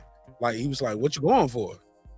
He was like, am I going like for school, for work? Like, am I going for a wedding? Like, who sent for me? Like, what is their position? Like, things matter. And it's a process just to even apply. And yeah, it's just such a big process. But I'll say this though, being American everywhere you're treated different. They don't even care if you're black. The fact that you're an American and you over here in London, or you're an American, you over here in Japan, or you in Mexico, or you in Thailand, like, why are you here? Like, you do stand out. First of all, you black, and then they hear your accent, they like, oh, you an American. Like, what do? You got to have some money. Come on, talk to me. Why? Because you over here with us. Like, what do you do? Spit a freestyle. Come on, can you dunk? Damn, you better tap dance. You know I kick a verse on you. You know I go for a nigga on them. I don't go half measures. I go for a nigga. I go and spit a freestyle. I give them what they came for. You know what I'm saying? I roll dolo from state to state. Let's go, Clips. But go ahead, man. We got to get these jokes off. But I'm promised, man. But I ain't gonna lie though. I met some uppity white folks from Europe one time where where were we at? Might have been in Sandro Pay somewhere. I don't know. My life is great. Look, we over there, we eating at the little hibachi shit. Motherfucker might have said, so what part of America are you from? I'm gonna do it with my UK accent. But they won't UK, they won't like London type people. They might have been not even Irish, but they were definitely from wealthy Europeans. They were white. Yeah, for where we were staying. Yeah, they had some money for where we were staying. You know what I'm saying? So, but he was like, and I was like, and then we said, obviously you're from America. What part? And my wife says, yeah, I'm from Georgia and Atlanta, and you know, yeah, I was in South to North Carolina. You know, so like, oh, so you guys come from slaves? And you did nothing. And you did nothing. And you did nothing. He was right though. What am I supposed to do? He's right. I'm supposed to slap him. I can't slap him. Man, you supposed to slap him and say, keep my wife's name out your fucking mouth. Keep my ancestors' name out your fucking mouth. You dirty white motherfucker. I ain't gonna lie, Clips. I was frozen. I couldn't do the Reggie Owens, Marq Nash freestyle. I'm on a podcast. Hold up, motherfucker. Yo, who you think you talk? You know what I'm saying? I couldn't get it. My G. No, I was shocked. I was like, what? Hello? Hello? You was like, you know, I can hear you, right? and you talking to me like 2 feet away from a hot grill, because we don't know these people. But you know, when you go to hibachi, like we all sit down. They sit you guys by to fill up the table. We need 10 people, so you get 5 couples, and we all sit here. You know, my motherfucker said, Like that we just sitting there talking. I look at this redhead motherfucker, and just so and you can tell he doesn't mean no harm. He's definitely just Yeah, he do. And I promise, man. Yeah, he meant harm. I promise. I didn't get the vibes. He shitted on you. No, you ain't gonna get the vibes because they can say the shit with a straight face. But They no, can't. no, for real. Yeah, he definitely shitted on you. He shitted on you, Mark. He shitted, Mark. You got shitted Say on. what you want to say. Say what you want to say. He was 2 minutes from dumping a cigarette on you, Mark. Hello. Is this thing on? Everybody got their Marq Nash jokes off? Are y'all done? I thought you had a waiter jacket on. Any more jokes for Marq Nash before I continue? Any more jokks? Did he ask you to? I know I ain't getting clowned by a Muslim in whiteface on YouTube. You in whiteface. You ain't All right, birds fly high, you birds ain't even fly got high. no logo up, nigga. You in whiteface. I know I'm not getting clowned by a Muslim. Hey, But the no, white man knew he but what I'm wasn't on saying is, code, though, Brandon. because the see, to be fair, we was having a conversation, a cultural conversation about where people from origins, and this shit just came in so randomly because we talked about being from America, but when we got to what part you from, and when we, because geographically, he was like, that's in the South. So do you guys come from slaves? Yeah. I'm just saying it with that. I was in shock, but also, I don't know. I just assume so. You get what I'm saying? I don't know. Oh, I you know. I don't know. And I look, don't this- know, Brandon. What the I response? promise I don't know. Because, like, look, once I found out about LL Cool J's family, not saying I'm LL Cool J, but I was like, damn, like he found out something about his family, about how his family, because his great uncle was, or great grandfather was, how from there on his family was not slaves. You know what I'm saying? Like his mother's mother, father. Now it was somewhere, but that guy fought for a living and won their freedom. Or so I don't know. Like a lot of us don't know. That's the biggest crime ever done to the African American in America. And who did that? And who did that? And who did that to us, Reggie? Who did that to us, Reggie? Man, Brandon, get out of here with that dumb shit. Trying to power white people up. The white man did it. You trying to power white people up. You need to break that. If you want to get on code, you need to break white people being this god out your brain, bro. But Mark, you responded to that They shit went to the like moon. let me say this. Mark responded to this white man like Terry Crews. The shit with white people, if they ever say some shit, you ain't gonna look at it to offend the fuck out of them. Reggie, that nigga did not touch my dick, homie. Stop that shit. Yeah, that Sure paused did. like a That nigga brother. did not I touch mean, my dick. he That's touched your blackness. He touched your blackness. No, I ain't gonna lie, but Reggie, we in a foreign country. You in I the black don't know foreign what- I country. know we had a They would have jumped the nigga with I you. don't know how we got there. I don't even remember what happened, but for the sake of this conversation, I thought I just gave y'all the entertainment part. But Reggie, the nigga didn't grab my dick. We ain't gonna run with that Terry Crews shit. No. Let's not do that. Crews homie. ain't about grab your dick. It's the response. You should have Nah. beat up like It ain't no grabbing no dick, man. I'd Stop have been it. Brittany Garner if he'd have fought him. He might have been locked up in another country. Come on, in bro. the black country. They would have supported the nigga. But let me say this. No, we don't know what Reggie. No. The nigga But didn't look. grab my dick, homie. We can't go with that. I can't go with that. Give me anything. All right. But look. Shorty. Say he shot me. Say he clown me. He little boy me. Listen. Shorty, you not whooping his ass. Anytime some white person want to be offensive about you being a slave, you also tell them about a few years after that when you took to the battlefields, how your people start putting bullets in their motherfucking head and blowing and chopping their fucking wigs off like Indians. Simple as that. They can highlight all this slavery shit, but they also forget the fact that black people got out there and killed these motherfuckers all across. So it's never we can't. Can we have a conversation about race and origins and what happened without being offensive? If they start offense, then you get offensive with them. And they cry. That's why I always tell people, man, I'm the motherfucking expert and king at this shit of making white people cry about this shit. Because the history and the reality of this history is that we took to the battlefields and killed these motherfuckers viciously.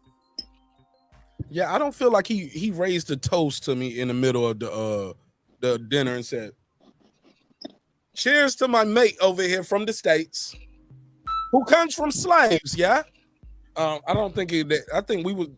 You just he knew you came from slaves because he know what America is. Right. America's a very diverse He knew country. that was No. See, that's the thinking of people here. People from other parts of the world, they know you black. They look at my complexion. They see, especially see my wife's complexion. They don't know, but they could be asking. But even still, why are you asking? I guess that's what me and my wife always like. Damn, so like. But that's not true. The American slave trade began with that nigga's nation. You know about that. I don't know exactly where he's from, Reggie. I don't know where he's from. I thought you said he's from the UK. I just know he wasn't from here in America, but he had one of those accents. But I don't think I just gave him a London accent because I can't do Irish or all of that shit. He seemed more like Irish type or some shit like that.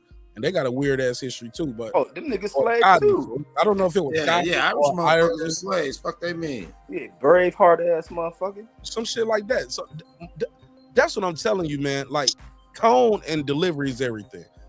I don't feel like I don't remember my wife like.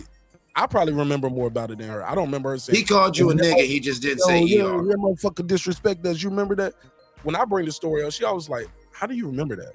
You know what I'm saying? You're weird. You know what I'm saying? But I was like, "Yo, that motherfucker asked us like, yo, you come from slaves." Just shoot. To this day, she'll probably tell y'all he didn't say that. And look, my wife will tell y'all he didn't say that. He asked something. He said, "Yo, y'all from the South," and I'm making. She'll always say I'm capping and adding shit to it, which I might be doing sometimes. But we got a show to do. You know what I'm saying? Your YouTube daddy do it. Y'all don't say nothing to him other than get him, daddy.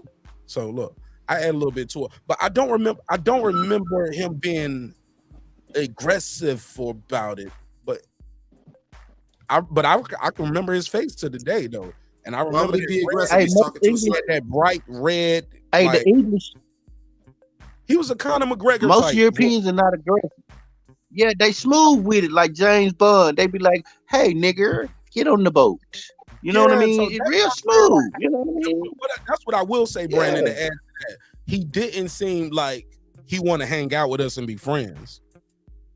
He didn't seem like, oh, my people came from slavery too, and I want to identify with your struggle because y'all the only black people at the table. No, it was just.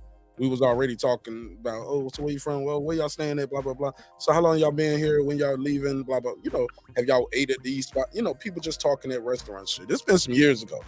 But I'm telling you, man, motherfuckers look at you sometimes from America and other places around the world, and they'll treat you different just because you're an American. And they want to know, what do you do? How are you here? How can you afford it? Or especially because you're black, but also you must like people in America supposed to be like the wealthiest people. And then people are intrigued by America. Like I said, when you're an American, or I guess maybe in the UK too, like London or something like that, where the Queen, like y'all can go pretty much anywhere you fucking want to go. Anywhere. The world is your passport. You can go anywhere. And if something happened to you, motherfuckers are looking for you. They're gonna be looking for you. Like, yo, what happened with them? Like, they know. No, not you. No, not looking for you. I mean, Brittany Griner. They not looking for her. They know where she They know where she at. They ain't got to look for her. They know where she at. Brittany Griner fucked up, so stop it. She on camera. She on camera with the dope, right? I saw the Wait a tape. minute, she said the dope ain't her. She said that she had a vape, but it wasn't cannabis. You know, the Russians saying it was cannabis. Vape? She had a vape pen, though, right? Yeah, it was a vape pen, and the Russians are saying that it was cannabis in the vape. She's saying it was regular shit. They fucking her over. My sources say that R. Kelly set her up. R. Kelly set her up. As soon as I heard my sources, I was out. Oh my god. Hey, look, but Clips. So she's saying the Russians lying on it is not vape. It's what is it? Is it CBD? Is it just nicotine? It's a nicotine vape. What go ahead, Clips. What kind of vape she alleging it is? Because this can be full. I mean, decided with an independent lab test, right? Right. You know, hopefully, you know what I'm saying, you know, the evidence ain't already got fucking with. You know, the Russians can switch the shit like they did. That's what she's saying. Last I heard, when they did that little interview with her for wife, girlfriend, or whatever that chick is. What was that? Yeah, that was Anyway. Champion Hart. I muted his mic. He sounded like he in there cooking and dropped the pan or something. Out there burning water. But Don't nobody But, care about black people. Champion But Hart Donald burning the Trump aluminum only foil cares on them about- damn peppers, them stuffed peppers. I was like, why he Uh-huh. got this picture in his intro with them stuffed peppers? He don't let all the cheese burn out. All the Thank you. I'm teasing. Fucked up a good meal. Yeah, no. The meal Reggie. probably good. He just he put the picture up with the aluminum foil with all the shit on with the little burnt marks around. I was like, shit probably tastes good though. You know what I'm saying? Reggie, if that had been Donald Trump, Brittany Griner would have been freed. They say that he threatened Sweden to go to war if they didn't release ASAP Rocky. That's how we get down. We let Donald Trump let Harry O out of prison. He let free Brent Washington. You a Trump supporter? No, I just like digging that Reggie. It's fun. But don't Fred say that? Fred say those same things. Your boy Fred said the same thing. And I know you've been reading his book. Oh yeah, it's fantastic. The only thing Trump would have did suck Putin dick like he been doing, and the fact that this it's true. Trump sucked that dick. Trump fucking yeah, he a homo. Like a lot of shit. People know Trump a homo, but just like I was saying, this girl fucked up. The only thing Trump would have been fucking sending weapons to Ukraine because he support Putin, because Putin is his pimp. And Brittany go over there at a time. If she did got that shit, this is what I'm saying. People who have these, like to smoke weed and other shit, you can't do certain shit in other countries when they got laws. And now we got this. She caught up in the midst of political shit, and she over there. And if they got the shit on there, if it's banned over there, she fucked herself. And you think Russia about to free her from Biden, who's sending weapons to Putin's enemies? It ain't gonna happen. It ain't gonna happen. And any other president, it's got to be Biden. You got to do these 20 years for a vape pen. Reggie. That's fucked up. I think she about to do heroin time for a fucking vape. Yeah, it's over the top, but she tied in this political shit with that She's war. a political prisoner. Exactly. Oh yeah, she's Brittany Griner. They're holding her, and you better have a very, very lucrative prisoner swap in mind. You can't just give, Yuri and Sergey. Nah, nigga. You know what I'm saying? Putin wants one of his guys. He's like free the guys. Man, did you all hear that she's claiming sexually assault while she's in prison over there? Did you all hear that? Nah. More than likely it happened. Hold up. Who the fuck is climbing that ladder? They Some big Russian bitches or one of them damn guards. They probably just want to make sure she got a pussy. She's so fucking big. Oh shit! Hold up. Now I'm joking, but I'm serious. Now, is she saying she was grapes? Can't say the R word. Is she saying that happened, or has she was it prisoners? Was it by the guards? This is new news to me. Seriously. Yeah, I don't know. I gotta find out if it's true. I just heard it, but I gotta find out if it's true. That nigga think he had the Marq facts. That's the Marq facts. No, that's 1,000% a Brandon Washington Reggie fact. Because I can prove y'all wrong about Fantasia, and I'll never forget. Just like 9/11. Never forget. Told y'all she won a Grammy. But look, man. I got another question on the docket since we already in the heat of race debate. We just had another mass shooting here in America for my people across the pond who didn't know. Truly unfortunate, to say the least. I think to say something now is unfortunate when we talk about these mass shootings. It's a misnomer, right? So the question is, do media vultures? I guess that's the catchy headline title that generated, right? Do media vultures perpetrate mass shootings? Anybody up here want to give a stab at it first? Basically, we're asking, by talking about so many mass shootings, are we actually creating more of them? Anybody want to jump in first? Yes. Let me go to clips. Let me go to clips first because he is a member. He's a member. Neighbor. Go Go ahead, Clips. Exactly, Brandon. Spend that money, you cheap bastard. Yeah. Get your $2.99 worth, Clips. Go ahead.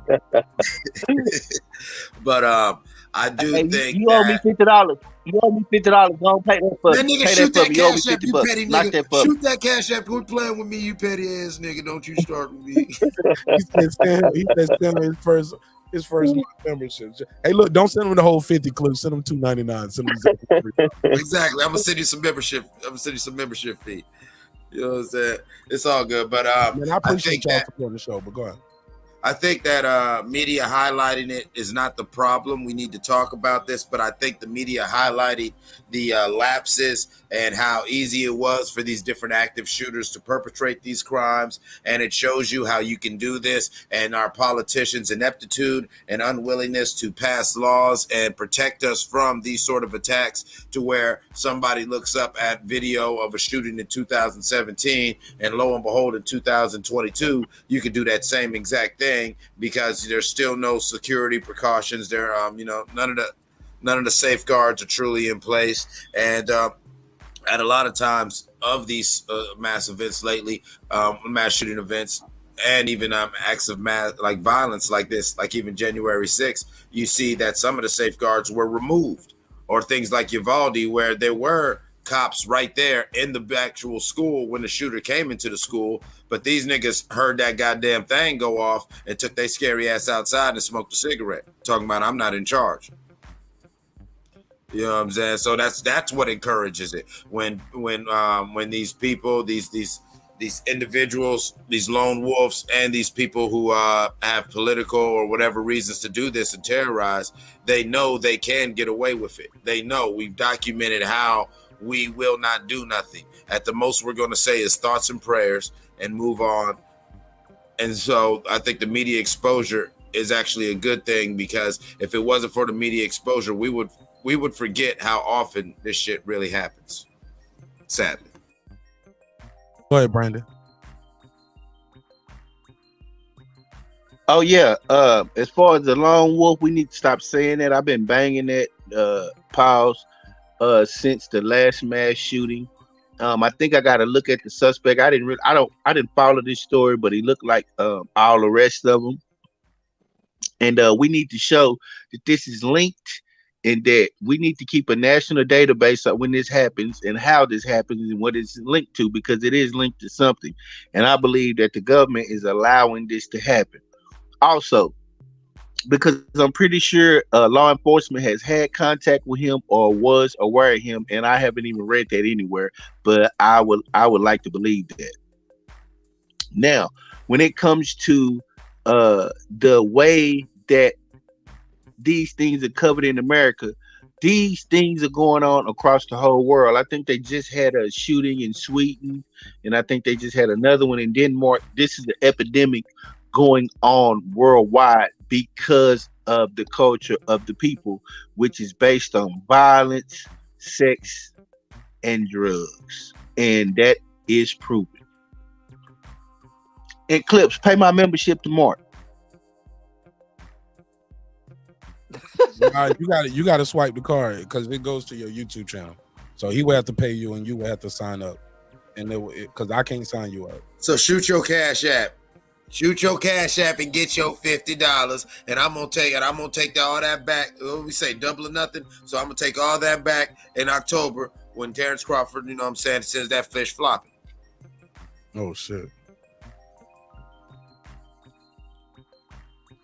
Indeed. I don't know how to do the link page to the membership. I keep doing the video, but if you can go to do the landing page for the YouTube membership, not the Patreon, because I know how to do that. That's just copy and paste. But for some reason, when I try to copy and paste the join link to the membership, I keep sharing the video, not the actual join link. So if you can help me with that, I greatly appreciate it. Same question for everybody else on the panel. Shout out to Clips, Brandon Washington. Champion Heart, talk to me. I think they're gonna lone wolf this kid like they always do. I think a lot of this shit is about proximity, and way that they deal with when they do certain shit. You know, you're not gonna have the same type of shit that you get with us when we kill each other. You know, you get these the black lives don't matter to black people. You're not gonna hear that with them. You're not gonna hear them say white lives don't matter to white people. You know what I'm saying? So right. You know, this is wild. Right. All right, go ahead, Boston Scholar. Talk to me. I don't think the news plays a part. I think those people are gonna do what they're gonna do, and I watched the video not that long ago, and they were comparing the U.S. to continents, and we still had higher gun mass shootings than continents compared to continents. I don't know what it is. I think it's a series of things. I don't think it's one thing we could look at and be like, this is why this is happening. I mean, culture. I mean, it's a lot of stuff that plays a part in this. I don't think the media. I think if they just stop covering it, please don't cut them off, y'all. Go ahead. I think if they stop covering it tomorrow, I think it would still happen. If they ignored it, whistled it away, whistle past the graveyard, I think mass shootings would still happen. Go ahead. I know somebody was trying to ad lib. Go ahead. Whoever was trying to jump in. I think it was. Oh yeah, white people. That's why all of these things happen. They have control over the guns. They have control over the economics. So I personally believe if they sign a bill in the morning deciding that there will be no more mass shootings and that you will be executed on the spot, and also there will be no handguns outside of your home, and that the streets will be free of handguns, and the police will not have access to handguns only in emergency situations. I believe that a lot of this will be eradicated overnight because white people have the power to do it. Reggie, go ahead, please. I know you want to say something. I ain't gonna respond to Brandon. I need it, Reggie. It's a live show. Come on, Reggie. Come on, man. We giving this white daddy too much credit, man. You gonna let him get that off? Man, white people have done to Brandon. I mean, shit. What the fuck have they done to you? But perpetuating by the media, the continuation of these type of acts, like, nah. I think the media gets behind them to kind of drive up what's the bottom line for them, and that's running out headline news stories. It works for them to keep the drive of how they're able to make returns. But the actions of the people, I don't think criminals commit acts based on whether or not they're going to be on the news or this and that. Some of them would like to go down in infamy, no doubt, but I think there's issues that haven't been addressed in this situation politically, as far as being tougher on gun laws, checking people who have these mental issues. And when the police get and like Brandon was saying, like, the police be knowing the history of these people, and they take failures to act on them. And that becomes a problem, what I say, like in law enforcement. There's too many white males in certain agencies, and the problem with too many white males in these law enforcement agencies is that they're the ones applying for this shit. Like I say, like, and it's back to Brandon, always think it's just the white world. Black cats can go in there, join these fucking departments, take these positions, as well as move into city council, which does a lot of hiring in these damn departments, to start reflecting what the community looks like. But I think these acts are going to happen when parents aren't addressing what they know is in their house, the monsters that they're creating in their homes. And some of the parents are responsible behind this shit. They push a lot of rhetoric that begins to radicalize these lost and delusional ass young dudes, mainly, or majority of them white males, with radicalized ass views on bullshit they've been injected into their minds, and then they go and commit these fucking acts. But I don't think the media is the sole responsibility behind that shit, because even before media coverage a lot of this shit, you still had mass shootings in Texas, like that little Texas University shit. And many of you just got wicked ass people who have to be addressed. You didn't have the number of guns in society like they are now, with a lot of wicked ass people. We don't address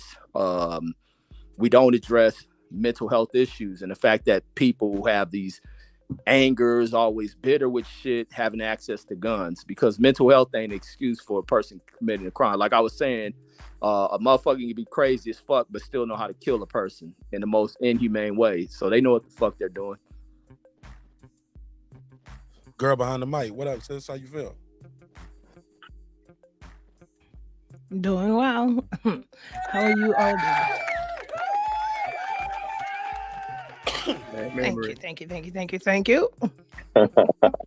Oh yeah, I'm in here going ham with this new soundboard.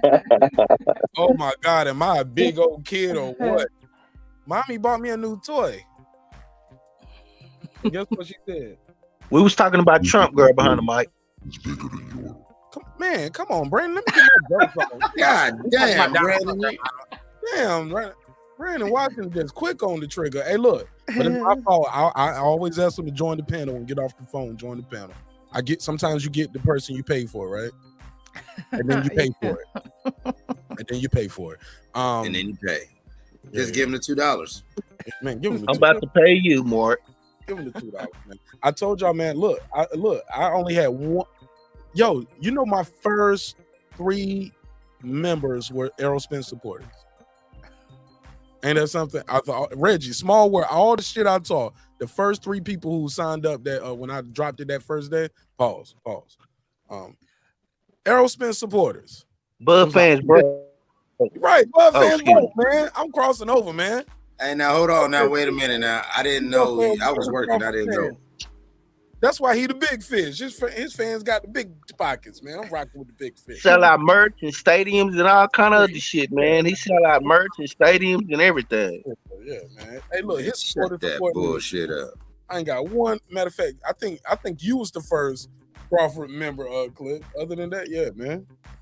Yeah, man. These motherfuckers. Nah, I'm gonna tell you. I didn't even know that you had. I know you said you was gonna do it, so I was waiting. I didn't get the notification. Right. That's why I used to tell my girl. I was like, I ain't know Christmas was coming.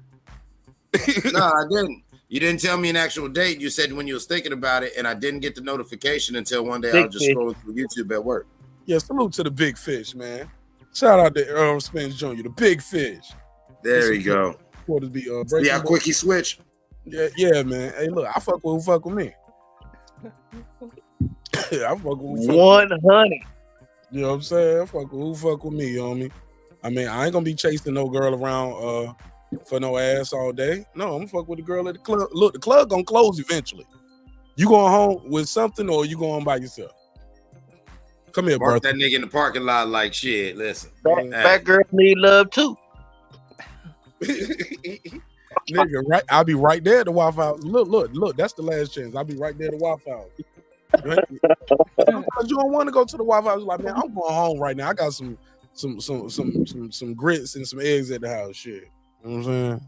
But anyway, look, man, we getting off track. Shout out to girl behind the mic. She didn't come here for that weirdo talk. Y'all know what I picked something up outside the Waffle House before. Tell the truth, memory. Oh shit! Not the Waffle House, but close, right? Oh, type shit. Oh, what about the Cracker Barrel? No, I'm just kidding. You know you don't fuck that. Oh, now Brandon about to lose it. Oh, see, she was at the Cracker Barrel. I feel proud to go to the Cracker Barrel. I feel proud. When I go in the Cracker Barrel, it be older people serving me. I be like, yeah, let me get the mama's breakfast, the mama's without the bacon, turkey bacon. You hear me, Cracker? I'm at the Cracker Barrel. Brandon be at the Cracker Barrel thinking he got white slaves. He be working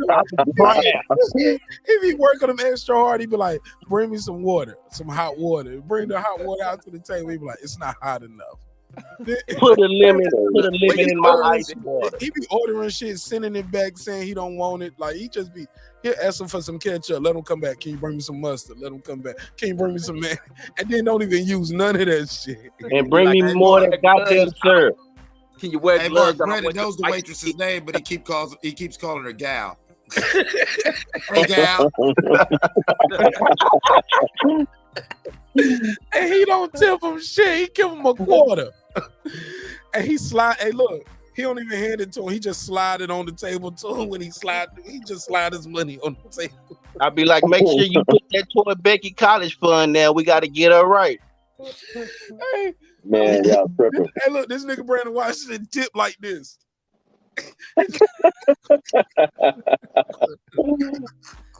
He flicks a shilling their way. Here you go. Oh my God. Girl behind the mic, what did you just walk into over here? Oh my God. Welcome home, I guess, if you still want to be home, but here you go. Yeah, but you know once you click that link. I see her saying. I thought that's what you're saying, that you done fucked up now. You know that, don't you? Talk to me, sis. How you feel? Feeling good. Brandon's talking about Trump. You wanted me to talk about Trump, don't you, Brandon? Guess what he want. Damn, why you sound so horny talking about Trump, girl behind the mic? Hey. Yeah, she got that girl 6 voice right now. Come on, Memory. Come on, you like a sis. Don't make me look at you and think of you like that. I ain't gonna lie, you did, sis. Well, here's the thing. Like, I will always say this, right? Even from the mountaintop. Go. I'm sorry. I'm neither Republican nor Democrat. I don't believe in structures, organizations, and so forth, right? But I do my own due diligence and research. I just see the difference. Right? Yeah, true enough. Trump did rescue ASAP Rocky, I believe that's his name. And he had broken the laws. I think, what was it, in Sweden? Somewhere over there? He broke the law of the land. He was in jail. Is Biden going to put a Trump to Russia and get Brittany out? Granted, she did break the law of the land too. But he's not going to bend backwards. Nah, a school teacher just got like 30 years for like some weed and shit. Or some kind of pills or some kind of drugs in Russia. And he was like, it was prescribed to me. I think he got like 20, 30 years for some drugs. Right before. I understand that, that, like but this week, but he couldn't dunk. Trump would have still talked to his friend Putin. Okay, that's my point. My case in point is, listen. No, what are you talking about? You can still talk to him. Well, why would he? Biden is the president, right? My stocks have gone all the way down. Hold up, Jesse. That's a good point, Reggie. Why Donald Trump ain't stepping in? He's not the president. Y'all done voted him out, right? No. Former presidents, Jimmy Carter does it all the time. Carter did it. Jesse. Well, everybody turned their back on him. So why should he do it? America turned their back on him. Because he's still an American. Because he's still you still that. Nope. So you still that wigger. Nope. I mean that president. I wouldn't do it either. Because people voted, they turned their back on him. Like, the economy was doing well. Not do it. Maybe, hold up, girl behind the mic. Conspiracy theory. I got a conspiracy theory. You ready? What if he's waiting for her to get sentenced, see whatever happens, then he flexes his political power? Anything is possible. Right? But he planned on rerunning, right? If he's still alive, right? Like, people talking about Trump 2024, right? What if he gets her out like he's doing low key? He got my vote. Low key. Who the fuck said that? Brandon Washington. Hey, look, but Brandon, you said that. If he gets her out during the election season, that'd be crazy, right? Or would the U.S. not even allow that to happen? Biden, like, they would stop that. They can't stop it. I don't think they can stop it, but that'll be interesting. They got going on. Would you think people would already say like, "Oh man, he shouldn't be trying to reach out to Putin"? Like, how does he? You think they just got each other's cell phone number? I think they got contacts for each other. But I don't know. Look, like I said, if I was him, I wouldn't. I'd be at the Gulf, at the Trump Tower, whatever he does. Because here's the thing: it's never been political about me. The first thing, listen, when Trump and when all that stuff came about, I jumped on the bandwagon. And then at some point in time, I asked myself, I was like, wait a minute. I was like, why do I don't like this guy? I was like, I had to check myself. And I was like, I don't like this guy because everyone else doesn't like this guy. So I said, okay, wait a minute. Let me go look for regular footage, unedited footage. And then I say to myself, why does mainstream media hate this guy? Why is this the most hated person past Bush and his daddy Bush? Okay, 9/11 Bush. Never forget 9/11 Bush. Why do they hate this guy? I just like what she keeps saying, Bush. Yo. Bush. Hey, real quick before we go, hold on, real quick. I'm gonna let you jump right back into your Bush on Girl Behind the Mic. Real quick, Champion Heart. Yeah, that was I a saw what you joke. did. You see what I did there? All right, Champion Heart. Before I let you go, man, please plug your channel and let people know how they can follow you, man. This is so dope. Thank you for allowing me to be a part of the journey with you, my brother. Most definitely, man. I really appreciate you putting that logo together, man. I got a lot of people are digging it, man. They really digging both logos for real. You all can find me on Cooking with the Champ LLC, and I got a shout out. I actually gave a shout out. I got the next video coming to Marq Nash, so that's gonna you might you ain't got none coming to Marq Nash, homie. You gotta relax. You gotta relax. But yeah, I like the video, man. Y'all know I definitely shouted you out, man. So I appreciate you, brother, and salute to all my brothers on the chat in the panel, and definitely my sister Girl Behind the Mic, and definitely go get her book, man. The Agenda. That book is really good. How far are you into it, champ? I'm actually reading it again. Okay, so you finished it once. Yeah. All right. Well, look. Let's do a breakdown. Let's do one of those, and let's record that for the members. Okay. And, you can actually talk to Girl Behind the Mic, and we can have a book discussion about it.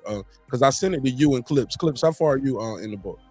I got about 30 more to go. I've been busy as hell. So if you want to schedule that for in about a week, I'll be done. All right, cool. Okay, that's cool. Har's trying to get the draws. He said he reading it again. Like, yeah. You tripping, Reg. Like, man, you ain't hear her voice? Yeah. Hey, yo, and she got the new avatar. Look how she pulled up on us. I know. She flexing out here, little baby flex. I see you, Memory. Little baby flex. She pulled up with the new Avi on us. Okay? Brandon Washington. At least you... We're gonna work on this, man. We're gonna work on it. We're gonna work on it. But I'm out, man. Salute, brothers. I get with you. Thank you again, champion. All right now. Brandon do need a logo, man. Make that nigga Brandon a logo. I don't know how to do that, bro. I don't know how to do the logo with Shout out the to Champion Heart, man. Shout out to Champion Heart. Cooking with the champ. Cooking with the champ. Brandon, we can't even load a picture up or nothing. We can't load a picture, nothing. Because he doesn't have one single picture where he's not with a white woman. How do you load up pictures? Girl got a logo. Huh? I don't know. Brandon Washington know how to build ghost guns. I'm alleged, maybe. Brandon Washington. Brandon Washington. How the Brandon hell Washington, do you you a not smart know man. how to load an avatar picture? Click settings. Click settings right now on your thing. Oh, yeah. He got a flip phone. He got a Click picture in that the phone settings of like here right now. jewelry, You scroll or down. sneakers or something. Yeah, you gonna have a picture in your phone of some sneakers, anything that like you'll have a picture of the crest. Now I only have pictures of military. Girl. He's got a picture of a slab of ribs. Yeah, you can have a He says picture of a that at slab of 30 ribs. minutes Just every trying to day. show you real quick how to do it, Brandon. Nah, military fatigues. Brandon, And, just listen to him. Just follow the instructions. Go ahead. all right. I'm gonna write it down. Man, just do it right now in real time. Brandon, Don't hit the gear that says settings right there on StreamYard. That gear that's right by in between stop cam and share. Hit the gear that says settings. Now press Control Alt Delete. Stop, nigga. Get out. That's crazy. That's All right. hilarious. Now you can go to your virtual background. You can do that, or you could actually go to click the three little dots in the middle of your avatar where it says like your name, and it's a blue under blue, and it says you're in the show. Everyone can see and hear you. And that's where it says edit. You know what I'm saying? Edit name, edit audio avatar. I gotta go out and do that. No, you No, don't. you don't. You don't. That's It's why I'm right saying, there. Chris, let's just keep the show moving, man. He ain't trying to do it. I know he don't want to do it. Yeah, he ain't gonna do it. He's happy with the green bee. Man, just take a picture of them white women serving you and add that as your photo. That's what it's gonna Brandon, you doing exactly what the white man wants you to do by not changing it. be. Like, you know, be bland, nigga. Look at you, looking like a slave with just your regular beat, with your coon ass beat. Diamonds are a month, man. You gotta lead your own destiny, brother. Change that green beat to something that identifies with you and your culture and your lifestyle and what you stand for. Stand up. That's the word. Are you the white man's property? Why you got the white man's B representing you? Right. We don't got our slave names no more. Let's go back to girl behind the mic in the bush. Go ahead. No, that was my 2 cents. No. We kind of jumped right Looking in. on Trump. You was talking about you was kissing Trump ass. Because in the chat you said something. You was like, during Trump, we got a stimulus package. We got the $600. We got a couple. Even when Biden came in, he had to keep that Trump shit going like for a little bit because it was already in place. We can agree that some things from one president roll over to the next, the good and the bad. Some of that money we got during the Biden era did come from the package that Trump has set up. And we ain't Economy was doing good. Stocks were doing good. Nothing since, man. What happened? Gas was doing good. Not true. Not true. Yeah, true. $8 Reggie, hold up. Don't say that. How much you paying at the pump, Reggie? Not true. We didn't have lower gas prices with Trump. Come on. Some would argue that was the recovery. And motherfuckers like me who make their living on the road like during that era, bro. I'm telling you, bro. It was you a can't difference. be sucking on Trump ass thinking he made. It ain't no sucking on nobody's ass. We just telling the truth. See, It ain't the truth. Reggie, why we gotta make the personal attacks and go to us? Gotta be doing some gay shit to Donald Trump because we talking about a gas. You see what I'm saying, Brandon? Bigots in the ass. But let me say. You know what? Let me put these rules of the code back up here. Cause Reggie, you breaking the code right now. I'm fucking you breaking the code. Them black codes gotta keep that black code, I got him. Boston Scholar, I got him, didn't I? Man, where my clan hood at? They put my clan hood on. Fuck that. He said, "Oh yeah, put your Black Klansman do rag on." That nigga said we sucking Trump's ass because we said gas prices were lower. They were. It's not saying nothing like we agree with all the things he said, what he did, but that is a fact. Now, granted, was Russia and Ukraine at a war? Were things going on that way? For as a lot of shit, even with what happened during the C-19 issues and like, cause I know just getting certain studio equipment, it's hard to get chips made. Like chips, the actual microchip that they made. It's hard because it's job losses globally. It's a shortage of the chips that are being sent out. So I get it. I get that. But we're not gonna say somebody's doing that to Donald Trump. I'm not even gonna. I'm not even gonna. It is sucking Trump ass. If you're gonna say when Trump, the economy fucked up. No, the economy. No. I didn't say that part, Reggie. No, that's what I just acknowledged that the gas prices were. But let me say this. But the world was in a different place too. But what about the stimulus packages? Where's the rollout, Brandon? Reggie, to stimulate the economy and to help the people in need. The college debt forgiveness. We keep getting extensions, but shit, in between that, people are still getting put out their homes. The mortgage moratoriums. I messed that up. Y'all know the word. Y'all know rent moratoriums. Moratorium. Mm-hmm. Yeah, come on.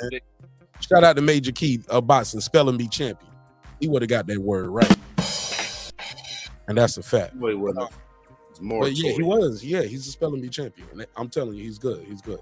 But Reggie, you get what I'm saying? When girl behind the mic, when she say that, she's not wrong. I don't want people to think she's.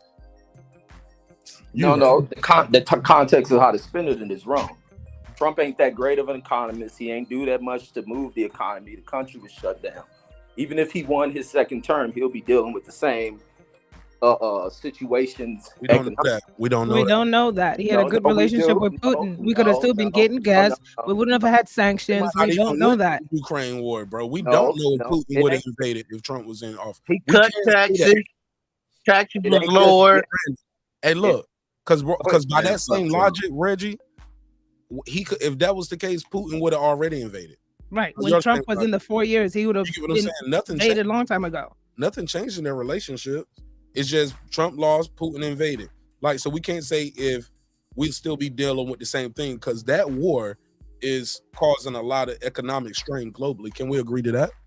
Yeah, well, Yeah. sure, most We definitely. can't That's just the say only. with certainty. But let me if Trump won. make a statement. Let me Okay, make a I just statement. want to X Gas, that part. gas ain't the only thing affecting us. We got global shutdowns. Absolutely.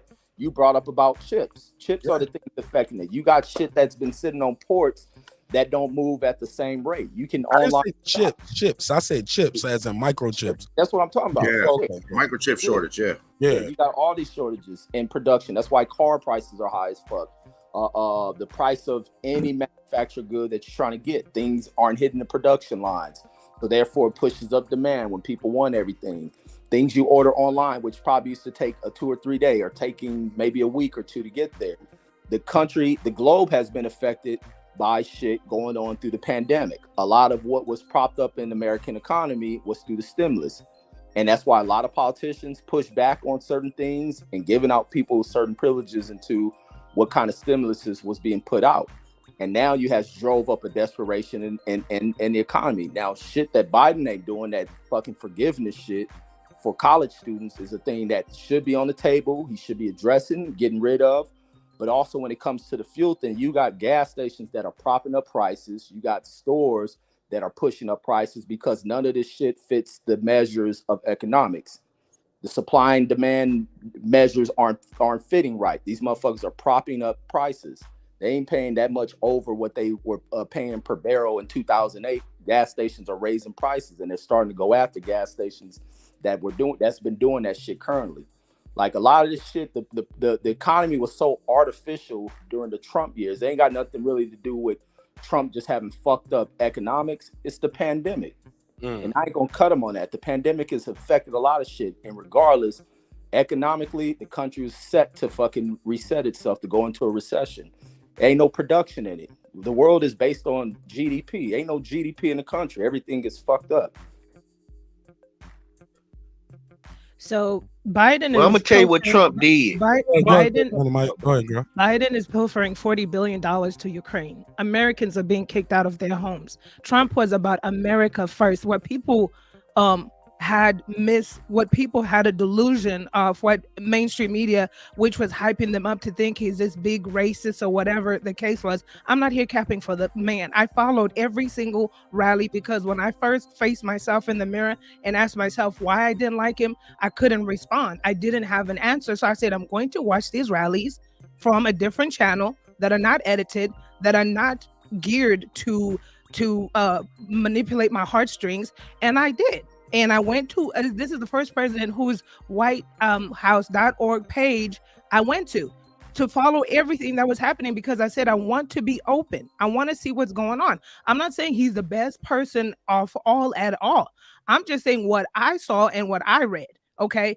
Everyone is flawed in their right mind. But when he said America first, to me, what I saw, this is what I tell people, just go and look at all the bills that have been written. If you have triple monitors, or you can open tabs, start off from Bill Clinton, open a tab, go to George Bush, go to Obama, and go to Trump, and just go read exactly. I mean, this stuff is not hidden.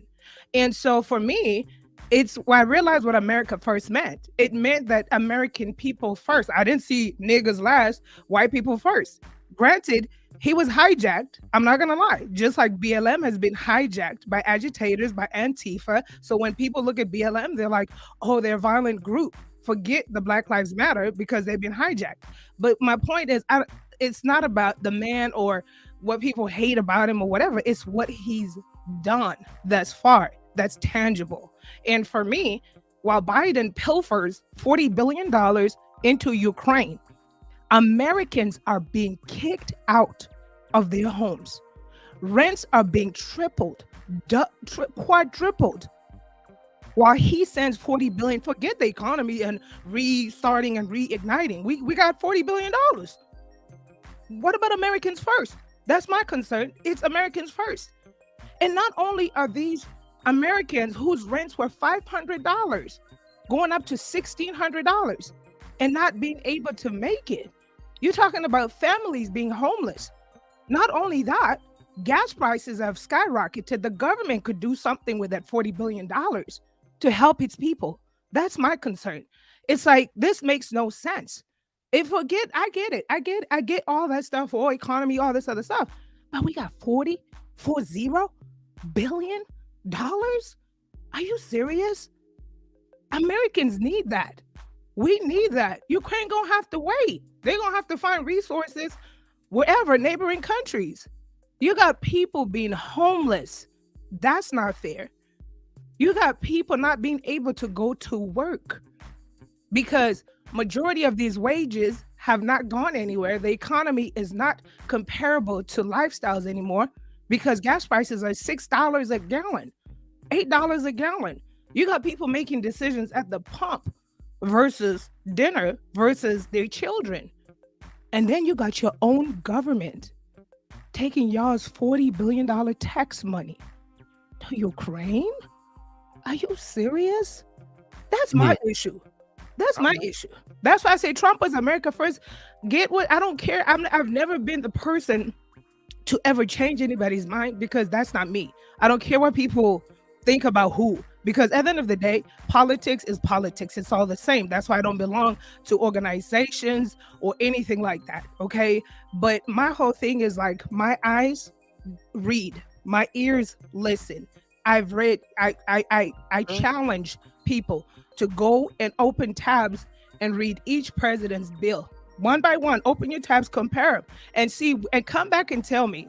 Come on, niggas, do all which that. president? I'm gonna say this. No, tell me which president actually. Let me I say want to something. know which president actually put the interests of Americans,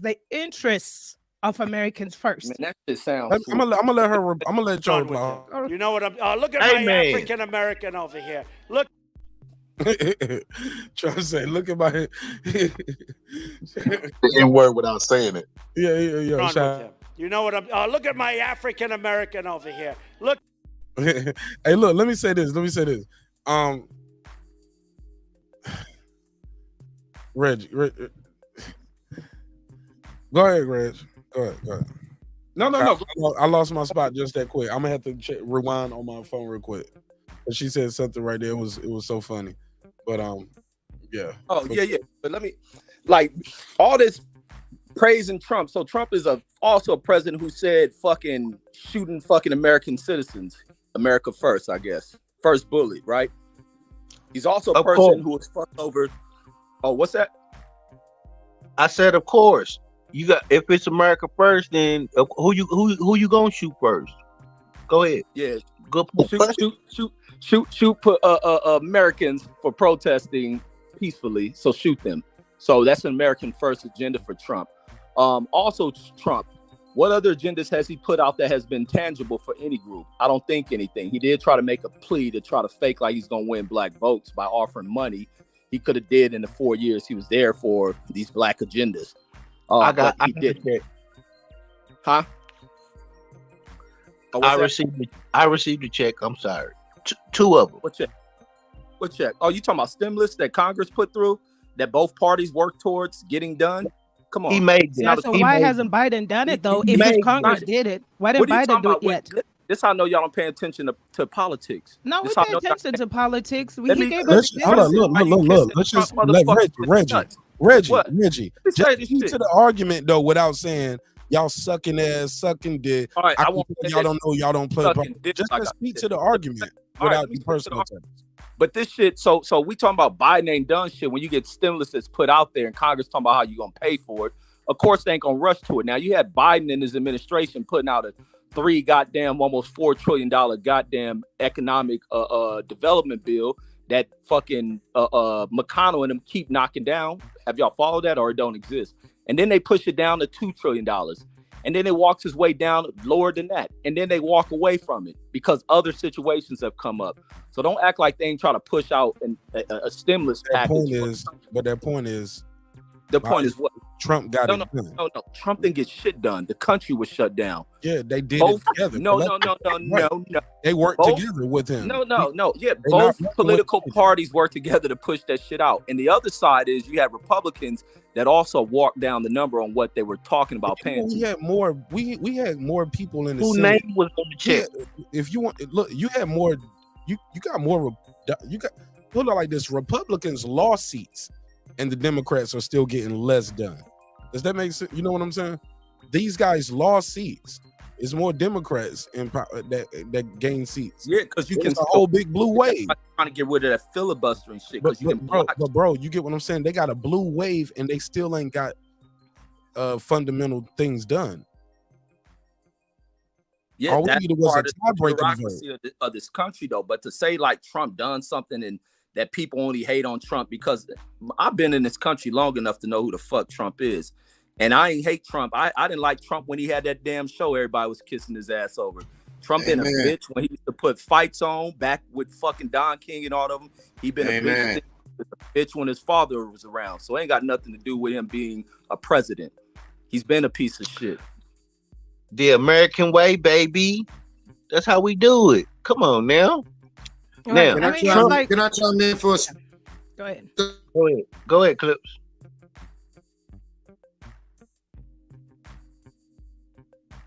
Go ahead, Clips. We can't hear you. I said, listen now. I've been black for over 40 laps around the sun now. I done seen administrations come and go, and I'm tired of these dumbass narratives. Quit acting like you don't know what's going on. Most of these corporations. You staticking or chopping, bro. I don't know what's going on. Most of these corporations. Am I better? There you go. Yeah, most of these corporations are ran by and controlled by people with Republican or conservative leaning views. When their guy is in office, that's when they open up, and all of a sudden you've noticed business is flowing because they're happy. They're politically happy because they are being politically placated. Whenever they feel that they're in political danger, all of a sudden they start tightening up. All right, we've never seen a Republican president where the Democratic Party says, you know, our only agenda is to deny everything he wants to try to do, like you saw with Obama, like you're seeing with Biden, like you even saw with President Clinton. Okay, you keep giving these Republican presidents all this credit for business acumen and all like that, when it is nothing more than no. When their guy's in office, they want to do business. When their guy's not in office, and then like Reggie said, you're giving them credit for all these different bills with the stimulus and all like that. We had no choice as a country, so they had to do something. Okay, right now, because there's a Democrat in office, the Republicans are like, let's wait this out, because regardless, common people are going to give him the blame. Some of the things, I even laughed at the president. And I thought I was gonna let it rock. I thought you was gonna be a little shorter, but we got to get that audio right, bro. It's still staticking. And you wasn't cooking on nothing. But but the point that I was trying to make, and that I believe, girl, but I was messing with Clips. I was just joking, Clips. No, you're not. See, Reg, what you get confused is I'm not being emotional about the subject we're talking about. I'm just talking about the policies and things that Trump did do well. He did have a good economy before the pandemic. He did do things that were off-brand. He made Congress. Because you don't know what you're talking about. Stick to religion. But keep going. I'm going to smoke you for saying that dumb shit. All right, keep let's going. Let do it. If you going to smoke him, just smoke him. You ain't got to give him a warning shot in the air. Just let him finish saying what he's saying and then proceed with pause on the dude smoking each other. No, okay. No. I got it, man. Go ahead, Brandon. Indeed. So when we look at his history, let's put his 4 years in his before the pandemic, and also we should put in perspective what his economy looked like before that. When China was BSing around, he imposed tariffs on China and made China buy more of our goods. He did certain things. He went to NAFTA. He went to and did all of these things. He went and made sure that America was first. When you talk about the infrastructure, about the roads, bridges, those type of things, he got that type of stuff done. He passed executive bills. I mean, he signed executive orders on a lot of things that Congress was BSing on. When Congress wanted to give us a certain amount, he told Congress, hell no. I want the American people to have this amount. So he did do certain things well. But when you talk about him as a human being, that's something different. But when we talk about his politics, That's what I'm talking about. I'm not talking about him as a person. And when you talk about corporations and those type of things, they should be skewed to the people who are going to take care of them and who are in their best interest. That's what me and girl behind the mic talking about. Oh, I'll hold my point. I don't know that you could necessarily look to the president because I mean we all went to school. We know that there's checks and balances. So one would argue that Trump inherited the stimulus that Obama put in place, which is why the economy was doing so good. But I don't like that people always blame the president. Like they can go outside and be like, "Man, it's sunny today. Dang, Biden must be a good president." Like that's not how economics and the presidency work. You know, we don't have a supreme leader. But as far as arguing over Trump and Biden, both of them are over 70. Both of them have said nigger in their lifetime. Trust me. I don't like neither one of those guys. All right, go ahead, Reg. Yeah, don't be trying to kill off our arguments with that shit. But back to Brandon talking about, let's talk about the beginning stages of Trump's presidency. Yeah, Trump was handed over an economy that was being turned over by Obama, who avoided probably one of the biggest recessions outside of the Great Depression. So don't give Trump no credit for what Obama did. This country's about passing the buck, passing credit along to the person that comes before you, and then the person right after that screwing it up, and it's left for the other person to clean up their dirty mess, because accountability is always a major issue in the transition of America. So checkmate for you speaking that Trump did something extravagant in his early terms to help boost the economy. No, I think he was handed over the economy that was turned around under the previous president. But then back to his deals with China. What did he do with China? He went over there posturing, trying to act like he's doing this and that when he's been doing all sorts of business with China, who has outsmarted him because he's an economic dummy. He's a business dummy. He's a bankruptcy dummy because Chinese understood they were dealing with a dummy. He went to do construction for his buildings, acting like America first. Well, America first to Trump is China. So people can push all this shit like Trump did anything just because they can hear Trump say it, but dig into the deeper parts of what Trump is. He's a person who does dealings in China to get cheaper goods like most business people like him do.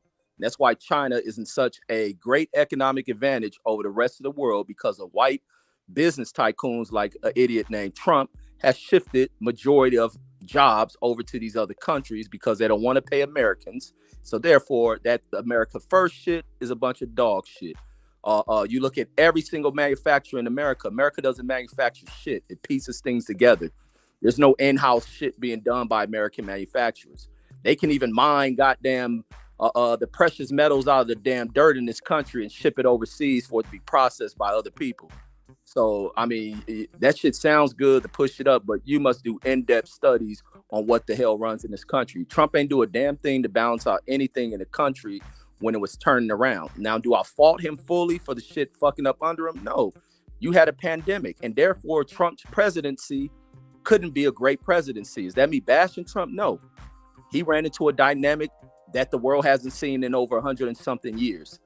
And therefore, how could he have been a great economic president? But his fault was treating the pandemic like it was some old joke, like it was some political shit, rather than addressing the shit head on. Here he is creating beats with scientists and all type of shit. And that's the fault of Trump. It ain't about his politics. It's about his idiotic brain. Now, he could have been done better stuff as a leader, and it shows he's not a leader when he thinks he's losing an election and the way he flips on everybody in his damn administration and damn near put it to where he damn near had his vice president killed. So how can you, I mean, y'all crazy, but you would lose these political debates against me with that kind of knowledge. Trump ain't done shit.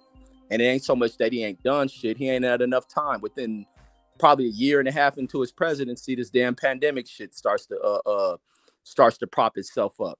And the economy can't push like an economy is supposed to. It's not productive. It's what GDP is, based on your production and your economy.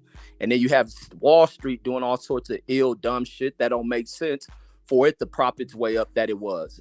You got Fortune 500 companies taking money, pushing it into a system, however Wall Street works, where ain't nothing being traded. So checkmate. Like, stop pushing this Trump stuff. It ain't got nothing with him being a Republican. He's a fucking idiot.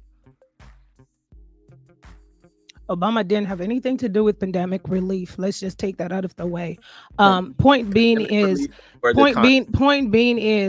Trump's relief packages. My only concern is for the citizens of America.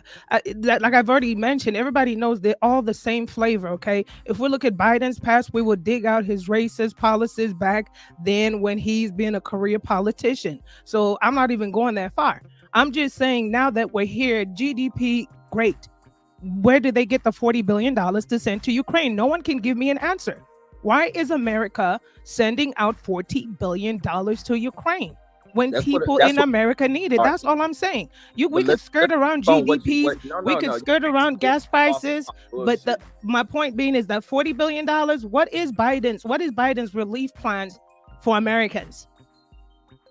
I'll wait. I mean, she actually got a point with that, man. Like I'll wait. They sending money during a crisis. Right. She got a big point. Hey, but the big point Reggie off at all. As soon as she started talking, Reggie just kept cutting off. Come on, Reg. No, because that's bullshit with the Ukrainian thing. You got Congress. I thought what you were saying was bullshit, but she didn't cut you off, though. Congress approved it, but Biden had a hand in it. Why wouldn't he say, you know what, Congress, screw it. I'm not sending $40 billion to Ukraine if my own people are not at the top of this. Send 40 there without doing helping it, because America is not yet out. You said, oh well, because we were saying, oh, Trump was because we're in the height of a pandemic. We're not yet out. We're not out of this. Matter of fact, truth is, to my experience, this is the worst I've ever seen. The last 2 years, it was a rough ride because we didn't know what we're dealing with. But this is horrible. And all I'm saying is, what about the $40 billion? And that's all I'm saying. Where's America first? Do y'all know that there are people that are homeless? Rents are just going up. In Canada, you cannot increase rent more than 5 or 6% nationwide. So Biden's administration, Congress can't get together and just say that. They can't do that, just that little bit, just to help people out. Politically divided, but back to talking about this money. We keep talking about politically divided, but Biden got $40 billion though, so he got it done. Through Congress, because look, this is what national security is about. They send it to a fucking ally with the rest of the goddamn United damn nation countries, and they're also talking about expelling Russia up out of that. You have all these Western countries speaking on that because they don't want Russia advancing its damn might, especially in that dang region. So regardless, the country's gonna be behind it. But you talking about $40 billion. That $40 billion ain't cash. It's in the weapons, which is paid for, which recirculates in the economy of those weapon manufacturing states. So it goes back into the economy. Like, y'all just hear money and just spew it out and cry about it. That's why Congress and Republicans would have been bashed Biden on that. But you know why they ain't bashing Biden? Because their states are war is profitable. Because it ain't just that. The states benefit from it. They employ people. People keep jobs. Profitable. I mean, you guys, it's fine. You keep making excuses about it. They're able to get $40 billion. Americans need money. Weapons or not. How come we get $20 billion here, 20 there? I know wars are profitable. I understand the history of my countries. So don't make it into that. This is a common thing. I know why wars have always been out there. The countries make money, but nobody see this is what we get. This is the political filibustering of what they need weapons but we're not looking at the real reason. Americans are suffering. We need healthcare. You might be comfortable. But Americans out here are suffering, and this is what we get, where it's, oh no, it's for the weapons, and then it comes back into the economy, but it's still not coming back to the lady who's getting kicked out of her house with her 3 kids. It's not coming back to her. In those conversations I have, I don't shut down to focus on one conversation when I talk about these things. But this thing you talking about ain't a new thing, and ain't a money sending thing. It's a recirculation of still employing those people. America loves this shit. And the Republicans and Democrats love it. But there also can be work on those same Republicans and Democrats who are still drummed up on this war economy should also be drummed up on helping people in society. And homelessness ain't just no 4-year thing. But they not. But no, that's why you push their ass. What you talking about they not? You in the state where they pushing to take your right to vote and y'all don't say shit. So yes, we do. Yes, we do. Y'all don't. No, we do. No, y'all don't. Y'all let that wheelchair nigga do what he want. That's a bad man. That's a bad man, Reggie. When this pandemic first happened, I can remember we had a Republican president, and I can remember Congress getting together and fighting over how much money they were going to give Americans, and it happened under a Democratic president. Also, Mitch it happened McConnell. it happened with both presidents, but the only thing that was consistent was giving Ukraine war. So Mark is absolutely right. That's the only time Democrats and Republicans come together, when it's something to do with war. They have no dissension. But when it comes time to give American people money so they could get by, it's a fight. It's always a fight of how much they're going to give us. Even when they gave us those little bitty checks, I think the first one was like, what, $200? $600? Some bullshit. 2,000. People got 2,000. It was pay scaled, but people got, that's I what I'm got saying. If they were 2,500. able to fight for those packages, 2,500, 2,000, and so forth, why can't they fight for that? And I'm saying, like, I hear what people are saying, like Philip and stuff like that, 10,000 but for a small business. Ukraine is not part of NATO, and if Trump was in office, you'd have said, F them mofos. They're not getting nothing from America. That's the big deal. He would have said, nobody's getting money until Americans get something. That's the difference. No, he wouldn't. He They're would not. have Yeah, they're not. Ukraine is not part of NATO. Ukraine is not part of NATO. We're not obligated to help. He has done it. He has withheld money. He's done it, Reggie. What you talking about? He's withheld money from countries. He withheld funding for them. He like, nah, you ain't getting it till you do what I say. He's done that. Greg, y'all just better get these fucking hands. Y'all got $200,000. Name the country he said he was gonna do that shit. He said it, and I'm pretty sure he had a nice talking to and said that ain't the way we do things, buddy. So he can talk all that shit on news, but did he do it, Brandon? Yes. Yes. So show me the proof of what country he did this to. Where was the country, buddy? Didn't he get some hostages freed in North Korea? Didn't go meet with Kim Jong-un, and people were saying, no, you got to get something from the meeting. People were mad that he met with Kim Jong-un and he didn't get nothing from the meeting. Like, he's supposed to get something. Like, he's supposed to acquiesce. Basically, Kim Jong-un was supposed to do something for him to even meet with the president. Donald Trump was like, man, I'm walking right over this little 3 foot, this little 2.5 foot border, and I'm gonna walk right over. Look it up where he withheld money, Mark. You can just Google that. They at least let the hostage pull that up. Let that hostage go. Now, granted, the dude died as soon as he came home. Can't wait till the gas prices Hold go up. like $12 a gallon. He brought him home though. Ass motherfucker. He brought him home. Hey, look, Donald Trump. Hey, look, but that dude had been in prison for years though. For years. It The ain't nigga like- died. He was dying. Like, stop it. Send the hell Regardless, he got him home. Reggie, is other people that ain't never came home. Okay, that counts. To All this right, day. Reg, you must be losing. They done turned you white face, bro.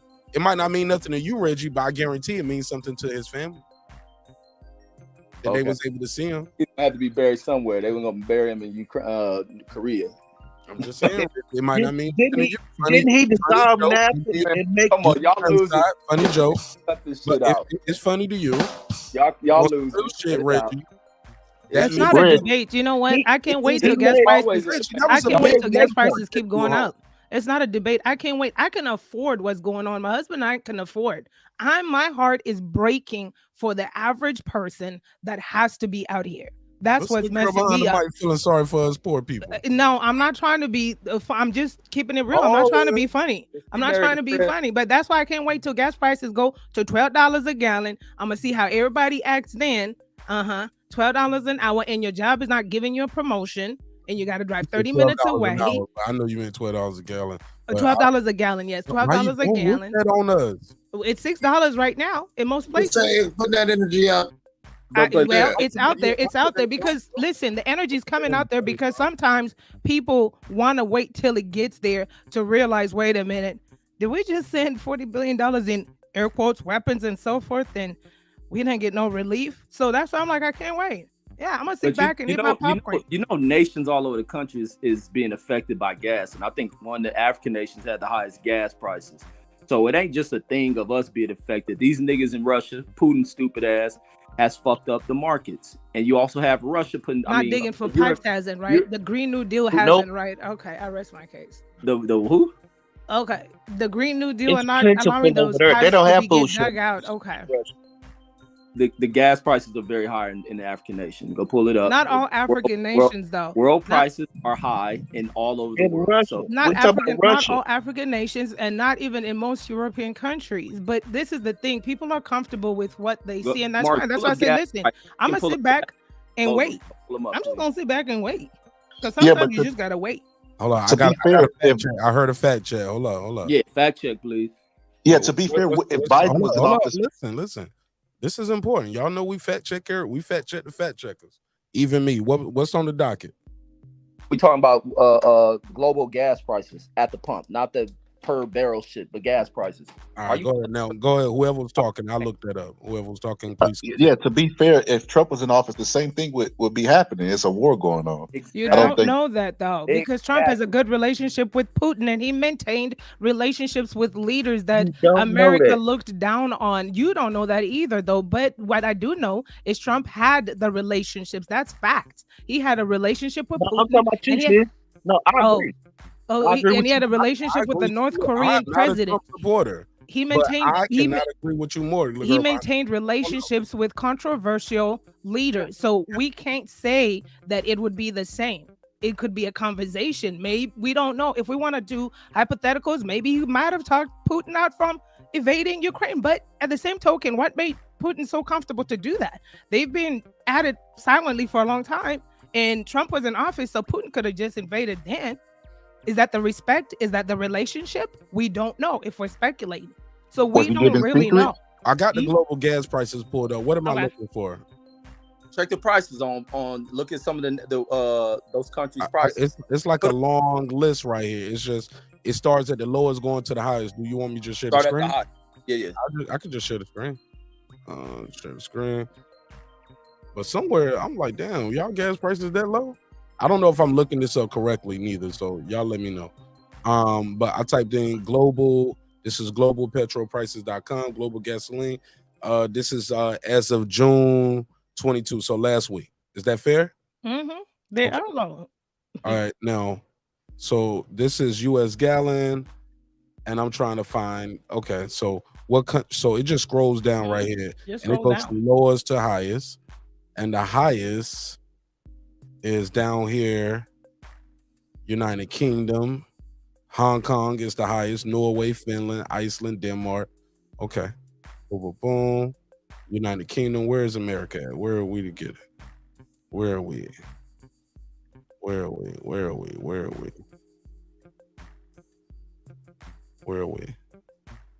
Canada. I see Canada right here, $6. All right, America. See, we ain't doing that bad. Checkmate. Girl behind the mic. This might be a checkmate. Always. Reggie right there. Reggie, let's look for Russia. Look at Russia. Look at Russia's. Where's Russia's? Nah, that wasn't what we was talking about. Don't be trying. Well, we look at USA. Yeah, USA is still high. It's going up, but let's go to Russia. But you said it was like $6.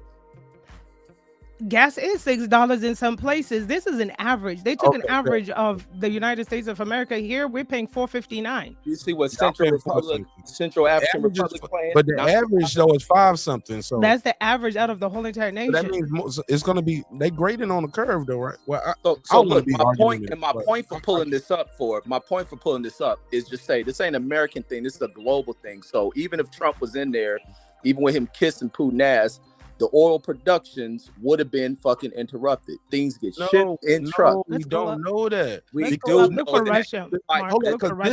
Reggie, but this is all due to a war too. That's what I'm talking about. The war. War might not have happened, Reggie. So that's what y'all trying to say. If the war didn't happen, the war might not have happened. That's what man, put a case on you. You ain't got that part of the message, my brother. That's what we all trying to say. Maybe Trump and he heard Trump and lost his mind. It's like maybe he like them white people with BLM. Boy, you say BLM, it'll set them on fire. BLM. So I wasn't a Trump detractor, but I tell you where I was like, he could never get my fucking vote. Whenever the pandemic happened, because I feel like Obama handled SARS. I remember SARS happened when I was in high school, and he handled it very. He handled it. You know what? Look at my African American over here. He handled it very well. He was in high school during saw you young as hell, nigga. But yeah, so Trump during this one, man, he was talking about nuking hurricanes. He was talking about putting bleach inside your body. He had people going up and buying ivermectin. I just remember us running out of masks because my wife's a nurse, I remember them running out of masks. I remember not having enough sanitizer. I remember the world was in like we have short memories. The world was in fucking chaos when Trump was in there. And then it still is. Hold up, the nail in the coffin. We got mass Hold up, shootings. Brandon. We Brandon, got checkmate, relax. Brandon. Brandon, you relax. Damn it, Brandon. All night. Then the nail in the coffin was the insurrection. That had never happened before. You know, that right there was like, I was like, oh no, we can't have this lawlessness. I turned into a white man. Get those people. Get them out of my country. I felt you. I'm 100% with you on that. I think they should have shot them. I think they should have Pull up a that lot gas. of those people. Mark, They pull up shot that gas them. calendar. Hey, Pull up look. that gas thing Hey, again. look. Girl behind the mic. Reggie. Clips. Boxing scholar. Brandon. I do not promote violence outside of a boxing ring or octagon. But when people are trying to overthrow the government and are storming the Capitol, you got to shoot them. You got to set an example. Well, I it think didn't you shoot happen, 'em. did it? So can you pull No, up no, that no. gas They thing? shot It one didn't bitch. happen. It They didn't shot happen. one bitch. Hey, They look, shot respectfully. I would have dropped the And nuke on they them should have emptied the clip. I would have sprayed. I would have emptied the clip. Because you know what? I think if they would have emptied the clip out on some of these people, you wouldn't even need these January 6th committee hearings to make sure it don't happen again. What they did was the American way. You could just show the footage of all these bodies dropping, and people like, oh no, that's something you don't do. You don't run up on the Capitol and try to storm the Capitol. You get shot for that. They was on cover. You trying to overthrow the country. You get shot for that. Even with these hearings, it's strategic to like they doing an inquest, but it's all smoke and mirrors because the people they should really be calling in there, they're not doing it. They're And not. they're just not answering their subpoena, just like Mark Meadows. They No, called him. These people ain't being subpoenaed, and then what you do? Because if me and you don't handle like treat, they are citizens, but more importantly, they have a public oath to uphold the Constitution against all enemies, foreign and what's that? And domestic. Thank you. Come on, man. They know what they doing, so yeah, man. It is what it is, and it's gonna be what it's gonna be.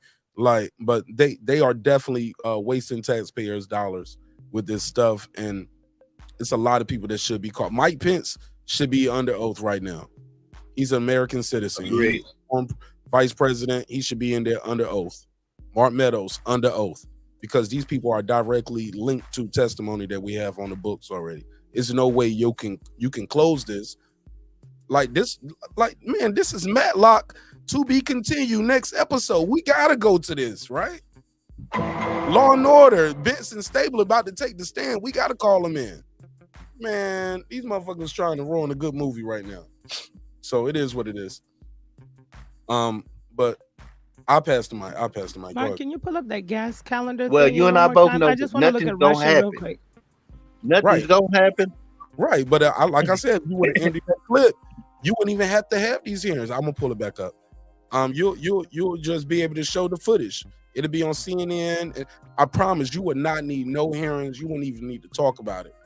It'll be a bunch of slow songs, a lot of flower bringing, a lot of Boys to Men. How do I? And motherfuckers to know, like, oh man, you just don't run up on the damn Capitol, bro, thinking y'all about to just take over the country, like that, bro. Like we was watching it in real time on YouTube, and I went live. I was like, yo, do y'all see what's going on? And Clips was there with me, and he was like, Mark, this is a insurrection. Because I was saying, why they rioting? He said, nah, this ain't no riot. Remember, yeah, exactly. I remember that. I said, no, this isn't a riot. This is an insurrection. Yep, you was the first one that kept saying it on my show. We just kept saying. And what they do, they ain't do a damn thing. And that's the problem. They I'm let with them you. all walk home. They catch the flights home. They back at work right now. Some of them still ain't got caught yet. Some of them retweeting the pictures of them. Oh yeah, see, this is me when I have my feet on the desk. Yeah, this is me. Like, you know what I'm saying? Like, even though they went to jail, some of these motherfuckers, they're now in prison living like kings because they're heroes of this fucking extreme right movement. And I'm with you, Mark. I've said it, and I'm not saying this to be sensational or whatever, but I've said it 1,000 times. If I had the power, if you put me in control of this country, crimes of that nature, other crimes like child molestation, all like that, every Sunday, when most Americans aren't working, in the afternoon on prime time, you would see public executions. They would have got shot right there in real time and everywhere. No, so you can see the example. I know. I really believe that in a society. He said he gonna put this shit on right before the game on Sunday. You goddamn right, because I want everybody to see this. That's called Saudi Iran. That's what that's called. Bobby Jones Gospel, WWE wrestling and football. You get to see a public hang. Oh man. You ain't gonna see too many of them. You ain't gonna see too many of them because people ain't gonna after it will take maybe about 5 to 10 years. You'll see a lot of certain crimes. They'll stop. This nigga want to go back. This nigga want to turn us to the Saddam Hussein shit. The Waco massacre. Just want to do. That's called Sharia law. Yeah, there we go. Hey, I keep telling you, I'm a stupid girl behind the mic. Why you ask for this this oil picture back up? Oh, I just wanted to look at Russia's real quick. I see it's at $3.64. Oh, that's what it was. Mm-hmm. Okay. What's the significance? Checkmate, Reggie. No, they got sanctions, right? But their gas prices are low. But I don't even have to go to Russia. You got a country like Nigeria and Africa. That's the cheap gas. But a first world nation like America is at $5 average according to that map. But there are people paying more at the pump. But I digress. Let's go ahead. Yeah, that's all the way up to $11.45 a gallon. She said Nigeria was cheaper, Reg. Yeah, Nigeria is cheaper. It was $1 or something. You could go back on the map. Nigeria, third world. Oh, that's why the baby and them and all was doing all them songs in Africa and shit. It's cheaper in Africa right now. But also, come on, niggas, let's go back to Africa. Also, some of these people where they where the gas is higher, they get extra. They make more money too. We could make our own gas, our corn. E85 was approved at the pumps. Some of these people, they're not paying for when they leave the hospital with a baby, they don't owe a bill. You see what Zimbabwe paying gas? Zimbabwe high as fuck. Central Africa. I never doubted Zimbabwe wasn't high. It's a third world country. America is supposed to be a first world nation. No. It ain't okay. World. Look, y'all got to compare. It's about the production. Y'all got to count the money though. Look. No, it's so. What do you say about Nigeria's production? The United Kingdom says $8. That currency too. But the UK has always been expensive. Weighs more than ours. Does that make sense too? UK has always been expensive. Are y'all counting the what they call it? We're counting the map, the guide, the global guide. That's what we're looking at. Yeah, but this is in US dollars. Right. The gallons. Money is different though. It is, but I think it has been with that search, it has been, what do you call it when they convert? You could mess around with it, but it's in US gallons. Damn it, Mark, remember trying to make a point. You ain't gonna do it. No, it's not making a point because there's a drop down box where you pick it in US gallons so you can see the equivalents in US dollars. I mean in US dollars per gallon. But what I'm trying to say too is the cost of living. We count the cost of living. That's what I'm saying. You can count the cost of living, and you want to count the cost of living in Nigeria versus America. America wins. I'm not trying to be funny. But they do. But Nigeria gas is $1 something per US gallon. And checkmate, how is that? But look, you know why oil prices are set? Because the world competes for it. So that's what sets the market rates, because the world competes for it. They compete for it. Why doesn't America compete for Nigerian gas? So that's why. You either buy in Saudi Arabia or Russian oil. Or we could just use E85 corn gas for cheaper, right? But okay, I digress. Farmers back out there, but I think the production of that shit probably too high, and why they don't make it. They got excuses for everything. It's not the way economy work, girl. Behind but I'm saying E85 is cheaper.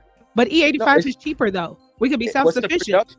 What's the production on it? The government can help with the production though, to help its people, to help its people. You want the world to work the way you want, but I don't. But how is Nigeria managing $1.70? Look, girl, behind Mike. When I speak, I'm not making instructions. I'm going off my knowledge of what I know with the structure. Yeah, but answer me this: how's Nigeria making $1.70 per US gallon at the tank? Answer me that. Because Shell pumps the gas, produces the gas in that country, so therefore it can be cheaper. It ain't got to be shipped over. It's made right in their country. That's your answer. Any other answers you want? Brandy, you see? Yeah, nigga, what's the secret motherfucker? What's the lottery number? It's the nigga? same You know, exact. It's you the nigga same dollars, exact man. point. It's the same exact point. We could make our own, right? But we don't because we're gonna have. Well, we got Green New Deal. We're not gonna touch the trees in Alaska, and we're not gonna do the Keystone Pipeline, and we're not all the E85, the corn, the farmers. We don't know. It's up in the air. We could do that. We could be self-sufficient in gas. And what's weird is why isn't America self-sufficient in gas after all these years? I think that's the biggest conspiracy on the planet. Now that I think about that, Man, But they didn't America pass the Green New Deal though. across the you come out here to Vegas and anywhere in the desert, you're gonna see a lot of fucking solar. America's shifting towards renewable. You move across this country, you're gonna see wind farms in a lot of places. You're gonna see a lot of solar panels in a lot of places. America knows it has to shift off its dependence on oil, and it's rapidly doing that. Come out to Vegas, drive to LA from Vegas, you'll see solar panels all over the place. You can drive to Arizona from Vegas, you're gonna see them all out there. You can drive to Utah. Those in deserts, bro. They ain't doing that shit out right? here. So what's the solar panel gonna do with You're cars? gonna see solar because you're gonna see the solar panels because there's a lot of sunlight here, and that power goes to other states. We ain't dependent on nuclear engineering or damn turbine technology. They're shifting to that. It's easy. You ain't got to depend on the gas you ain't gotta- conversation. you don't got to depend on coal powers, but you're going to get it, and it lessens our dependence on oil, which will also help to drive down the price. We're too dependent on oil. Yo, somebody said we tripping tonight. Y'all niggas up here talking about gas prices. That's what we doing tonight. Intellectual shit, homie. Whoever said that shit, Shit, we all affected by it. It was That's like, why damn, black that's what we people on. are so. That's why black people be last in everything because we don't want to have talks on shit like this.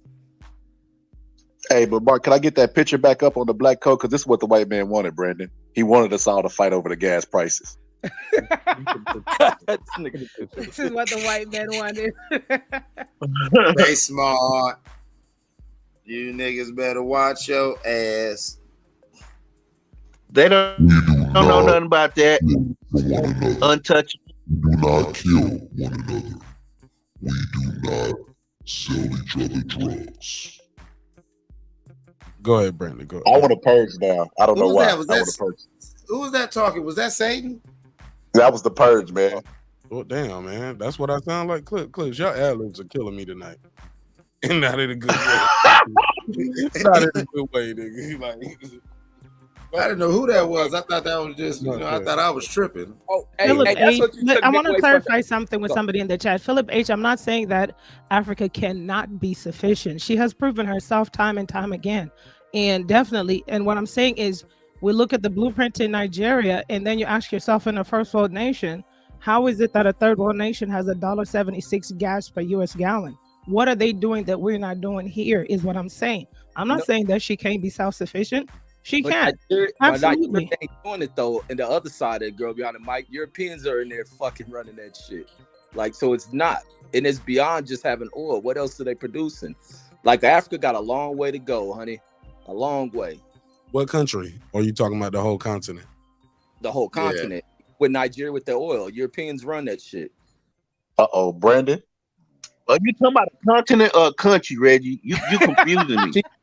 Did you just hear her say Africa, Nigeria? Listen, y'all don't listen. Did you hear her say Nigeria and about they're doing something good with their oil and their oil prices? And I just stated who runs the oil field production? Europeans, right?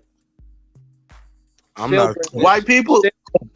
So you said, wait a minute, Reggie. There you go. So you said white people. Man is everywhere. Wait, say it. So I didn't hear So you saying white people run it, Reggie? No, they run. So you the blame. production So you of saying oil white field. people? No, they run the fields of oil production. Nigeria has to bring their shit to the market and run it. Same way white people discovered the oil in the Middle East and Saudi Arabia and all that. Pretty soon, those people learn how to bring their shit to the market and run it for them damn selves and change the trajectory of their country. Africa has to learn to do that with their leaders and shit. So what's the point that you're bringing up? I'm just stating the facts. Facts ain't always about soothing you and making you feel good. The truth is the truth. It's the matter how the shit is ran. They gotta learn how to run their shit. Are you saying Africa is a united country? I mean continent. Man, Brandon, why the fuck you complicate shit when I just said Nigeria? But Africa is a whole region has to do that shit too. Well, y'all talk this, and that's why I be like when y'all bring up the thing about the oil thing was Nigeria, Brandon. Keep that in your head. Now we want to talk about the whole continent of Africa, and y'all be thinking that Gaddafi was going to liberate and unionize it. Why hasn't that been done? They're still operating independently, and all they're trading is certain commodities. They have to start taking over. One country is taking over its resource and diamonds, but that's one thing for mining. What other things you bring in the market? You got to create production and industry. They have to have, like, even when y'all talking about with China and all that, China was poor fucking countries. Saudi Arabia, poor fucking, huh? Who wasn't? You said no to who? China? In one of those African countries, they just found one of the largest gold deposits. They bring something, resources, they just get robbed. I believe it was Uganda. Yeah, I think you're right. Advantage of. It was 31 billion in gold that they didn't even know about. Yeah, no, one of them found like 12 trillion in one of the metals and shit. Yeah. A couple countries. It was Uganda and another country. One is gold and one's either platinum or that stuff they break down for dust for the microchips, and that's why it costs so much, because the microchip shortage. They just found a huge deposit, but these people, so far, this country is exercising its sovereignty and not just letting the colonizers come and dig that shit up. Right, and even now, with speaking of that, because that's huge for economics. When they make that money, now what do the leaders do with it? Do they expand in the school systems and educations? Do they build roads? Do they do these other reinvestments back into the country? That's what the Arabs have started to do with Saudi Arabia and the United Arab Emirates. Is reinvesting that money. They know that the royal family motherfuckers can't herd all the cash for themselves. They have to develop their people, and that's the key. They cook it like everybody else. Regardless, you're gonna deal with corrupt people, but you still have to put back more into the fucking country. Otherwise, you stay in the archaic ass ways that you are. Same way China lifted itself. You go back 40 years in time. You can go 30 years back in time. China wasn't nowhere close to what the fuck it is now. They came up with a plan to pick themselves up. They allowed the investments of other countries to come in there, and they learned and shaped their ways. They pulled themselves up, kept things tight, not over agreed with shit, and their country's in a different place. And they will continue to try to maintain that shit. They have learned to process the shit from stupid ass American companies going over there because they don't want to pay American people making union wages. And they have taught the Chinese how to build cars, how to make planes, how to make microchips, advance their military, weapon systems, space systems, and all that. Those are the lessons you can learn, regardless of Europeans being in there. Take away from the motherfuckers and boot them. But when you got greedy ass leaders who only think for themselves and not their people, your country still stays destitute. And Africa can change that shit by educating, because Africans are brilliant people when they're educated. They on code red. I don't believe in that code shit. And even that shit, that's something I was gonna say about the code thing, because I thought Brandon was gonna see how our people was back then, but that code back then, them people violated all that shit. You believe in the code? I saw you on your channel. I watch you, Reg. I see how they come to your channel and troll you. My code ain't them codes. I know how to move. I don't believe in killing people, trying to fuck up my community and all this other shit. I've always taken pride in being black, but my blackness ain't to lie about shit. My homies who believe that. My homies who buy into lies to sue shit are fucked up in life.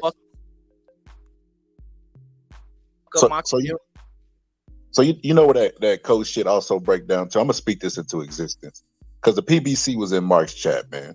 Let's just say Mark makes it on with the PBC, right? And he starts putting people on. The guy that's gonna call Mark a coon is the guy he don't put on. People are only loyal to their opportunities, and that's what I see a lot on YouTube.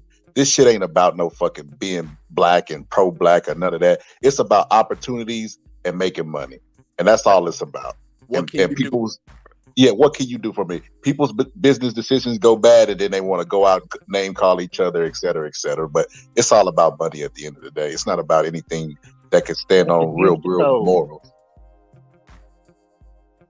I didn't hear what you said.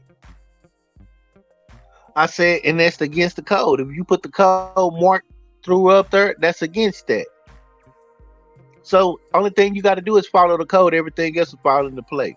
If you notice, I don't know if y'all remember Planet of the Apes, the latest version. I think it was the last one, the third one in the series. Once they got civilized, they were. I'm sorry. You mean the one No. Joe Rogan watch, right? Pretty much. Yeah. Bad So metaphor. what happened? So no, I'm finna explain. In the movie, they was writing on the chalkboard once they became civilized because Apes they don't had kill apes. rules. That's I know right. I know Come on, Dr. Scholar. So the point that I'm making is they Wait, had a code. What do you say? What do you say? What do you say? Apes don't kill apes. Yeah, Caesar's number one rule. The rule that in the first movie Caesar instilled in them when they first escaped. I got it. Clips. I got it, my brother.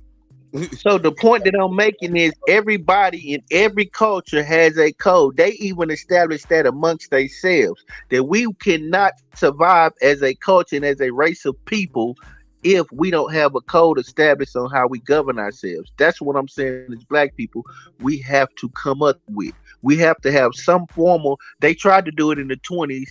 They tried to do it with the National Pan-Africanist Congress and those type of things. We need to have that. We need to have some type of jurisdiction. The mob had it. They had the commission. They had certain rules. And no matter how brutal and how bad we thought it was, every civilized people had some type of structure. That's all I'm asking for. Brought them white motherfuckers from the mob up. Because what was they called? Because they showing killed the fuck out of each other like gangs. And then snitched on each other at the end. But Brandon, explain. Killing what they yourself do, with all though. the white people codes. Like, cut this code. But Reggie, that don't mean just because they fucked up, we got to be fucked up. But we don't have to be codes. We know what's right and we know what's wrong. We know what we shouldn't do with each other. Like, but he keep bringing up other groups have codes. They kill the fuck out of each other. Brandon, explain to me how Dante's Boxing Nation calling out Shakur was on code.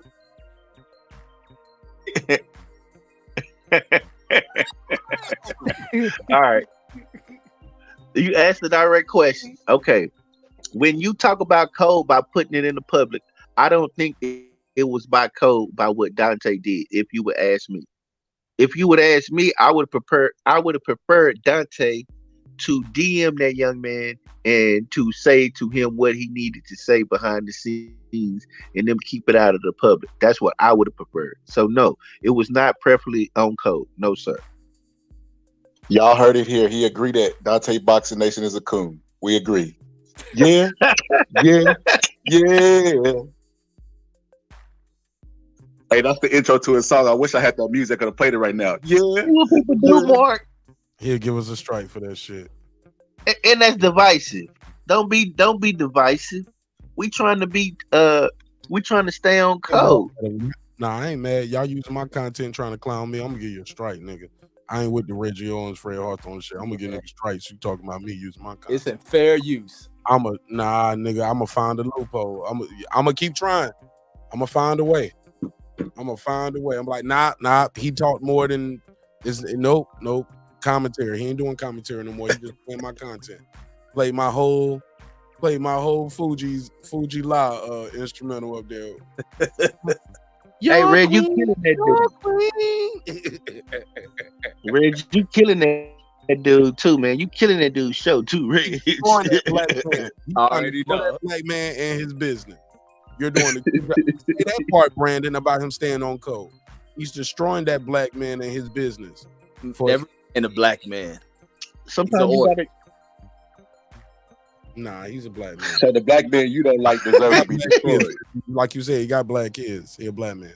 He like, fuck that nigga. So does being on code mean that all black people? Well, what the? Let us finish the question. Well, here's the thing that I'm curious about. That I've always been curious about. Like when people say, like, you know, we gotta be on code, but then in being black, people don't want to be a monolith. Like to me, being on code is like every black person being a certain way. Is that what I'm getting? I mean, I saw the list, but what I'm saying is that what that is? Like every black person has to have a collective behavior. Yes, a certain behavior about how we treat each other, certain conduct. When we see each other, we kind to each other. When one of us in distress, we try to help each other. We don't.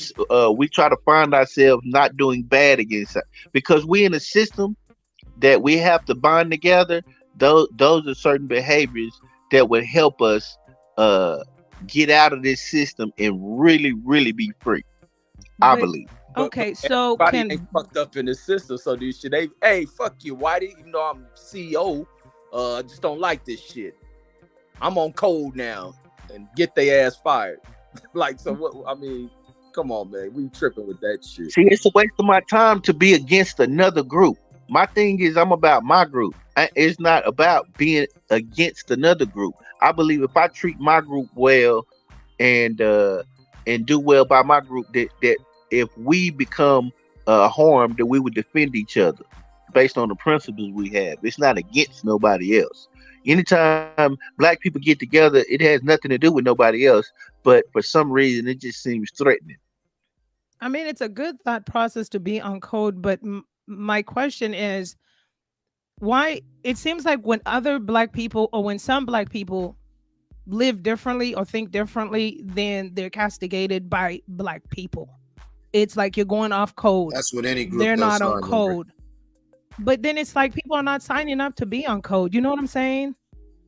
I don't know if I'm making sense. Like, I feel like listen, I'm all for black community or black togetherness, whatever we're calling it today. But it's like, I feel like I'm being forced to think a certain narrative. So that means my political views have to be pro-black. The way I walk has to be pro-black. The way I dress has to be pro-black. The way I eat has to be pro-black. But if I want to be authentic to myself, and just want to be whoever the weirdo that I am, then it's as if you get castigated for that. Oh, she's not black. She's funny acting. She's like a white girl, or she speaks like a white person, or they're a coon. We go back to those names. And that's just what baffles me, is like, why can't we accept that we could be on code, but there are different people in the code business? Got that hot comb. Was off cold, girl. Got that hot comb for today. I'm just saying. You eating McRib, you off code. There's so much pressure of being black. That's why they mess up there behind the mic. They ostracize the people who are different in our community. Yes, and they make it easy for the white man, who they say they claim, to make them an ally. They come and put their arms around them and say, "Come with us." Mm-hmm. Oh, they don't want to accept you, doctors and nurses. Come on, y'all weird. Come on, come to our community, and they do it. And look how they elevate all these weirdo niggas, which they've been doing, especially since the 60s. Weirdo niggas have been elevated. And so look at the current culture right now. No, y'all laughing. I mean, but it's funny, but think about it. Weirdo niggas were elevated, given riches and given fame in the spotlight by white society as a distraction from the more militant, more street-based, down to rap or whatever. You got to be a gangster or a weirdo. But it's not and that's fair, how they got rid of the golden era. But it's not fair, though, because what if you are just a regular black person and you are within your authentic self in the community, or the black code thinks you're a weirdo, like you're a sellout or whatever they want to say? I mean, there's because a lot of niggas names ain't allowed to be normal. They niggas. Thank you. Right. I was just going to say that there's no fair, black person. Yeah, but that's not our fault. That's the way the society has shaped it, and we at war right now. And once we finish winning this war, you can be your authentic self. But right now, we on code. After the war is won, then get back to being weird. Yeah, you can do whatever you want to do. Hey, don't nobody listen to this nigga Brandon. I know, right? Brandon, where's Dante's Boxing Nation during this war? Thailand giving orders? We need babies. We need babies. Hey man, fuck Brandon. Demote Brandon from this war, man. Fuck that shit. Take that nigga. Yeah, we could have sent his ass to Thailand. Send Brandon back to motherfucking R&R, man. Get him off the battlefield, man. Give him a desk job. You need a desk job. Get him Hell off the front. Yeah. He need a desk job, man. Hell no, he just gonna write white man on all the papers. We gonna let him throw rocks at the telephone pole. The intelligence gonna be all fucked up because Brandon gonna blame. See, the white man is gonna fuck with the weather. Brandon gonna have like that Bunker Hill shit in Vietnam. Yeah, he's gonna use HARP. Yeah, that's right. Look up HARP. Yes, I agree. He does manipulate the weather. Look up the HARP experiment. He took the bait. You see that? He took it. Hey, it's true. But outside of that, we White all man know. has time machines. I don't know nothing about that. Brandon, you are demoted from the sport, man. Fuck that shit.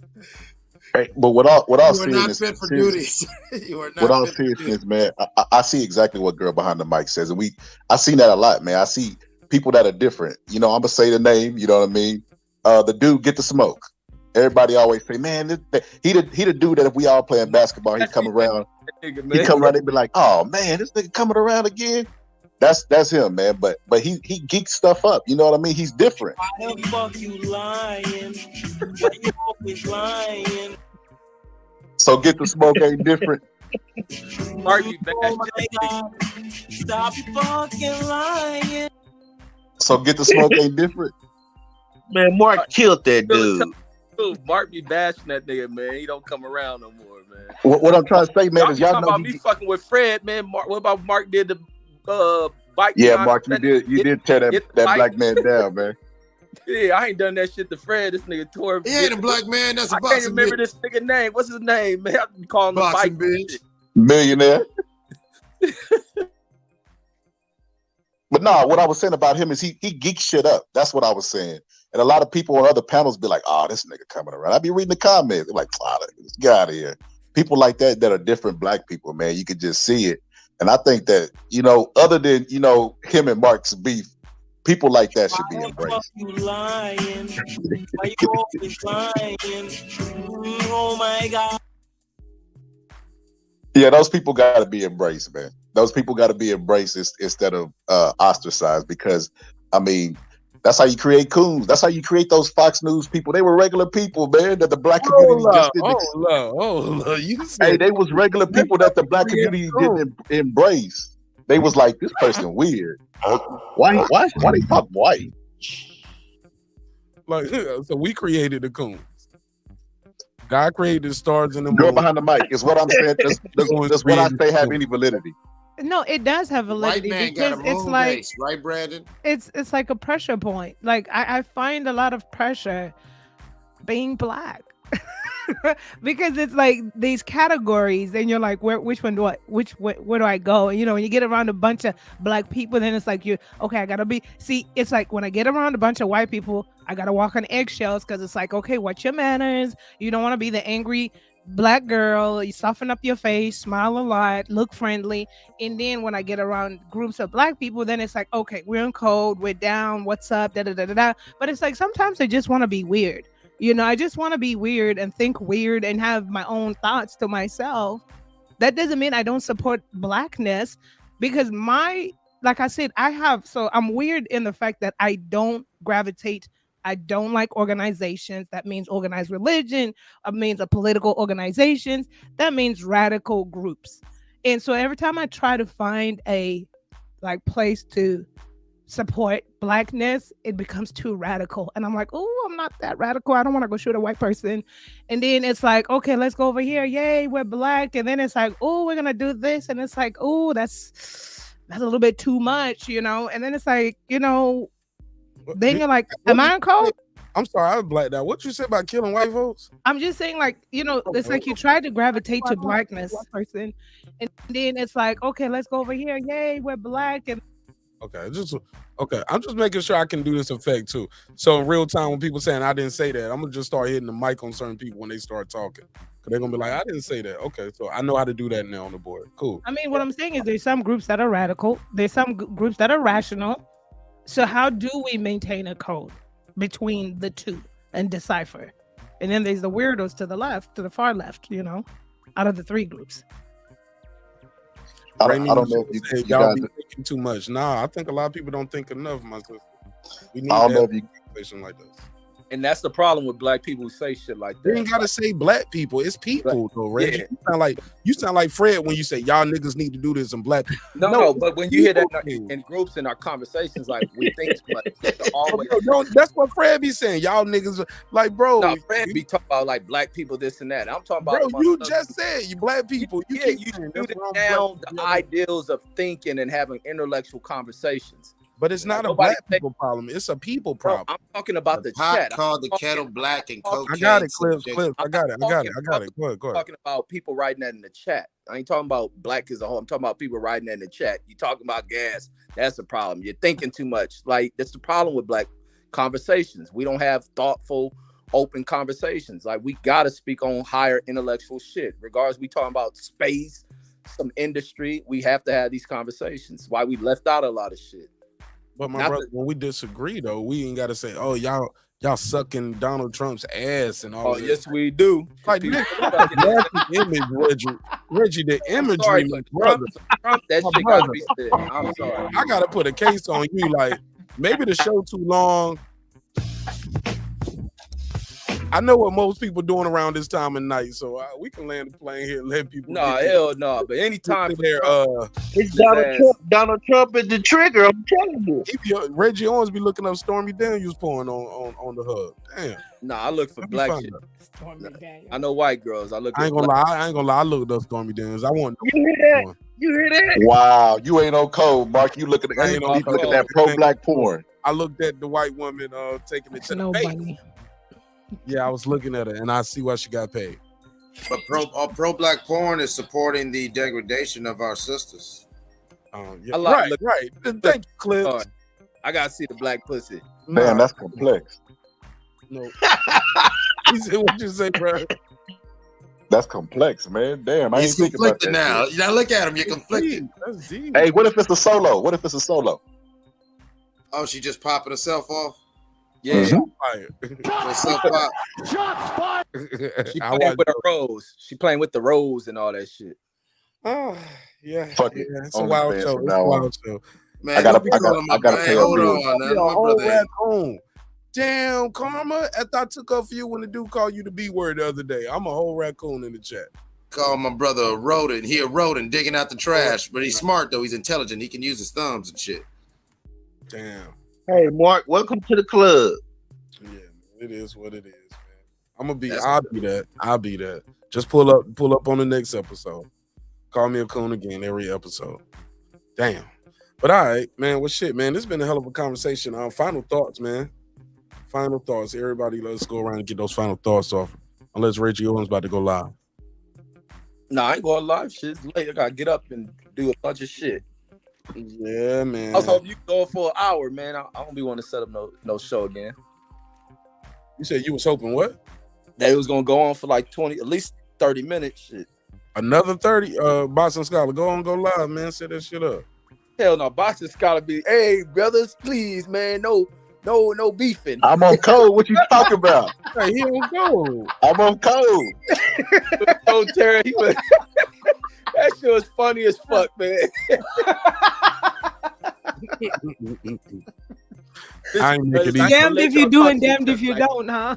Yeah, brothers, take a deep breath. We shouldn't talk like that, brothers. Now hold on, bro. That's why I'll be like, hold on, brother. Grab your bean pie. Think about what you do. Oh, damn, Brandon Watson, he talking about you. Shots fired, Brandon. Say white man. Say white man 3 times. Right now. Like, say white man 3 times. Brandon will pop up.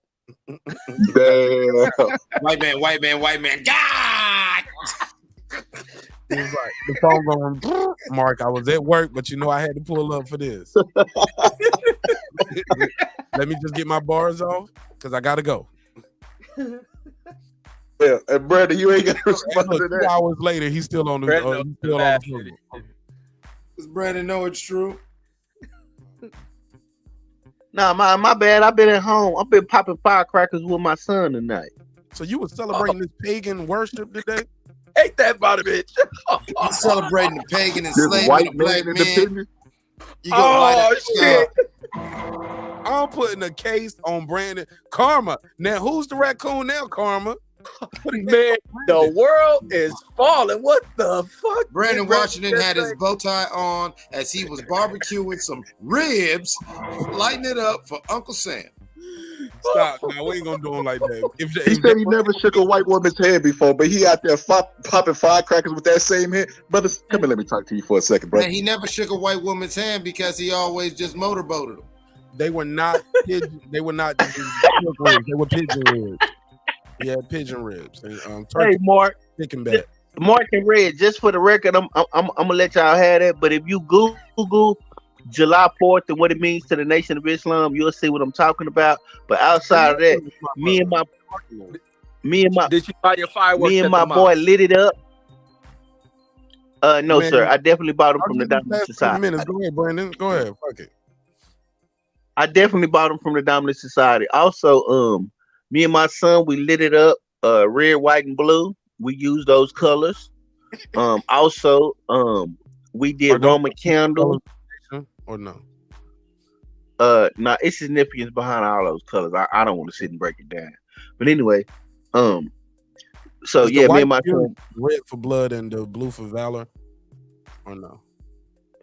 No. Blood, sweat, and tears.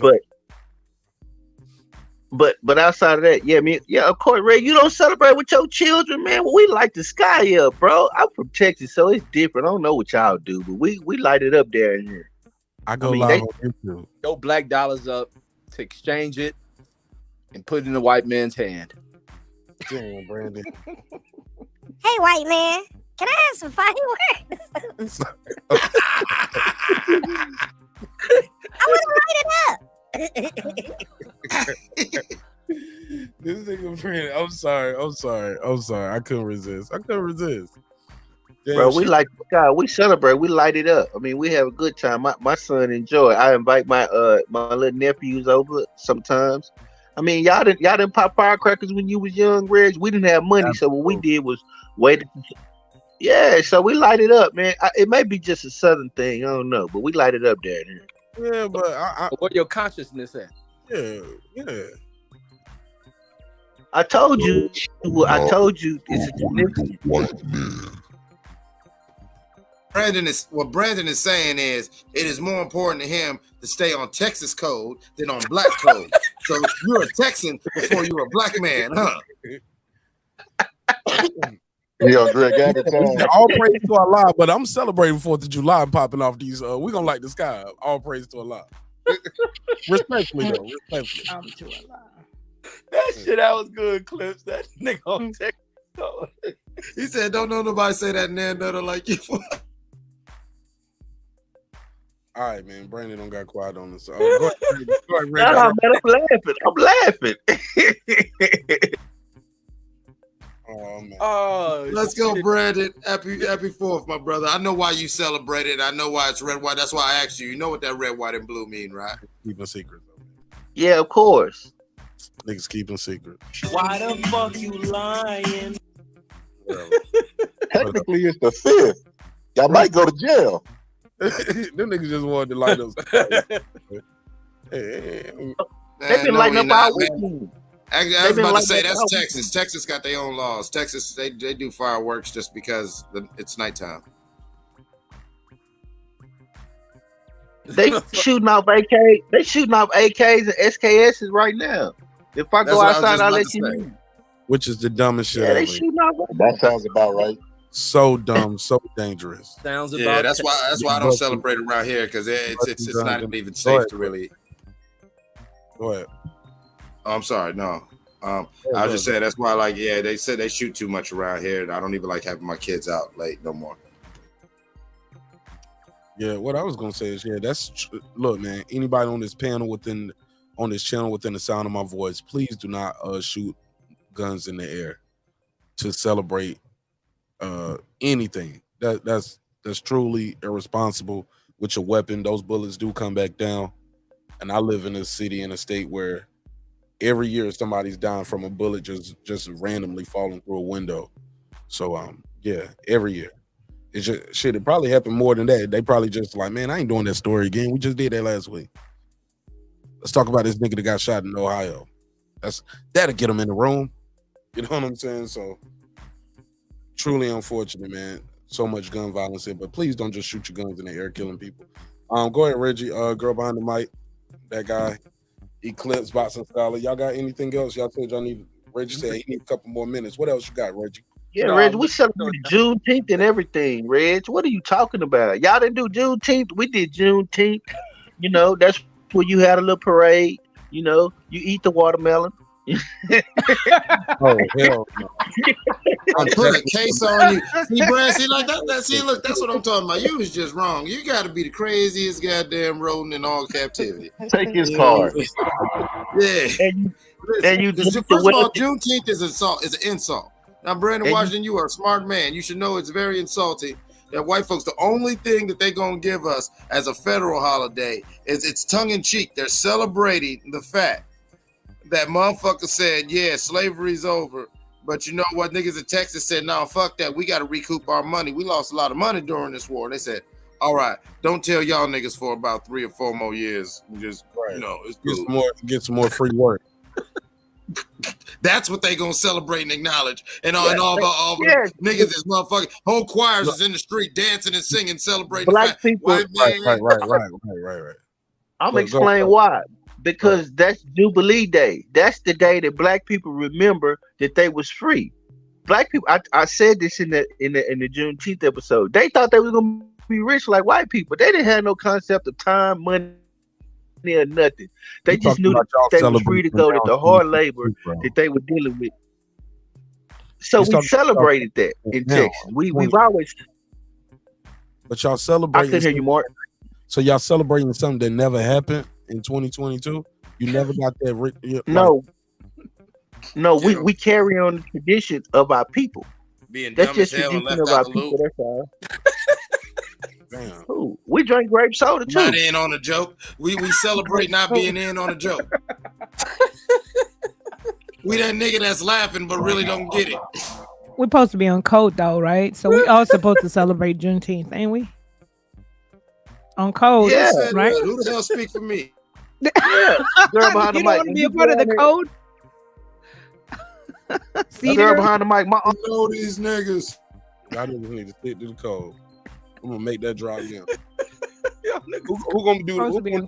Y'all niggas need to stick on code drop. Let's test it out. Who gonna do it? Go ahead. Somebody. Wait, where Brandon go? He left, man. I didn't make Brandon leave, man.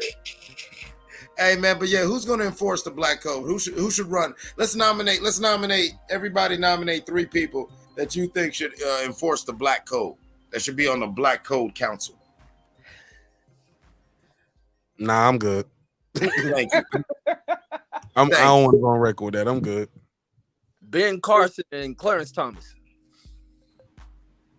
Man, now you trolling. That nigga said Clarence Thomas. You don't made up a new nigga. Will Ben Carson even be awake? Yeah, nah, that's not. Yeah, that's all I'm like. Brandon off. Yeah, y'all ran him off. He heard a white woman in distress. Calling him a whole raccoon. She didn't call him a coon. She didn't even call him the cool slang of the disc. She called him the whole rodent. Like, nigga, you a raccoon. Like damn. Man, that shit. Call me one too though. But he on Texas Code, man. That shit got me crying, man. But he do be on Texas Code though. He he stick to that Texas Code. That's a Dallas boy for real. First. Even when they wrong, Dallas first. Man, even when that person be dead wrong, he'd be like, man, Mark, y'all need to stop that. Y'all need to work. I'm like, y'all, it's him. I'm just saying, man, y'all should stop. Like, bro, it's only one person saying this shit. You're like, yeah, I just wish y'all would. I'm like, bro, I'm out of here, man. I'm out. I'm done. He got that Texas bias, so it is what it is, man. Everybody want to feel like they belong to something, right? Bigger than themselves. That Texas pride is real. I got a little bit of it. Yeah, that's what I always say, man. People in Texas crazy as shit. Certain shit, I don't be listening to Texas people opinions on. I'm with Reggie. I traveled around, got a lot of friends from Texas, had a great time in Texas. I just know when dealing with Texas or Texans, keep that in mind. Girl behind the mic. And they did admit they get taught that Texas shit. They get indoctrinated with that shit. He said my phone died, but I'm able to talk right now with the phone dead. I don't even know how are you talking right now if the phone dead? See, tricked you. Shit don't even make sense. Why you always lying?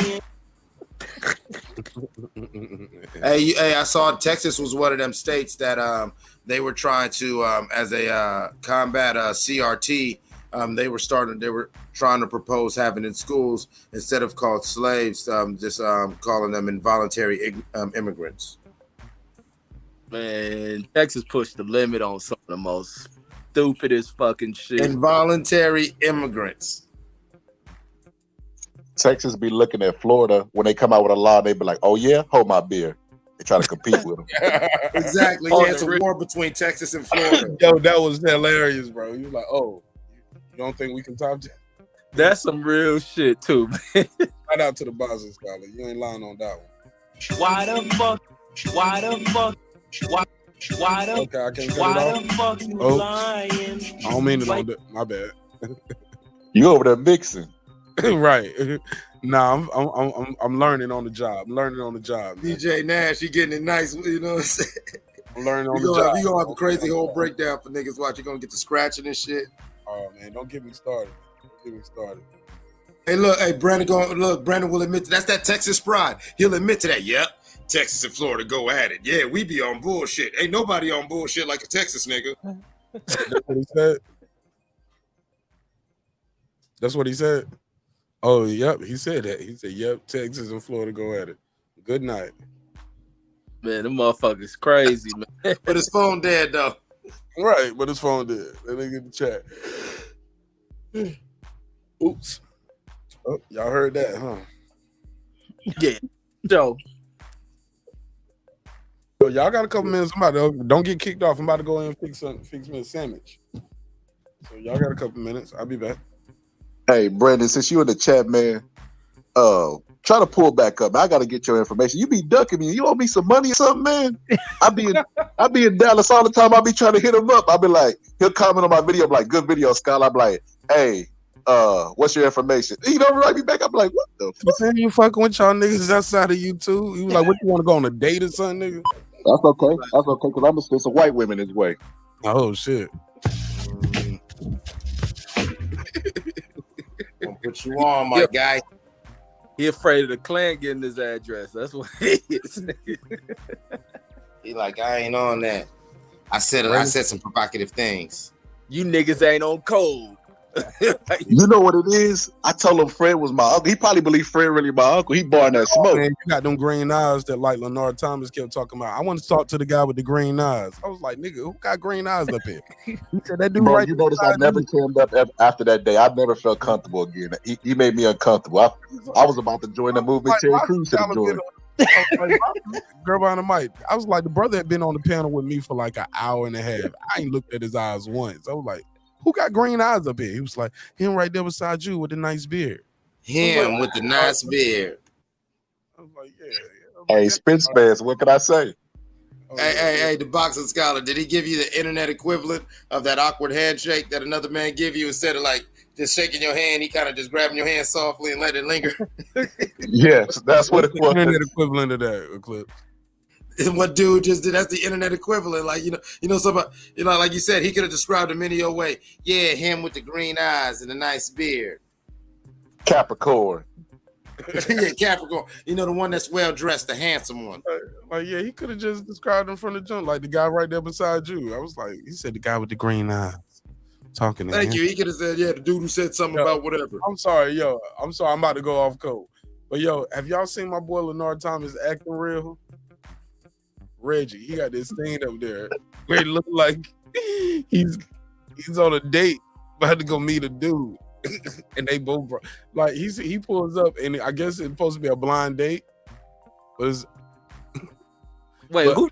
He suspected Mark, stop tearing that brother down. Stop tearing that brother down. Girl, but it's a dude there with the donuts already open. Like he don't ate half the donuts.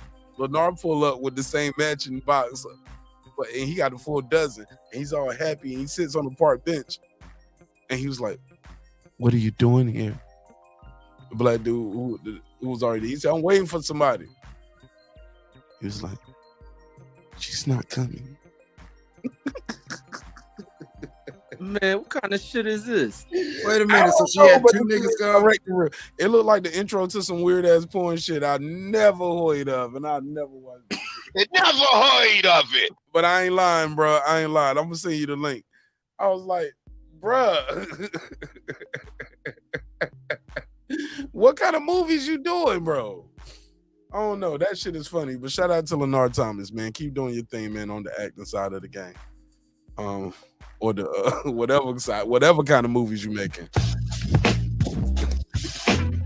That nigga did look like he was on the Weinstein couch for that screening. But I'll pass the mic. Go ahead. Yeah. You're right, Boston Scholar. This is definitely not sticking to code. But it's great entertainment for me, my nigga, because that shit is true and it's funny. You gotta see it. His name ain't Boston Scholar. It's him with the green. No, eye. it ain't Boston Scholar. No, it's Leonard. He was Leonard. That Leonard Thomas was like, "What are you doing here?" I seen it. I'm not lying to him about Scholar. That's a good memory, huh? It was like an episode of Cobra Kai or something. Man, that's a good memory for me to only seen it 20,000 times on repeat. I just kept laughing. Oh my God. What are you doing here? Only 20,000? Oh my God. I'm waiting for somebody. But she's not coming. But he's like hiding behind like a bush or something. He hiding the donuts. Nigga. Reg, I bet you won't pull it up on your channel. He need to be in 9 chat, yo. Fred gonna hire that nigga in 9 chat. It's gonna be called 9 fat. No, never mind. I can't say that on YouTube. No, that fruitcake shit up. Yo. Okay, I'll leave him alone. All right, well, yeah, we on bullshit right now. Oh, man, my face stretching, I'm laughing so hard because that shit's so real.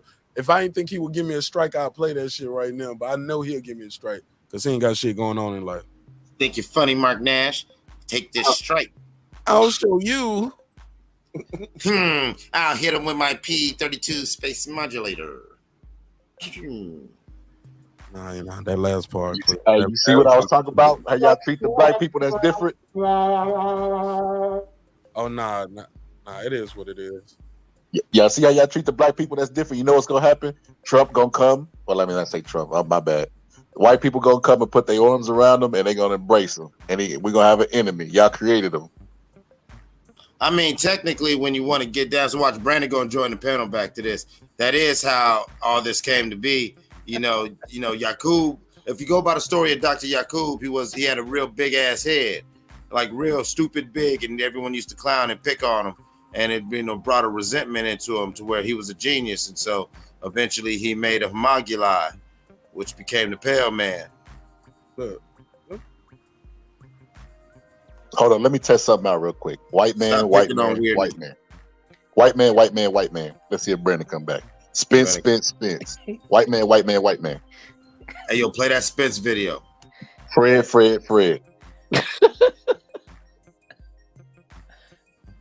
Errol Spence has a video of him kissing kissing a white man. I'm good, Clips. I'm good, man. There you goes, watch. Yeah. Get him up like Candyman and shit. Yeah. I ain't trying to provoke, bro. I support Errol Spence, man, and his fans. Those are some good brothers over there. The devil, Brendan Washington. I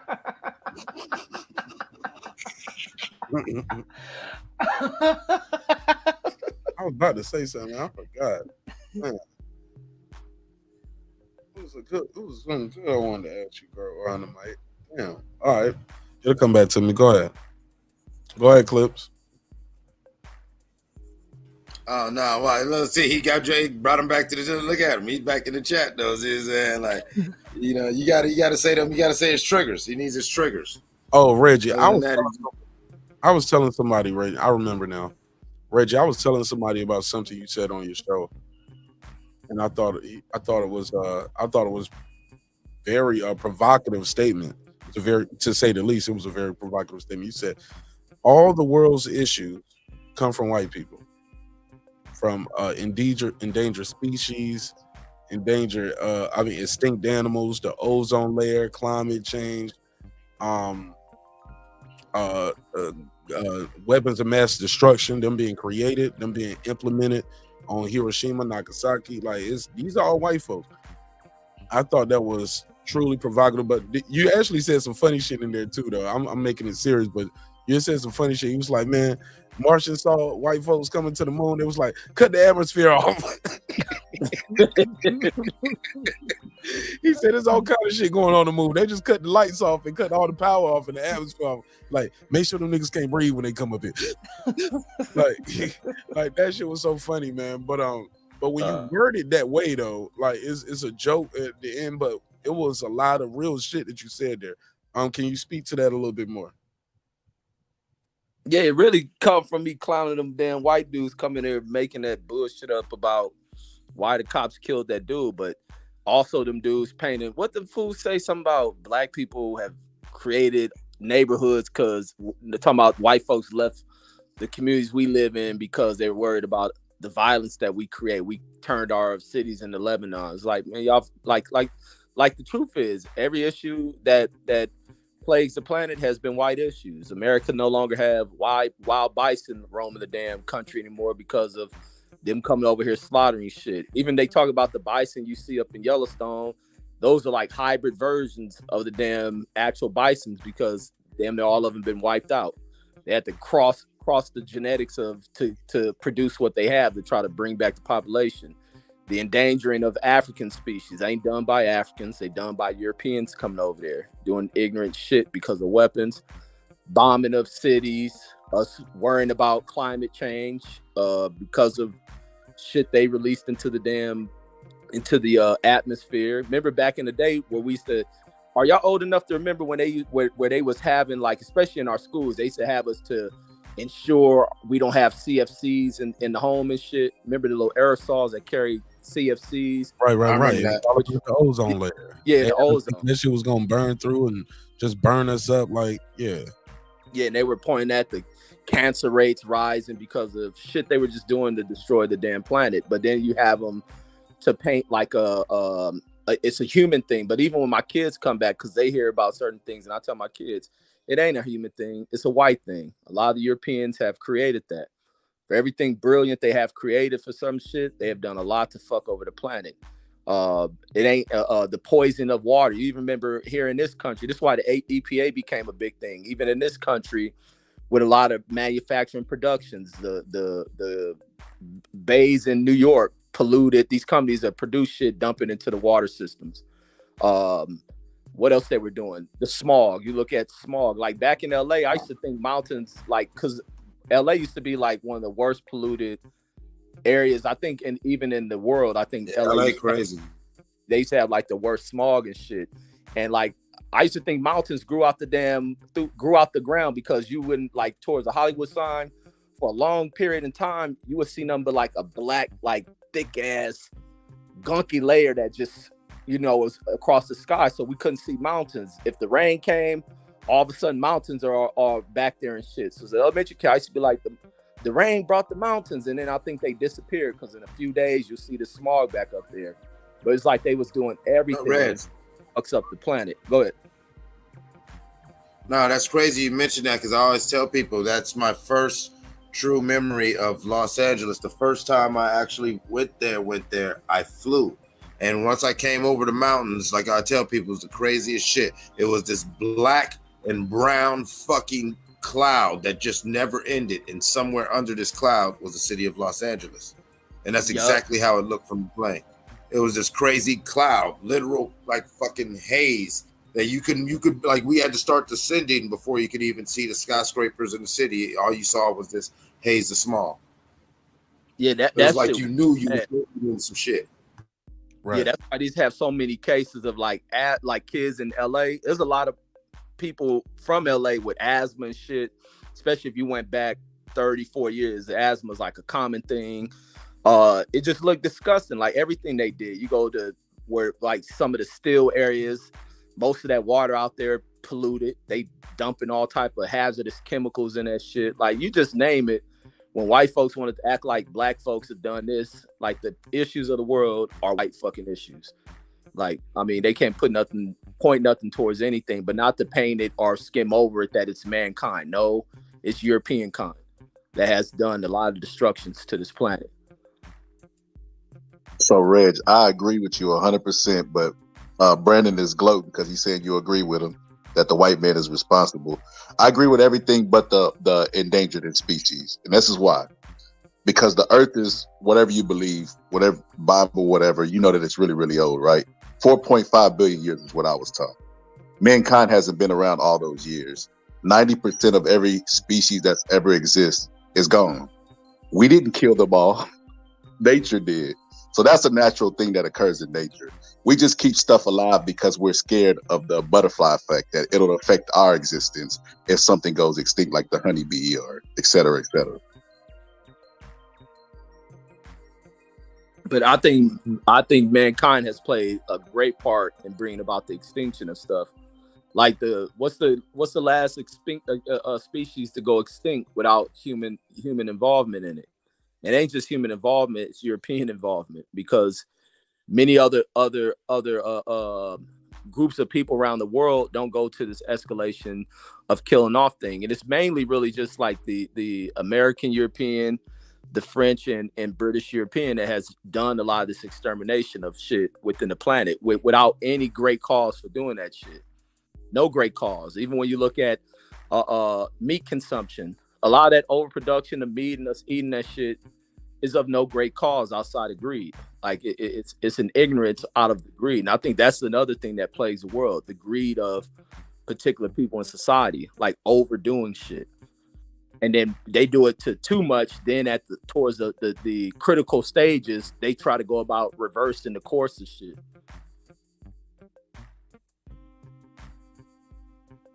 Hey, if it make Brandon ain't even up here, I can't even say it, man. I agree 100% with you though, Rick. Oh, now he said drop the link. His phone is ready. Hey, if it make Brandon feel any better, Mark, I just went on a trip recently to Mexico, and there was these white people that tried to cut the line, and guess who had to tell them to get their ass in the back of the bus? Brandon would have been proud. You should have seen the way I tapped that Caucasian.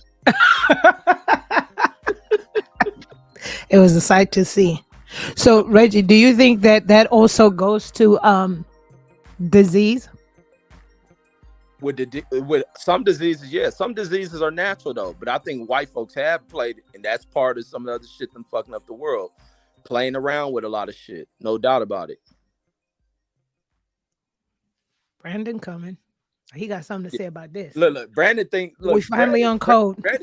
Brandon be so lost. Like he hear me say shit about white people all the time, but that still don't take me to say white people are just almighty and powerful. A lot of this destruction has been with the use of guns.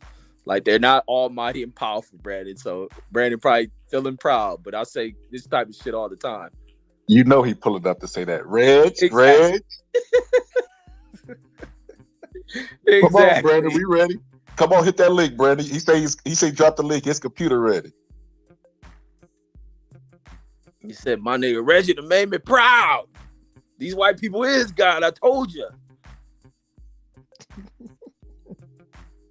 It's probably like finally. We're all on code now. Man. I mean, it's like, well, no, it ain't even about like sometimes staying on code about not going back and forth or trying to tear someone down or nothing.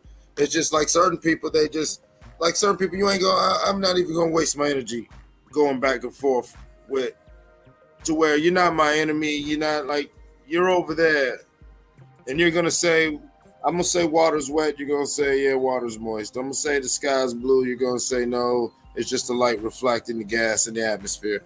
And I'm not going to, because you just are a fucking hater. So I let them motherfuckers go on and do that. And I think as a people, to try to put us in some monolithic state, see the code, well, the reason why I keep talking about is the basic principles, the standards, is because the code shouldn't be so much as a code of conduct. See, what I love about the white folks and what they do with their shit is their code is an end game. Them 14 words that they always be, and then that little creed they say. That's why you always got to be careful when you have white people, like even athletes with the number 14. That's an Aryan Nation thing. And it's talking about we must preserve the white race and whatever, the end game. And they go in their own bags and all approach it in all their ways. And even if they have their public disputes amongst each other, they're all pushing towards that end game. Meanwhile, the black diaspora has 1,000 different things in mind. You feel what I'm saying? And there's nothing wrong with it, but we don't have an end game. We don't have a shared, like me, I may have my opinions on the way, say, black women act or say this person act, but I want them to win. You know, I just know we all ain't gonna make it. I know that certain people certain behaviors are problematic, and I call them out, regardless of who it comes from, even if it comes from me. So a big problem that we have that, you know, I don't hear a lot of people address is we all are chasing the American dream. How the fuck do you get the American dream and stay on code? Because once you get to a certain status where you start making Terence Crawford and Bud's money, they're gonna want you to talk a certain way, dress a certain way, look a certain way. So how do you do that and still be what we call real? Because Dante's Boxing Nation made his money and ran to Thailand. Shit, I'm thinking about doing the same, man. Y'all, I'm gonna monetize my page tonight. Yep, don't mind if I do. There's two Marq Nashes on this thing right now. What's going on? We done talked about the white man too much. Here come Brandon. There you go. Let's go, my guy. There you go. I said that thing about Errol Spence having sex with a white man. That nigga he stopped everything he was doing. You was probably driving. Your kid is outside right now doing fireworks by himself because he came inside. Brandon, go check on that baby, man. Get on. You know I'm right, Reg. You proved my point. And finally, we got it on record. You saying that. I wasn't on that show when you said that, but I watch you when you deal with them white supremacists when they come on your show. So you know that they run it. And they tell you in the chat, I laugh because they tell you, they say, oh, we run y'all. They tell you this in the chat, Reg. So finally you realize what I've been trying to tell you the whole time. Tell everybody about how they go back and forth with you, how they talk about the Buffalo shooting, how they make fun of that. That's what they do. Brandon, and you see how I make fun of them? That's what you're supposed to do. So let the white boy say something and I'm supposed to cry. That means his word is almighty and true. Like, you see how I clown the motherfuckers and they disappear? They can say what they want. I can say shit about white folks. Would it make it true? It's a value if they take it that way. Yeah, but they can do something about it. You can't. I can do exactly what they can do. What are you talking about? No, you cannot. Explain how I cannot. Explain what an old poor white trash motherfucker got the power. No. Don't try to put context to it. The reason why context to everything. Now the reason why you can't do it. You putting God complex on white people again. So let me listen. Okay, let's do a hypothetical.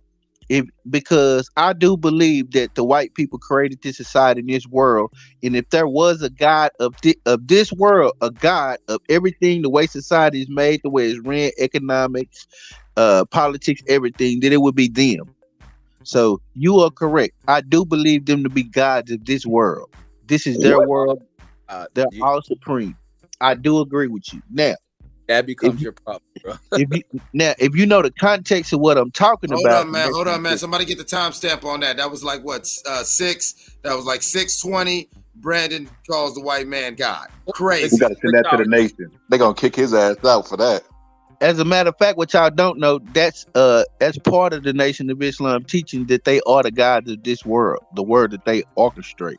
See, there's different dimensions of godship, but that's neither here nor there. But back to what I was saying to Ray. So Eminem was right. I don't know. I ain't never heard that song.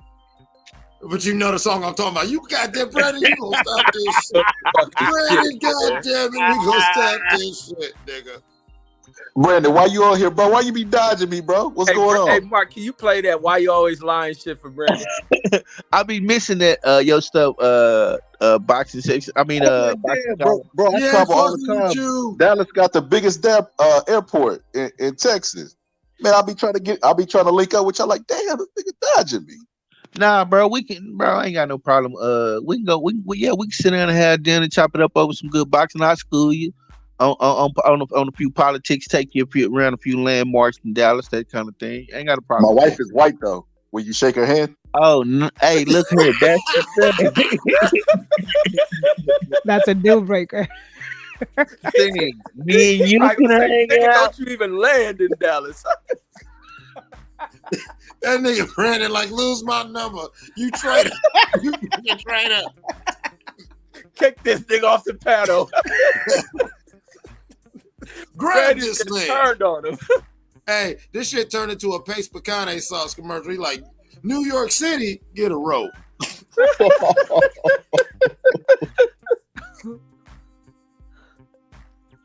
Nah, you said hang out with you. Nah, me and you can hang out. I ain't got no problem with that. No, I'm clouded, bro. I ain't got no white wife. Come on, man. What I look like? You see his old tone there. He was like, yeah, brother, anytime, shit, I school you have a white wife. Oh. That nigga turned to Dr. Umar on that nigga. Brandon cold, motherfucker. Nah, man, it ain't that. It ain't that, Rich. Here's the thing. When you know who you are, you stay in your element and you stay out of the way. So I stay out of the way because I know that Attraction to white girls or something. nah, it's that if I'm in a private setting and I'm in my own space or I'm at dinner or something, it's gonna be hard for me to not be me. Now at work, I'm up there getting my money, so I have to present myself a certain way. But when I'm in a private, my personal life, I'm gonna be me.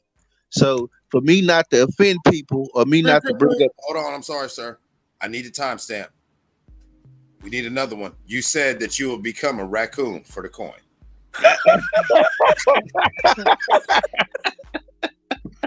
That's not what I said. Remy Michelle, are you Brandon, getting you don't want to these see my white timestamps? Are you god? getting these timestamps? You don't want to see my white goddess, Brandon? Come on, man. Don't do me like she's a goddess. Man, I'm not interested. Here's the thing.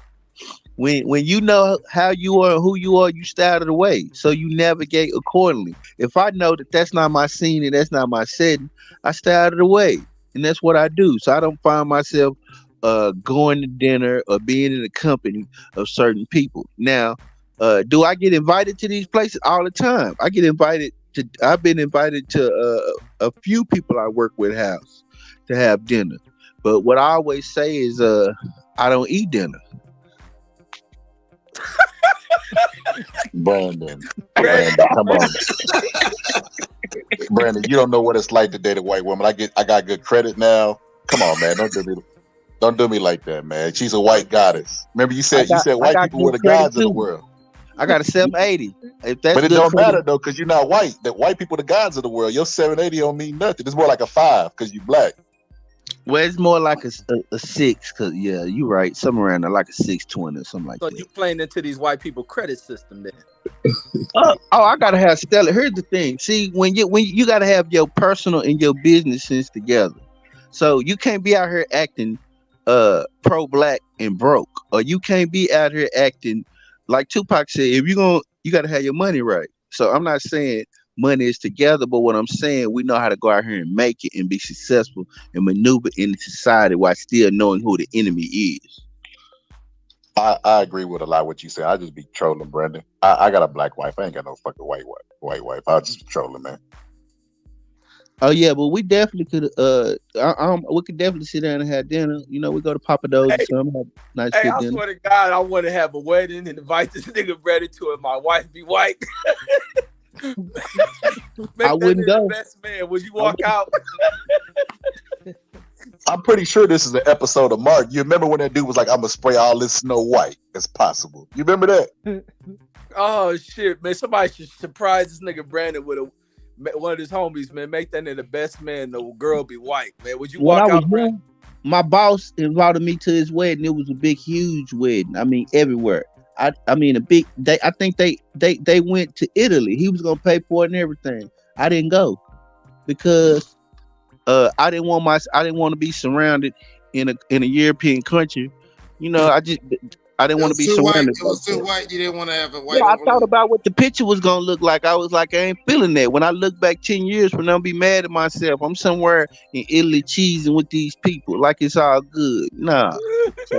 You crazy. Brandon, so I got a question for you, bro. Because a lot of times I don't like talking about race because I feel like there's no common solution.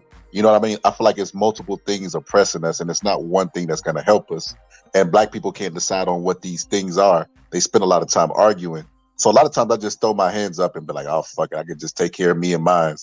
Do you ever get to a point, since you feel like they the little guys of the earth, you know, where you're like throwing your hands up and be like, fuck it, you know, I'm chasing my tail because it's too deep? We get depressed, we get heartbroken, we go through things because it's tough and the stress of it all gets to you. But the thing about it, that's where a lot of your foundation of what you believe in, that's where you lean on that a lot of times. I'm not saying it works all the time. I'm not saying that we don't fall short, because all of us have our own vices and our limitations of dealing with this world and while being black. So that's why I understood what girl behind the mic was talking about. It's stressful, but what I hold on to is my reinforcements. You know, I still read George Jackson, you know, Blood in My Eye. I still read certain things. So I just keep fueling myself with the revolutionary. You know what I mean? So you just keep fooling yourself with it. You know, just keep on. It's just like I'm reading David Hilliard's book, Black Panther. I just find things this revolutionary, and I just feed on it. You know, I even read Fred's book. You know, I wanted to read the Weirdos book. I found it funny, but it let me get more insight into Fred. That's why I don't hate Fred. I just think Fred is sad. I think Fred is lost, but I don't hate him. You love him, bro. You spent money on his book. Of course. See, here's the thing. What I know is I spend money on a lot. You know, I don't spend money on intel chasing people a lot of time. You know, people down here spend money on AirPods. Or the little earth things, and they'll stick them up under your car and follow you home. So it just depends on what you want. I'm not helping my enemies eat.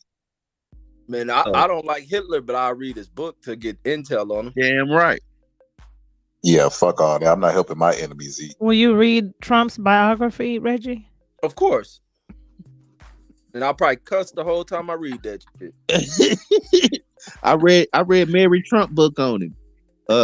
His niece book. I read all that stuff because I got to pay attention to the system that I'm dealing with. It's evolving. Yeah, I can't hate a person if I don't got knowledge of them. Like that's just ignorance. Now listen to what you two brothers are saying, and remember what I just said earlier in this discussion, Brandon, about the one thing that I've always said while people talk that shit about, you know, my Masonic, you know what I'm saying, my Masonic career was like, yeah. You know what I'm saying? If you have right knowledge, it's very interesting to get that insight on how they bind themselves and what really shit that they really govern themselves by. I don't know if you guys are familiar. Reggie posted this on his page the other day, so I know he knows. He's aware of this guy. It's a guy named Hezekiah News, and he posted like a lot of old clips of white people before Civil War. Yeah, and, I've been watching him for at least. I've been watching it for years.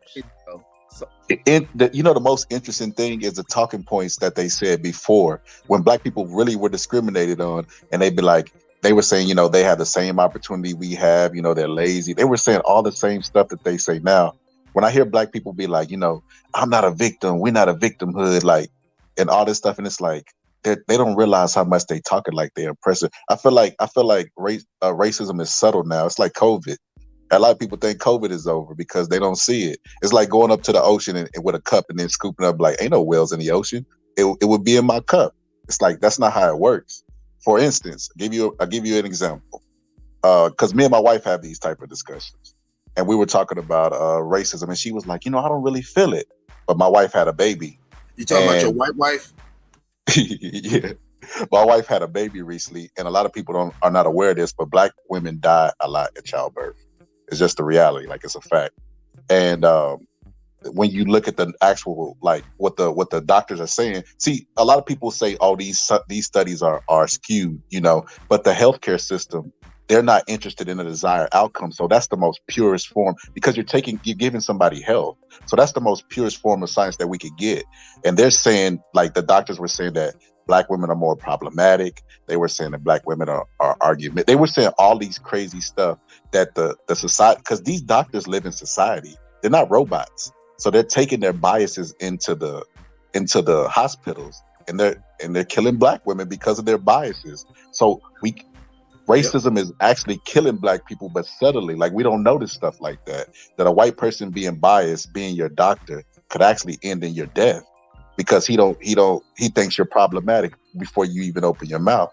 You know, me and my wife talk about certain stuff like this. And you know what? That's what turned a lot of these people against Dr. Fauci. Wasn't behind what he was saying about the pandemic and the seriousness of it. It's when he exposed, not so I wouldn't say if he exposed, but him as a white scientist spoke about this, about when, you know, they had the you know, it was the rates in which blacks and Latinos died at a higher rate. And he said it had nothing to do with whites having some genetic superiority in health over black folks.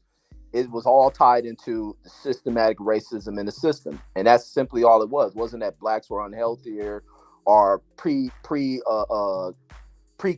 and all that. It was everything to do with the systematic racism as to why there were such variations in a number of deaths and why blacks and Latino died at this rate. Like, so them fools turned on that motherfucker over exposing that. Yeah, and that's what we want to add. Brandon, go ahead.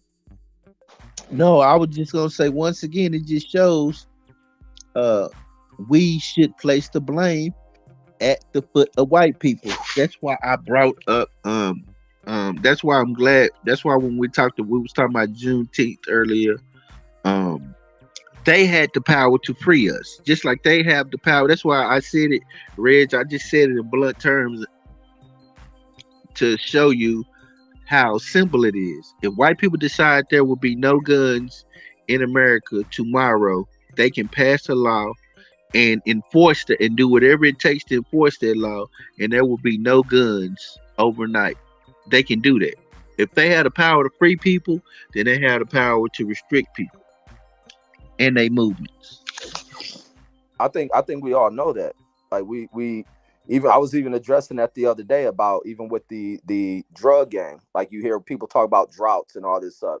There's moments in which they can shut shit down, stop the transporting of drugs into the systems and all that, freeze it out.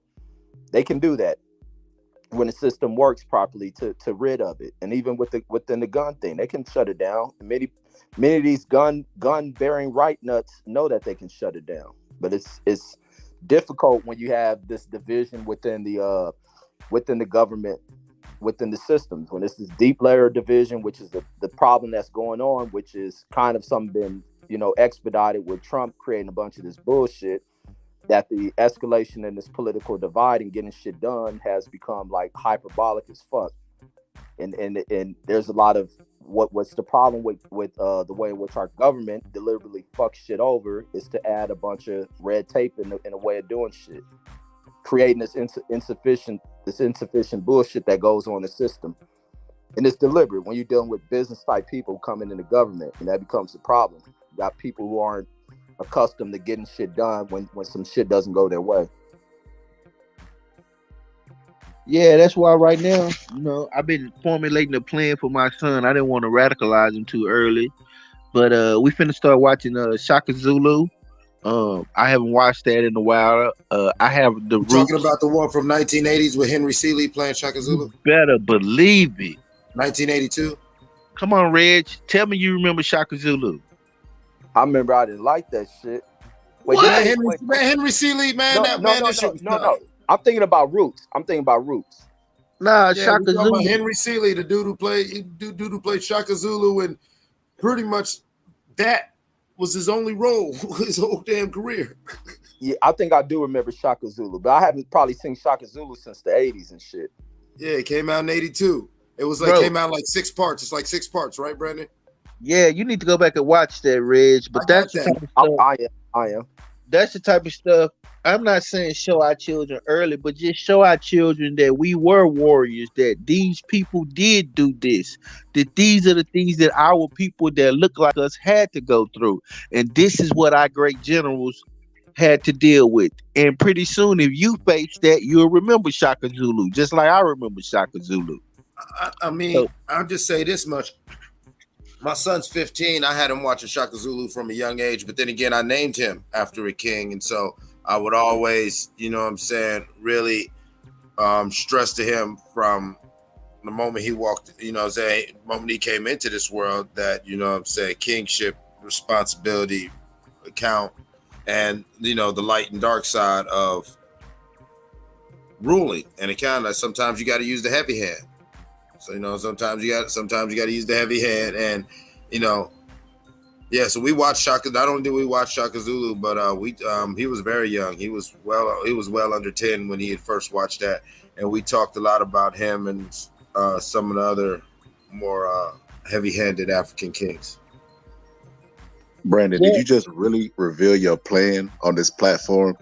I'm gonna show this to my wife, bro. They gonna give me a medal for this one. You ain't Raymond Michelle, get a timestamp. We got Brandon's plan to try to beat the white man. You ain't educating your son on my watch. I'm gonna tell my white wife, they gonna give me a medal for this one. Oh, your son's gonna be busy. We're gonna have him playing football, basketball, swim team, glee club. You're working overtime now. We're gonna offer you overtime because you'll be eroded for the coin. So we're gonna offer you a $3 raise, but you're gonna have to work more. So that way you hilarious. Girl behind the mic. That's how we knew. Well, that's how I learned about the spiritual mediums and all of that through Shaka Zulu. You probably never seen this movie. Have you ever seen it?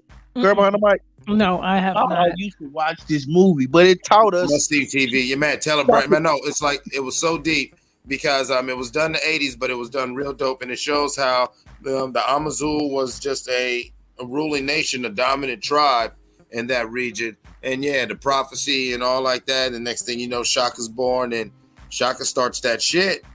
Shaka, and then, you know, it all starts when Shaka, you know, changes the way he fights. It shows the medium having visions and guiding Shaka, and that's how we learned about that. Well, you know, the movie shows the medium guiding him and him going to meet her like in a dreamlike state. You should watch this movie. It's about him teaching the tribes how to war against each other. Then they war against the British, and he almost beat the British, and the British have so much respect for him. Like, you should watch this movie. Girl out of might come from real Shaka Zulu land, man. No, she comes from Zimbabwe. She was a little too north. She was a little north. Only the southern people from her lands would have had to encounter the Amazulu at the height of their reign, say when Shaka died, or 18 teens. But what they did was, I love how they showed how the Zulu were peaceful, and within one man and one man's lifetime. Now everyone around the world looks at this war, the quintessential war, like, because like he was like what Brandon's alluding to, him and the old mother, I forget what her name was. It was the old mother. She was doing visions and stuff, and she is having these visions and personally interceding in both Tashaka's parents' lives, and then from the moment Tashaka was born, she was constantly interceding, and basically through the dreams, Tashaka does this sequence of events where he ends up meeting her first in the dreams, then in real life, and it's like even the British were so enamored with him that the British often called him in real life. They called him the Black King Arthur, because his story literally broke down like the King Arthur story, to where what you all think of the traditional Zulu spear, that was never used until Tashaka designed it personally, and he got special metal to get his one made. That's interesting, but can you guys go into great detail about your plans to help your black children? Oh, you still got to get that file into your boss, huh? Connor needs it on his desk by the morning. I'm trying, but Brandon keeps giving me half-ass. I'm not gonna get promoted this way, man. Give me some full detail stuff. What else you gonna do besides the movie? Oh, now he want to get quiet. You scared of the white man? Man, y'all been having me dying this whole. You know he God. Oh my God, man! This classic motherfucker, man. But what we was touching on a little bit earlier. Brandon and girl behind the mic support Trump. I still fuck with those guys. You could have difference of opinion. I don't like to talk politics just for that reason, man. People just start getting fiery and it ends up divided. But you can still, like, y'all are still on code to me. I wouldn't call y'all coons because y'all support Trump. Support who you want to support. I'll call you a coon. Wait, No, correction. Here's the thing that most people misconstrue, especially under Trump. When somebody found something like I have done and with my own eyes and observation, I've always told people that doesn't mean I'm a supporter. No less, no more than if Biden does prevail throughout this whole mess somehow. And I look back in his presidency and say, well, there was a time that Biden did this and he did that and he did that. That doesn't mean I'm a Biden supporter. And it's not got anything to do with, and I appreciate what you're saying. It's got nothing to do with what you're saying, but I found that to be so common. It's for me personally, I like to explain this because the Western ideology, especially in America, it's like you have to belong to something, right? You have to, like, if you say, well, let's say you mentioned one thing about Trump, you're a Trump supporter. That's because that's what used to crack me up about mainstream media, about Trump supporters. I was like, I'm not a supporter of Trump. I don't go to his rallies. I don't have Trump merch.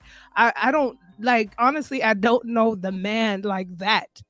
Okay. What I did was Born in the 80s, I know about him. Right. But the thing is, like, once he started, when he was getting this traction and all this was happening, I know as much as I researched. But that doesn't make me a Trump supporter because these things, the reason why I don't belong, I'm an unlapsed human being. The reason why I don't belong to organizations and all this other stuff is because anytime you gravitate to anything, it's got too much radicalness in it. If you lean into being a Democrat, it's got too much. It's stuff that I'm like, well, I don't agree with, this I agree with. If you lean into being a Republican, it's like, this is too much. Y'all want to save the babies, but you want to kill grown men through the death row. So it's like every little organization to me, like, I can't form allegiances. And that's why I always Welcome say to America, memory. Exactly. I'm not trying to be funny, but that's America. That is America. I noticed that. With individualism, individualism causes this need for herd mentality, but it's hard for the herd to truly acquiesce because there will be individualities and groups within the herd. It's like we become so, well, I mean, we're this weird type of mammal that's, we're this type of, we need to be in a group, but we want to express our individuality within the group.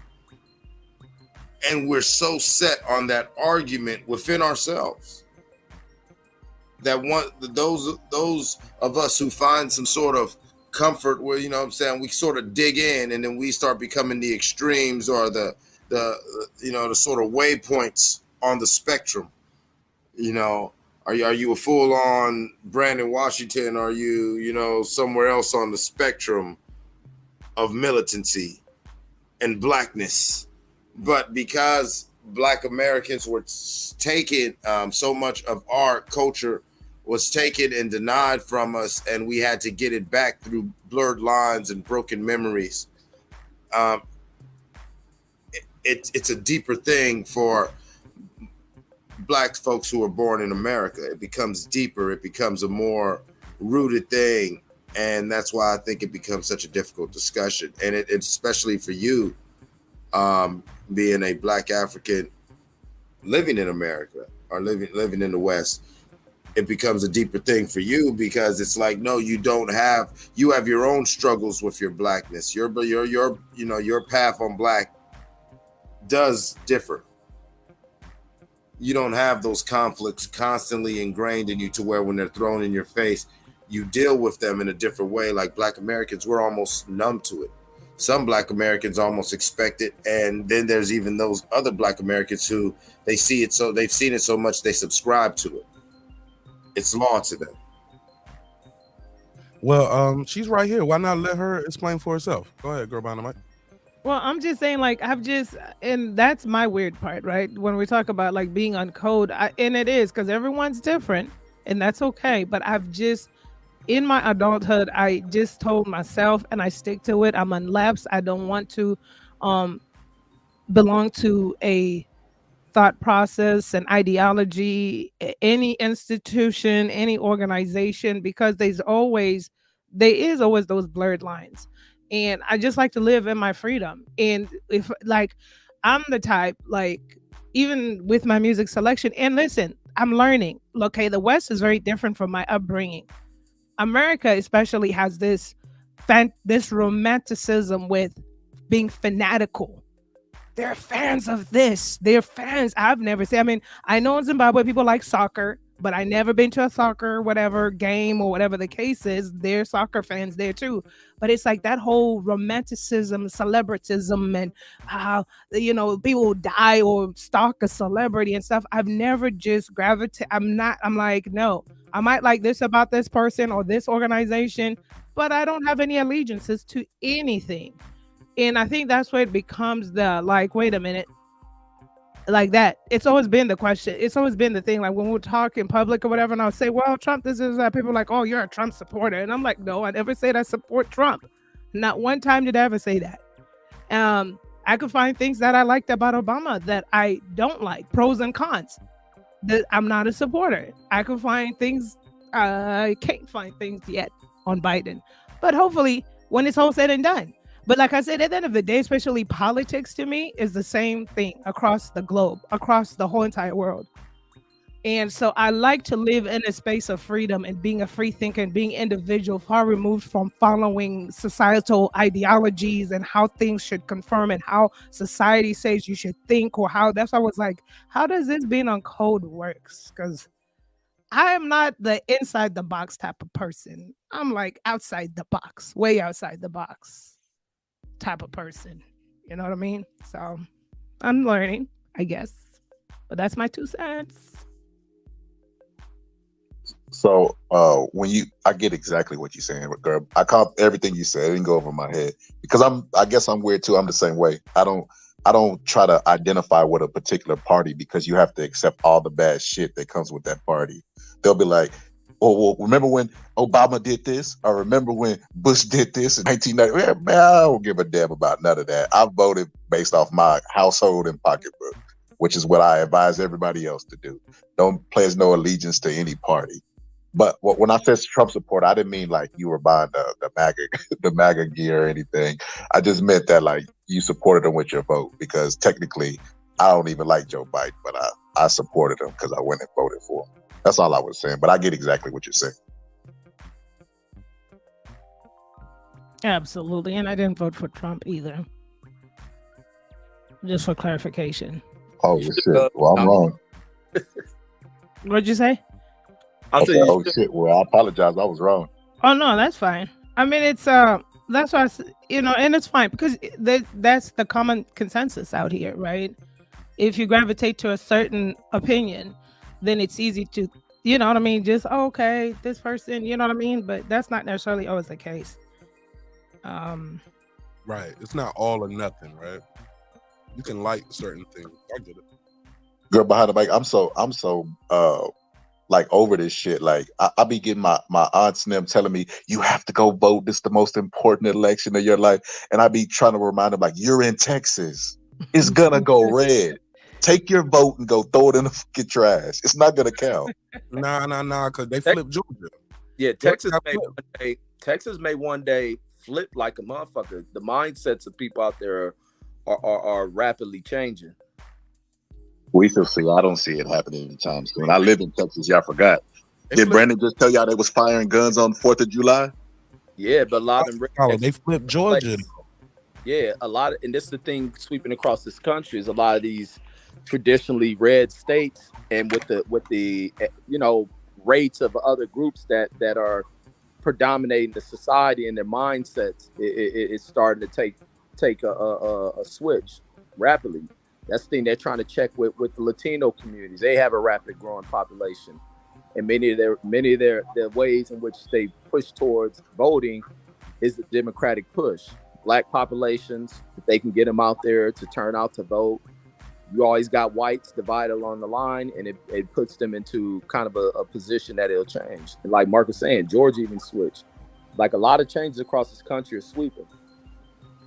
And they really want to change that electoral college shit, because it really transitioned this country as far as how elections go for them. They lost seats in Alabama, bro. Like, yeah, you can. Y'all have wishful thinking. Didn't y'all just say earlier in the show that sir, not even just wishful thinking. Like, this literally just happened. That I get it. I get it. Have so you can't just say throw your vote in the trash. I get Like, you. I get you. But I live in Texas and I see the laws that they pass, Mark. Let me finish, my brother. Okay, go ahead. It's not wishful thinking if we just seen it happen in our own lifetime. Alabama, Georgia, like, people are winning seats that they never lost. Not even just here in the South. Like, just this is a nationwide thing. I just don't want people to sound defeated, my brother. But go ahead. I'm just saying I vote down here and I see the voter suppression in Texas, and I also see the laws being passed, and I'm telling you, it's wishful thinking, bro. That's all I'm saying. Yeah, laws don't get passed or favoring them when they're in power, but laws don't always stay the same and they ain't always permanent. Big facts. Hey, look, Martin Luther King's dream was wishful thinking at one point. Ain't that something? Facts.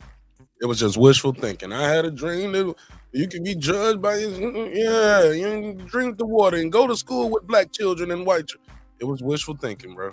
And even before that, there was probably slaves who had those same wishful thoughts. Man, we gonna never be free. Hilarious. You know what's hilarious about that? You can't even teach that in the school in Texas right now, and you guys are talking about it's not wishful thinking.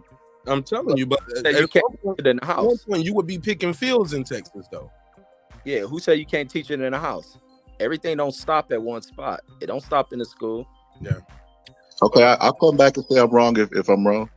Hey, look, I appreciate it, and even if not, come back to the show anyway. Final thoughts. Anybody got anything they want to plug and promote? He said, I'm like, no. Hey, this is a great show, man. Great show. A lot of funny fucking moments. Hell yeah. Tons of fucking shit to laugh at, man. It was funny as hell, man. But that's all I got, man, because I gotta get up in the morning. Don't we all, God willing, right? God willing, we all gonna get up in the morning. Oh, God said you're getting your black ass up. Wake up, motherfucker. On the real. Anybody got anything they want to plug and promote before I let them go? Anybody got anything they want to plug and promote before I let you go? All right. Great show. Thank you for having me. Learned a lot today. And shout out to the chat and panel. Did you? Yes, I did. Learned that I need to go watch Shaka Zulu, the movie from 80-something. 1980-something. I'll have to look for that. Yeah, you'll find it. All right. Well, I appreciate everybody's time and energy. You can follow Girl Behind the Mic at Girl Behind the Mic, Decoding Dreams with Memory. When you gonna drop another episode, sis? Probably August. But if you are new to the podcast, there's like 60-something episodes. Why you always lying? Oh my God. Go replay those episodes. Well, yeah, right. Keep telling people to go wait for the new episode. Right. Watch the old episodes, ain't it right? Get caught up. Right. I ain't even watched the old episode. All right. Hey, Mark, you know what I think I'm gonna do, bro? Hey, you snoring now, but wait till I pull up. I'm finna go get me a dashiki, bro, with the hat and everything. I'm gonna turn into Umar Johnson at this panel, bro.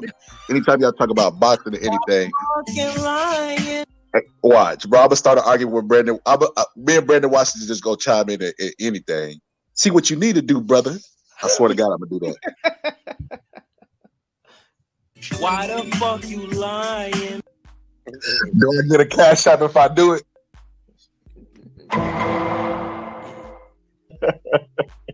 We shall see. Man, I appreciate y'all, man. Anybody got anything they want to say before I let you go? Boston Scholar, Clips, final thoughts, final words. No, I'm good, man. It was a good one. It was. Mark, you don't think it was a good one? You was like, was it? It was fire, bro. Trust me. Like even when it got heated, it calmed back down, and then we just kept the flow going. It was a good show, bro. I mean, you always gonna have people cutting people off. I mean, that's just how black folks are. I seen them do it at the cookouts. I mean, it is what it is. All right. Well, if y'all say it was a good show, I guess that's to be determined. I guess. All right. I usually, it was another great episode. It was another episode of Breaking Beats where we break down business, entertainment, art, technology, sports. Shout out to my guy, the Boxing Scholar. You can follow him at the Boxing Scholar, DA Boxing Space Scholar. And got a lot of dope content over there. I'm trying to get him to do some more lives as well. And I don't care what Reggie say, man. Host that show like you was doing. Brothers, settle down now. Settle down. Simmer down. Because at the end of the day, always remember this. I built this shit. Me. Brick by brick. Yeah, man. That's what you got to tell them. All right, man. It's been another decent episode of Breaking Beats where we break down business, entertainment, art, technology, sports, anything else you and I feel like squeezing into those letters. It's a hip-hop political sports show with a comedy twist. We like to let the jokes fly. You know why? Because life is serious enough. Always remember, dreams require sleep, goals require effort, and you can go get that hoodie at marqnash.com. I love y'all. Hope you love yourself. If not, guess what? God loves you, and so does the neighborhood here at Breaking Beats.